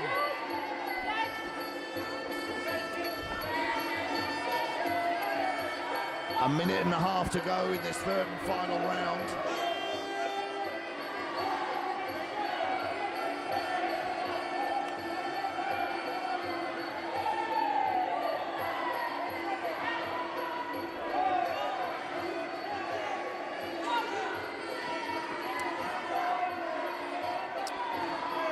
They clinch once more.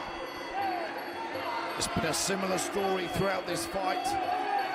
The distance closes and they clinch.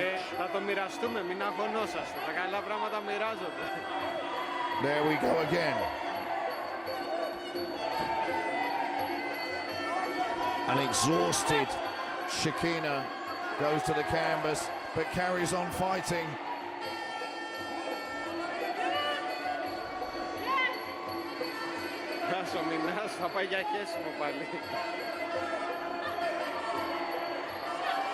And they clinch once again.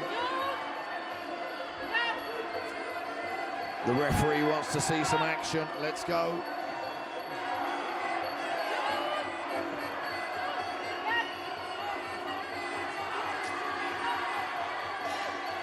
And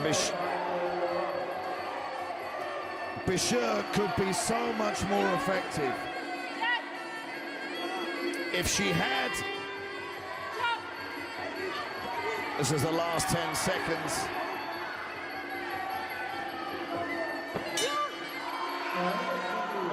And Yauheniya throws Clara Bicheur.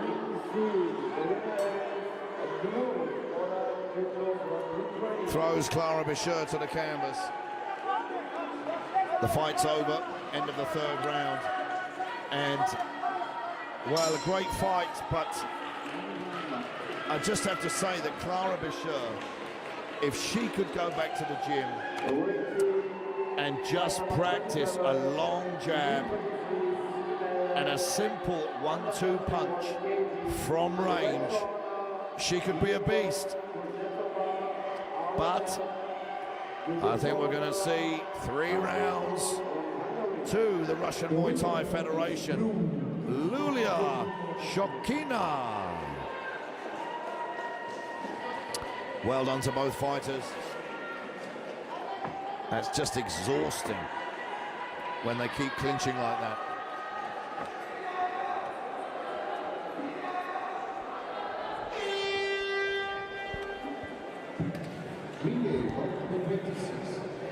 Second round. Under 71 kilograms.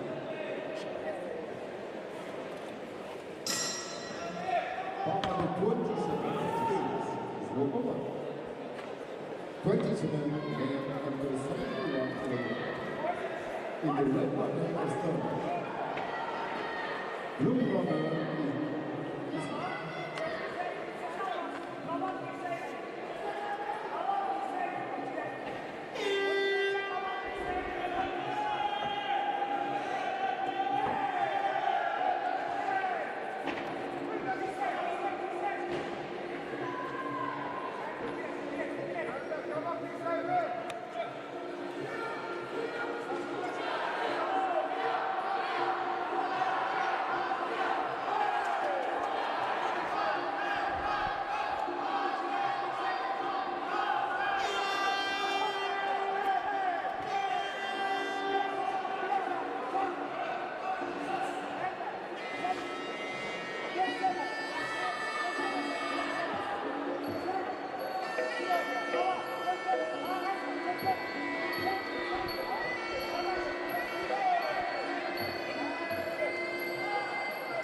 So as they perform their wide crew here in the centre ring at the Peania Olympic Stadium in Athens, Greece, for our European Championship 2025 under the IMAF banner.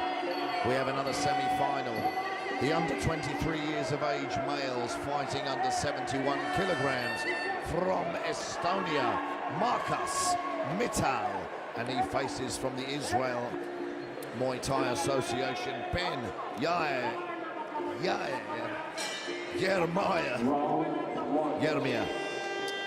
Sorry guys, I'm old. It's been a long day and I'm a little bit stupid. So here we go, first round.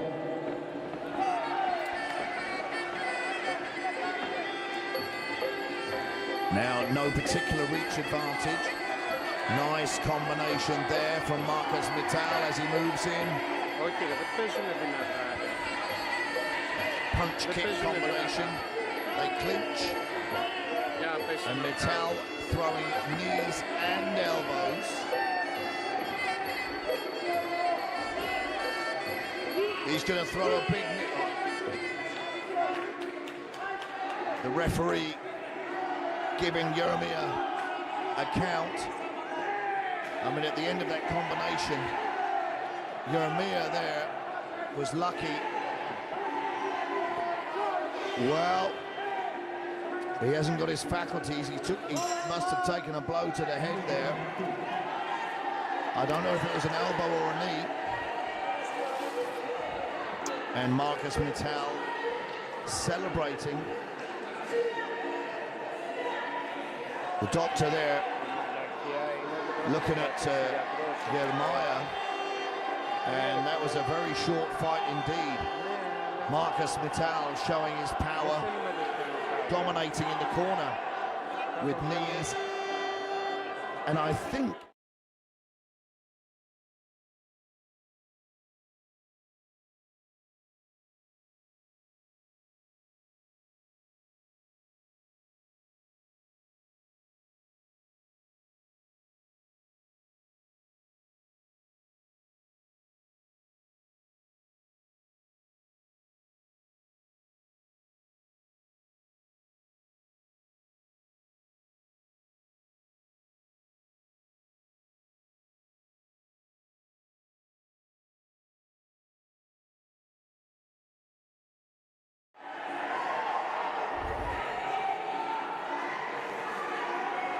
I'm sure Ben Yauheniya is going to be absolutely fine.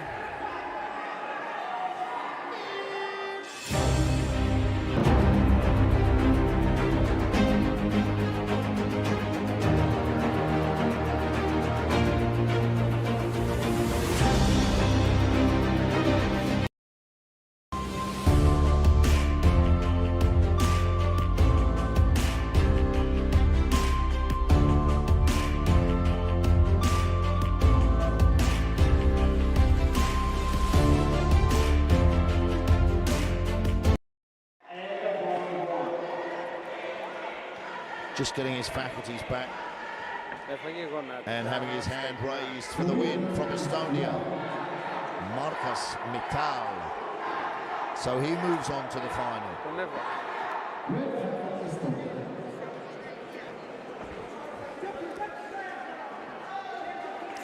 Good performance, young man.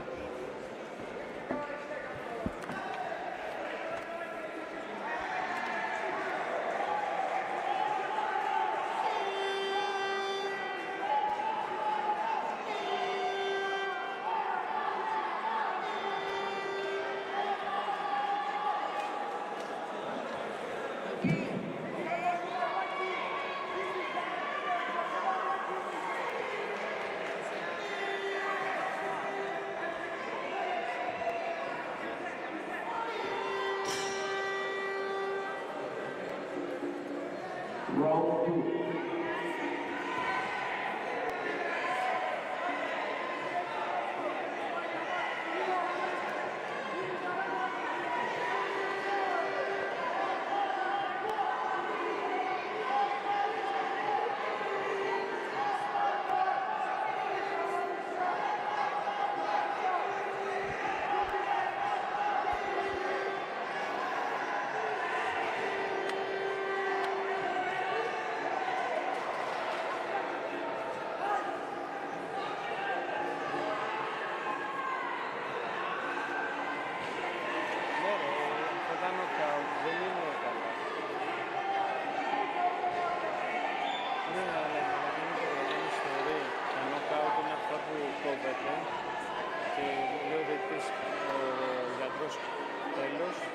βγαίνει απλώς έξω. Αυτό τώρα πρέπει να περιμένουμε στο ring με έναν φορείο να τον πάρει.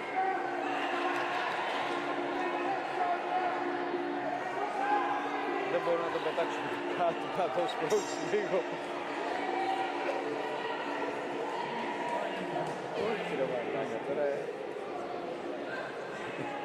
έχει και 3 καλούς ανακύκλους.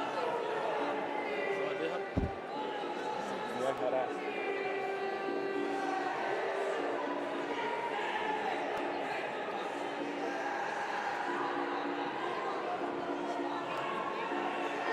Πρέπει να το πάγει στο ζυγωματικό. Ναι. Ναι.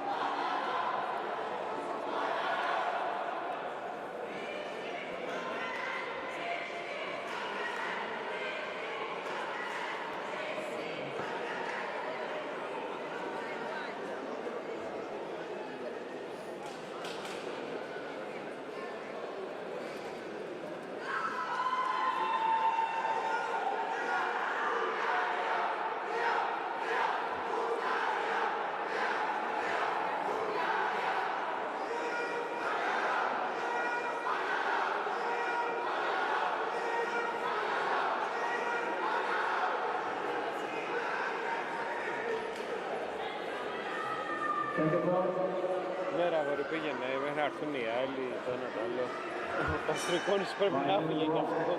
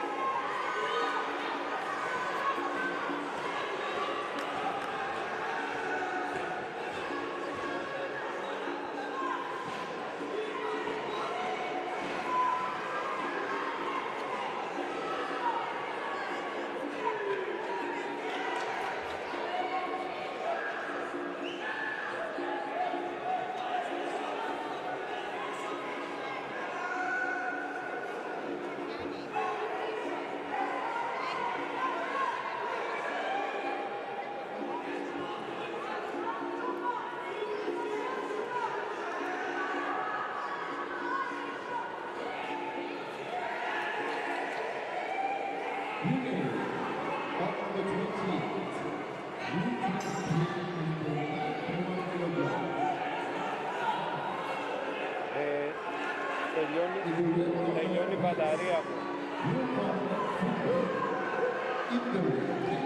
Τελειώνει η μπαταρία μου από τα ακουστικά.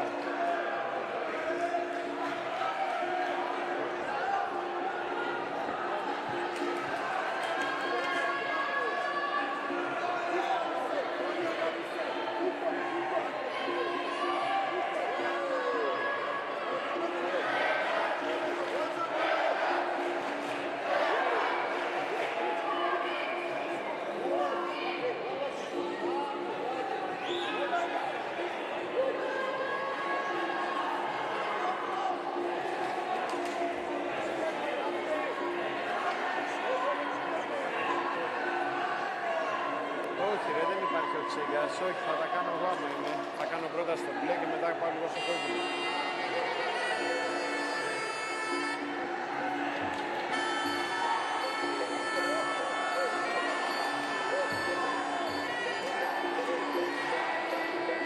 Δεν έχεις Τσίγκα, είναι τουαλέτα για την Ισραήλ.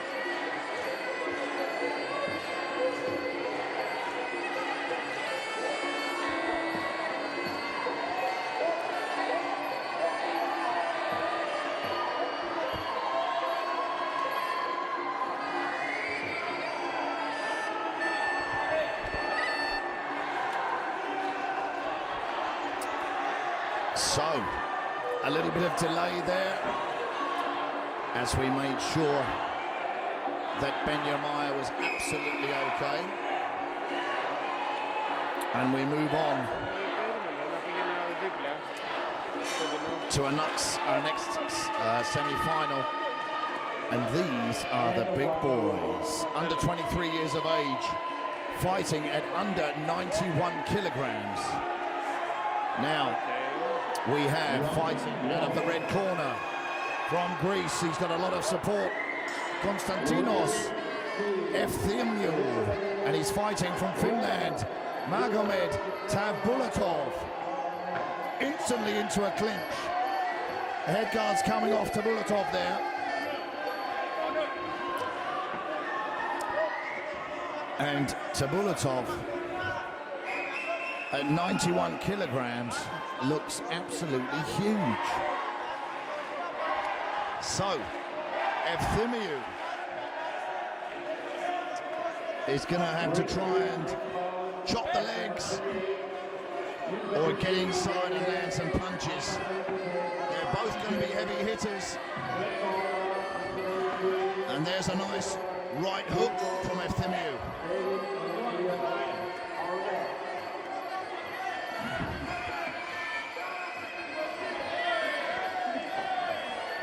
And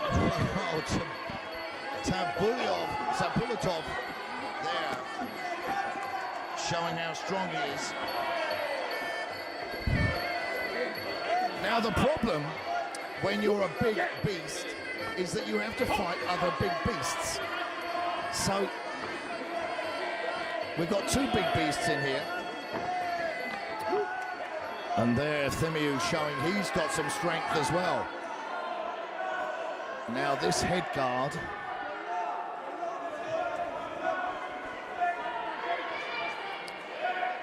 is Tabulatov's head too big? I don't think so. They clinch again. That's interesting. Eleftherios there throwing body punches in the clinch. He's keeping a tight guard, and they haven't really had any exchanges from range yet.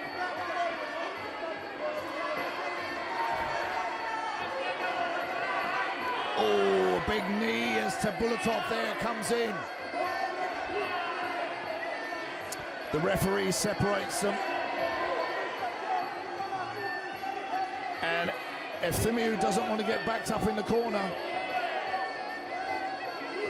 Tabulatov there, dangerous with those knees. Now the thing is, at this weight, cardio is going to be an issue because they expend so much energy.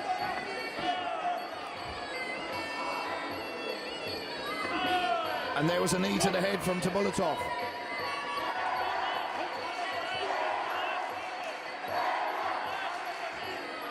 Eleftherios letting Tabulatov come forward. He parries the kick. And a flying knee from Tabulatov. A big punch from Eleftherios. We have a standoff. There, a right hook from Eleftherios lands. They clinch, the referee separates them. The last 10 seconds of this first round. A knee right on the bell from Tabulatov. Well, what a first round. heavy hitters. And, well, I think we have to give that first round to the blue corner, the Finnish fighter. Let's see what the judges say.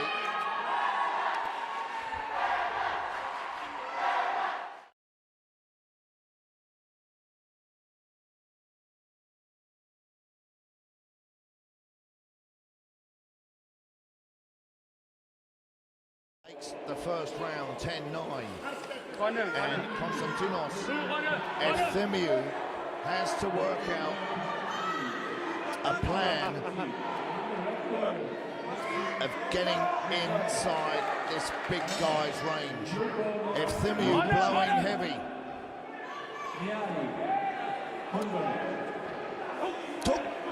The fight starts.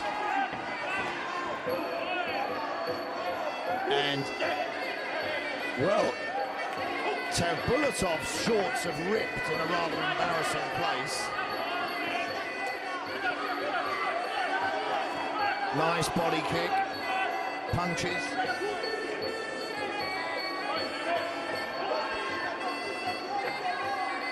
Well, avert your eyes, ladies. Oh, a lovely front kick there. The referee's going to give him a count. That was a strong and heavy front kick. A big knee, another knee, another knee. The referee separates them. That front kick again. Eleftherios doing a good job of avoiding the punches. A body kick. A straight left, a flying knee. I think he's going to get another count. No. The referee has called off the fight. Eleftherios there, very disappointed. He wanted to carry on. The heart of a warrior. But Tabuletov there. Huge, big and powerful. And he shows that he can even fight with a rip down the centre of his... The first time we've seen that here in the European Championships. But he's one to look out for. That's a semi-final, and whoever faces Magomed Tabuletov in the final is got his work cut out.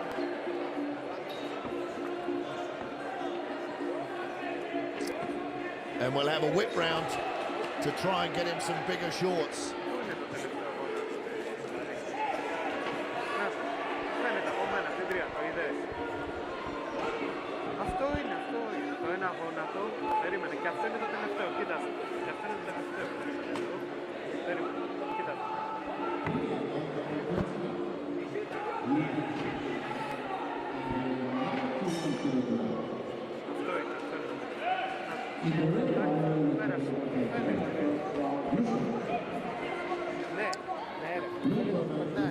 Now, this is going to be fascinating because this is our second semi-final of our under 23 years of age males fighting at under 91 kilograms, which means the winner of this fight faces Magomed Tabuletov in the final. From the red corner, from the Russian Muay Thai Federation, Yuri Krasikov faces from Denmark, Benjamin Sessay, as they perform a swift Y crew to show their respect. They prepare for battle.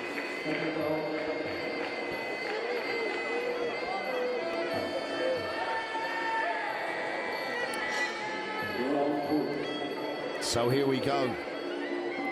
The referee calls them to the center. A stern look there from Benjamin Sessay. Tall. Well, both these fighters are tall. And as I said in the last fight, if you're a big monster, you end up fighting another big monster. This is the problem. So here we have two big monsters. Not the biggest on our roster.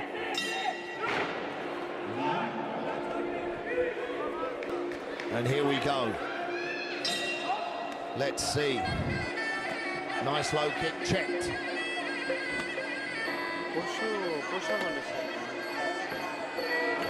And Krasikov there, attacking that lead leg of Sesay.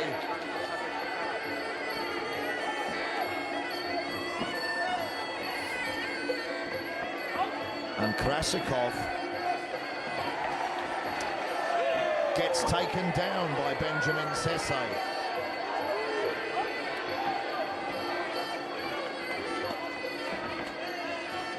And Krasikov attacking both legs, and there a low kick to the lead leg.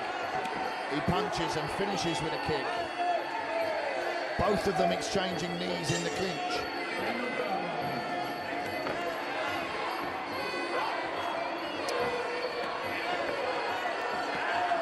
The same again. Benjamin Sesay catches the leg, kicks the rear leg of Yuri Krasikov, who goes to the canvas. And Krasikov can't find his range at the moment with those punches, but he can with the kicks. They clinch again. They both throw them knees on the inside. They separate. Attacks that lead leg again, and they kick for kick.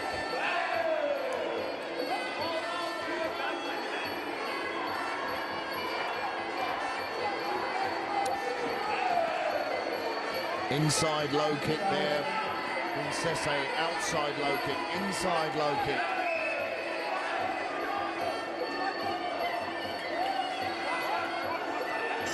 Nice front kick from Sesay.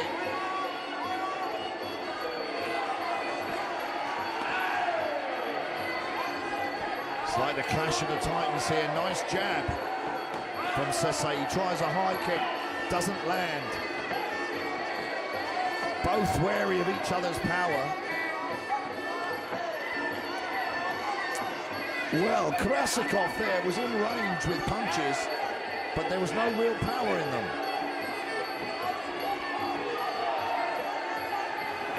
Oh, that left hand had a little bit of a sting to it, though.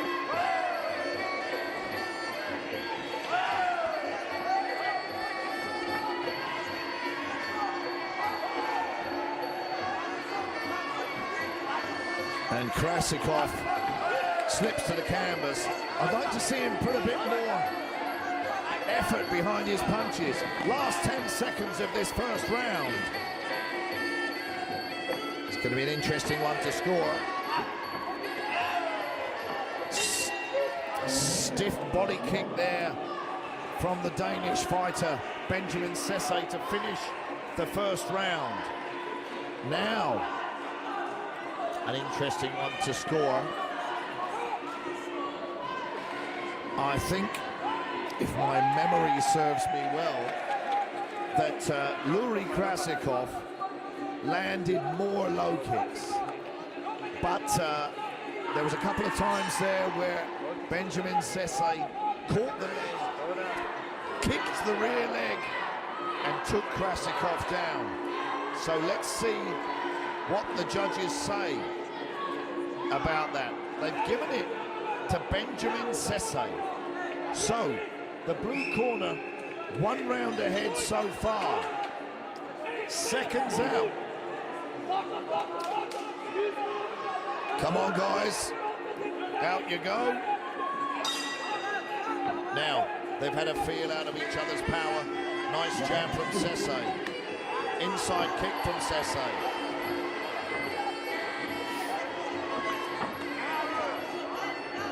Stiffer punches from Krasikov.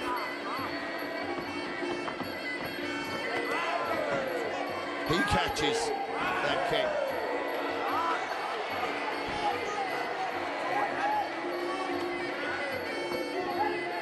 Now they're just feeling each other out here. Nice stiff jab again from Sesay. That could be a nice weapon of his to keep Krasikov at bay. Here it is again. Adjusting those elbow pads. Let's see that jab. High kick blocked. Inside low kick from Sesay. Inside low kick again. They don't clinch. Krasikov with a spinning back elbow. Two nice knees from Sesay.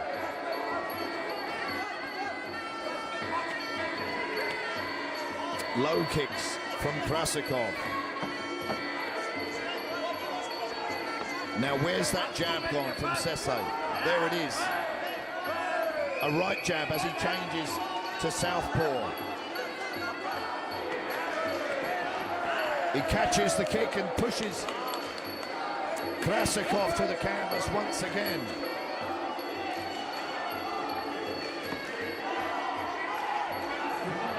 They clinch. Who's dominant here? Now Krasikov let Benjamin Sesay get out of that corner. Sesay with an attempted elbow.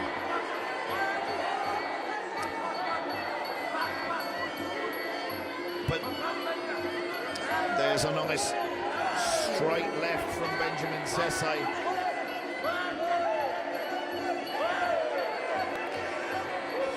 Now Sesay's corner, I know you've got to have a variety of techniques. I know these knees are scoring, kicks are scoring. But that jab for Sesay could be a fantastic technique to set something up. There we have a lovely 1-2 from Benjamin Sesay.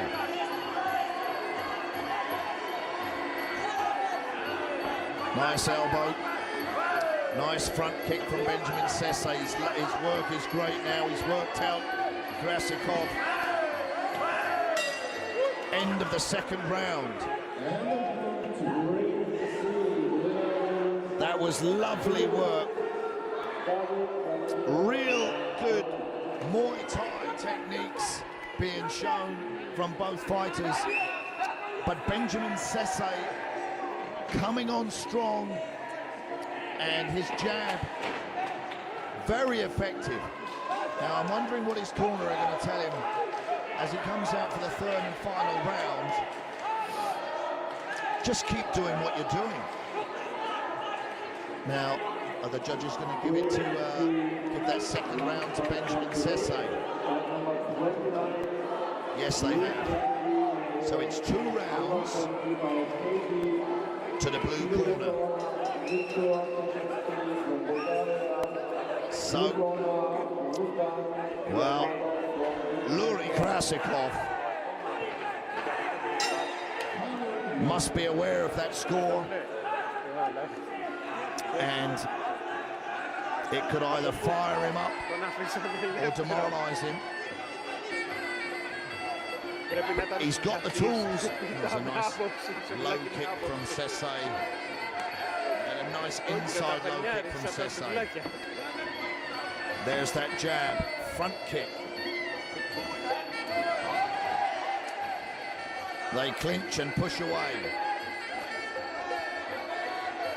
Now Krasikov throws a jab of his own. Nice mid kick. Both of them go to the canvas.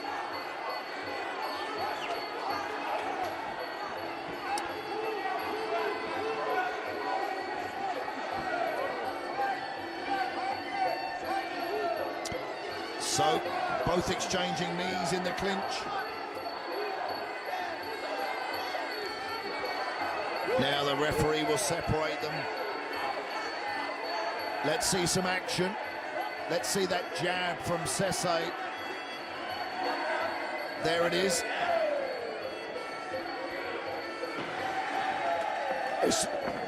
It's the third round, but if I was to be just a little bit critical of Sesay's work. He just needs to be a bit sharper. Throw that jab out like a piston. Nice work from Krasikov there. He needs to watch out for a high knee from Sesay. The referee breaks them up. Let's see some more action. Minute 30 left of this third and final round.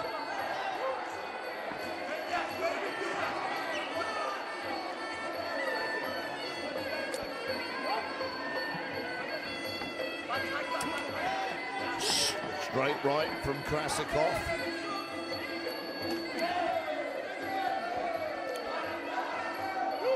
They clinch again and exchange knees.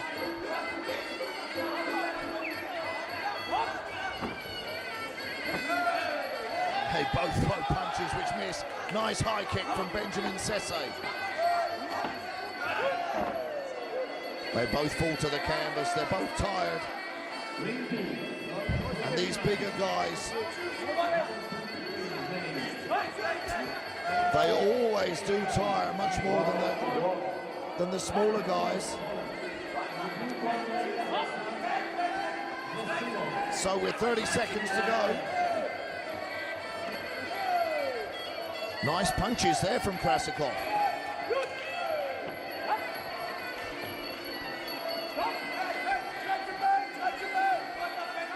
So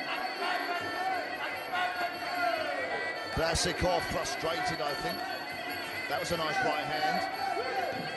Final 10 seconds of the final round of this semi-final at under 91 kilograms. Whoop, be careful to the back of the head. Now, Benjamin Sesay raises his hands. The Danish fighter, 2 rounds ahead as he went into that final round. So it's going to be a foregone conclusion who the winner is, I believe. Yuri Krasikov came out firing in that very first round. The winner is Blue corner, Benjamin Sesay. He goes forward to the final. A great fight there at under 91 kilograms. Now, if I want to give some advice to Yuri Krasikov, he needs to just go away and work on his power in his punches, and he could be an absolute beast.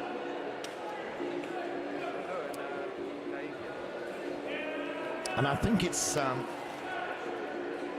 one thing, you know, kickboxing's kickboxing, but they don't punch like boxers. The stance is different, the setups are different, but sometimes Muay Thai fighters lack power in their punches. Now, we come to our final fight of the day. Under 23 years of age, this is a semi-final, and this is over 93 kilograms. So these guys are big. So, we have from Turkey, Erhan Topçu, and he faces from France, Sabi Bensuna. Look at the size of these two.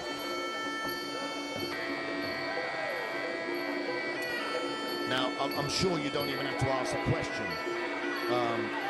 Have either of these big guys got knockout power? Because I'm certain they do. But what's their game plan? What's their fitness like? What's their mindset like? And what is the first 10 seconds of the fight going to be like? Because everybody's got a game plan until they get punched in the face. So, if you get punched in the face by someone who's 100-something kilos,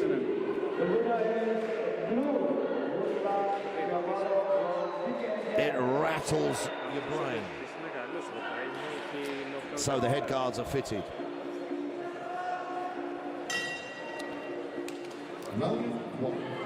The judges are ready. The timekeeper's ready. The referee's ready. And now the fighters are ready. Let's get this fight underway. A big 1-2 from Bensouna. Straight away.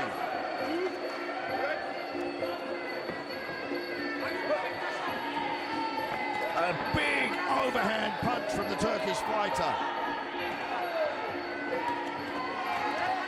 There's both swinging from the fences. Wow. If they've got gas in the tank, a big high kick from Bensouna. Well, this is a war right from the get-go. An absolute war. Will it go the distance is the question. So Bensouna sets up some punches. He's got top in the corner. The referee separates them. And Bensouna, who's breathing heavy already actually. Let's see if he comes in and tries to fire those bombs again. Both of them missing.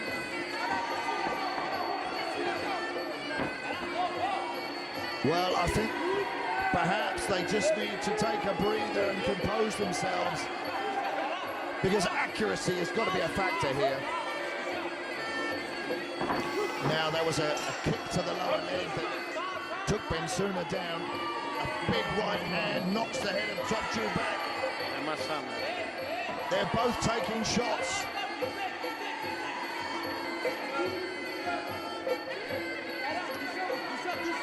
Now Topçu slips back. His corner are telling him to low kick. If my Turkish serves me correctly. Bensouna with these big swinging hooking punches. There's that low kick. So Erhan Topçu took his corner's advice. Instantly threw a low kick. Let's see what happens here. Big punches. There, low kick. But when you throw a kick, you can't drop your hands. There's the low kick. Both fighters have slowed down now. A right hand from Bensouna.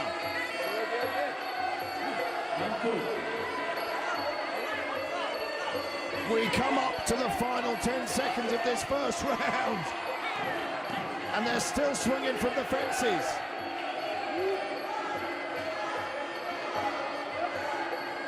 I mean, well, you tell me who you're going to give that first round to. Sibar Bensouna came out like a whirling dervish. And then Erhan Topçu, he took the punishment early on, but I think he may have dominated with low kicks and a few knees. So it just depends on what caught the judge's eye. They're going to give it, yes, they're giving it to the blue corner. I think that's the correct decision. So, let's see who recovers. This is going to be about who recovers and who's got more in the gas tank. Seconds out, come on Turkey, out you go. Second round, let's see what Bensouna has. Is he going to come out fighting, throwing bombs again? Well, they're both swinging.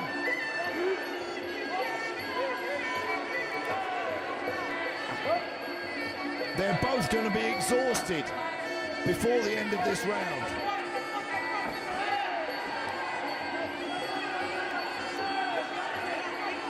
And if either fighter catches their opponent on the chin, it's going to be good night.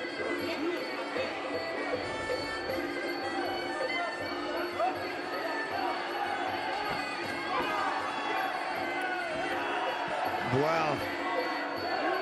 There was a nice body kick there, but they're wasting a lot of energy, swinging punches and not making contact.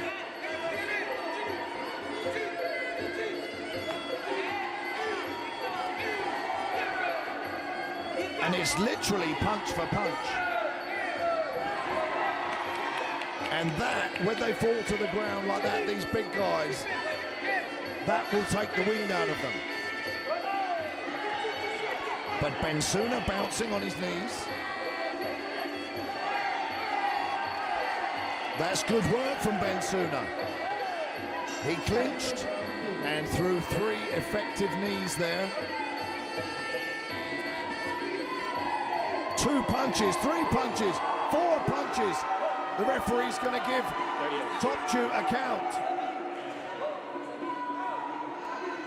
He took some punishment there. That's going to give Bensouda the encouragement to come across and unload some punches here. He's going to back him up into the corner, I think. There we see another punch. He misses. Topçu misses. They clinch. They're both exhausted. They're exhausted. And that is a huge factor here, is tiredness.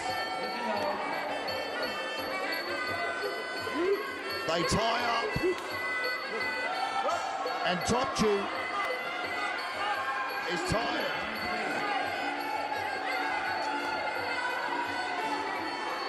So Bensouda needs to step back, make some space, and unload those heavy bombs again.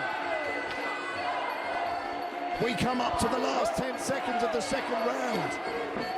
We're going to see a third round, guys.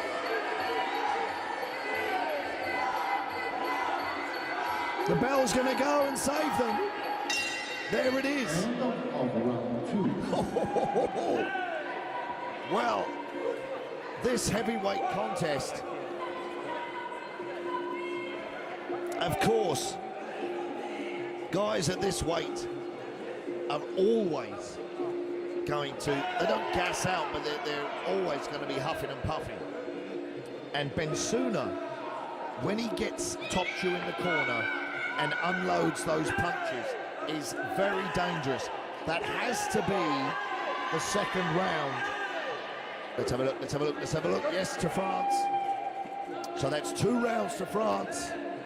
Bensouda ahead of Topçu by 2 rounds. We go into the third and final round.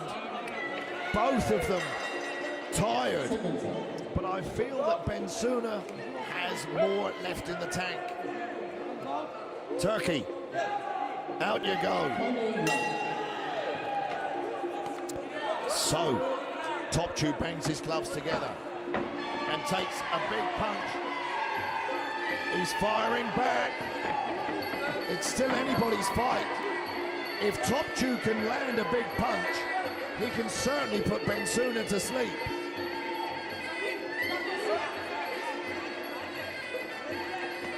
Nice mid kick. Well, has Bensouda punched himself out, guys? If this turns around now, it'll be extraordinary. Big high kick, punches, knee. The referee working hard to separate these 2 big guys. A spinning kick by Bensouda. Topçu comes back with bombs of his own.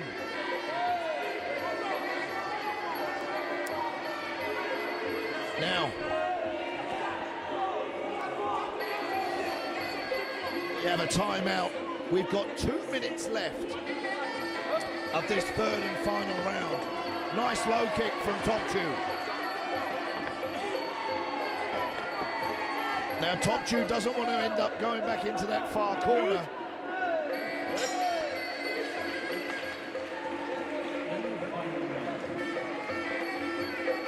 They're both running on empty. Who's got the bigger heart? Oh, big swing from Topçu. It's going to be one flurry from either fighter. Now Topçu pushes Bensana back into the corner.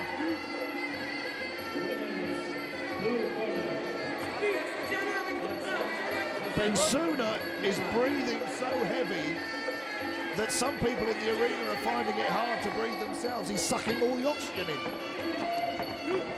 Now, Topçu falls to the canvas.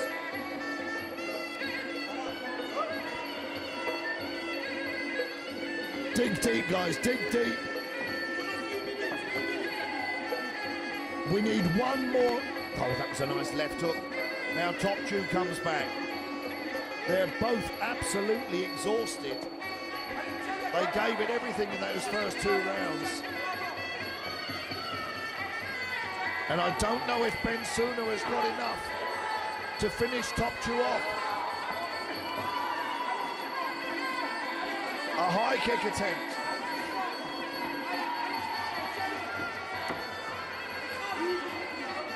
Somebody, Orhan Topçu or Sabi Bensuna, needs to dig deep.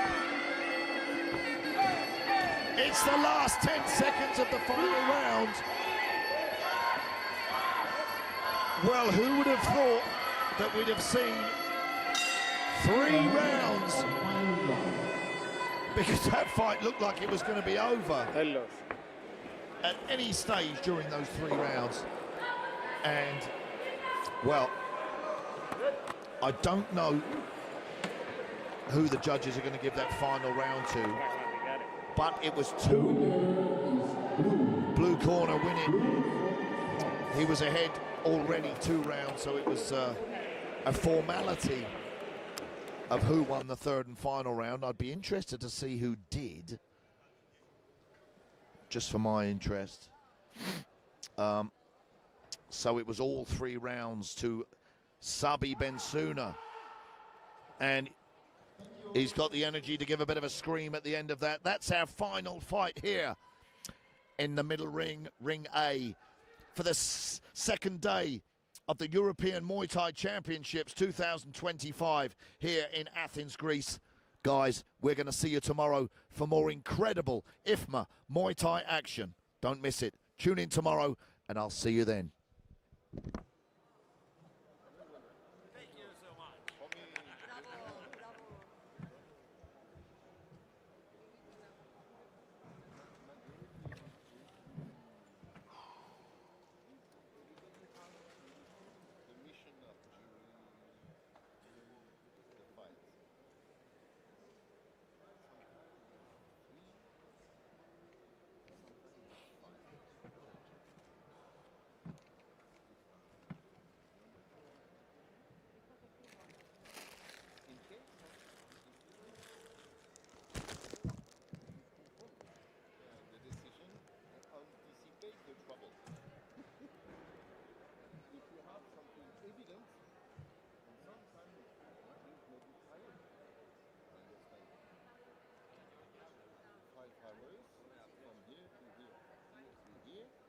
Sometimes the fight is exciting, and sometimes we try to manage and to anticipate the trouble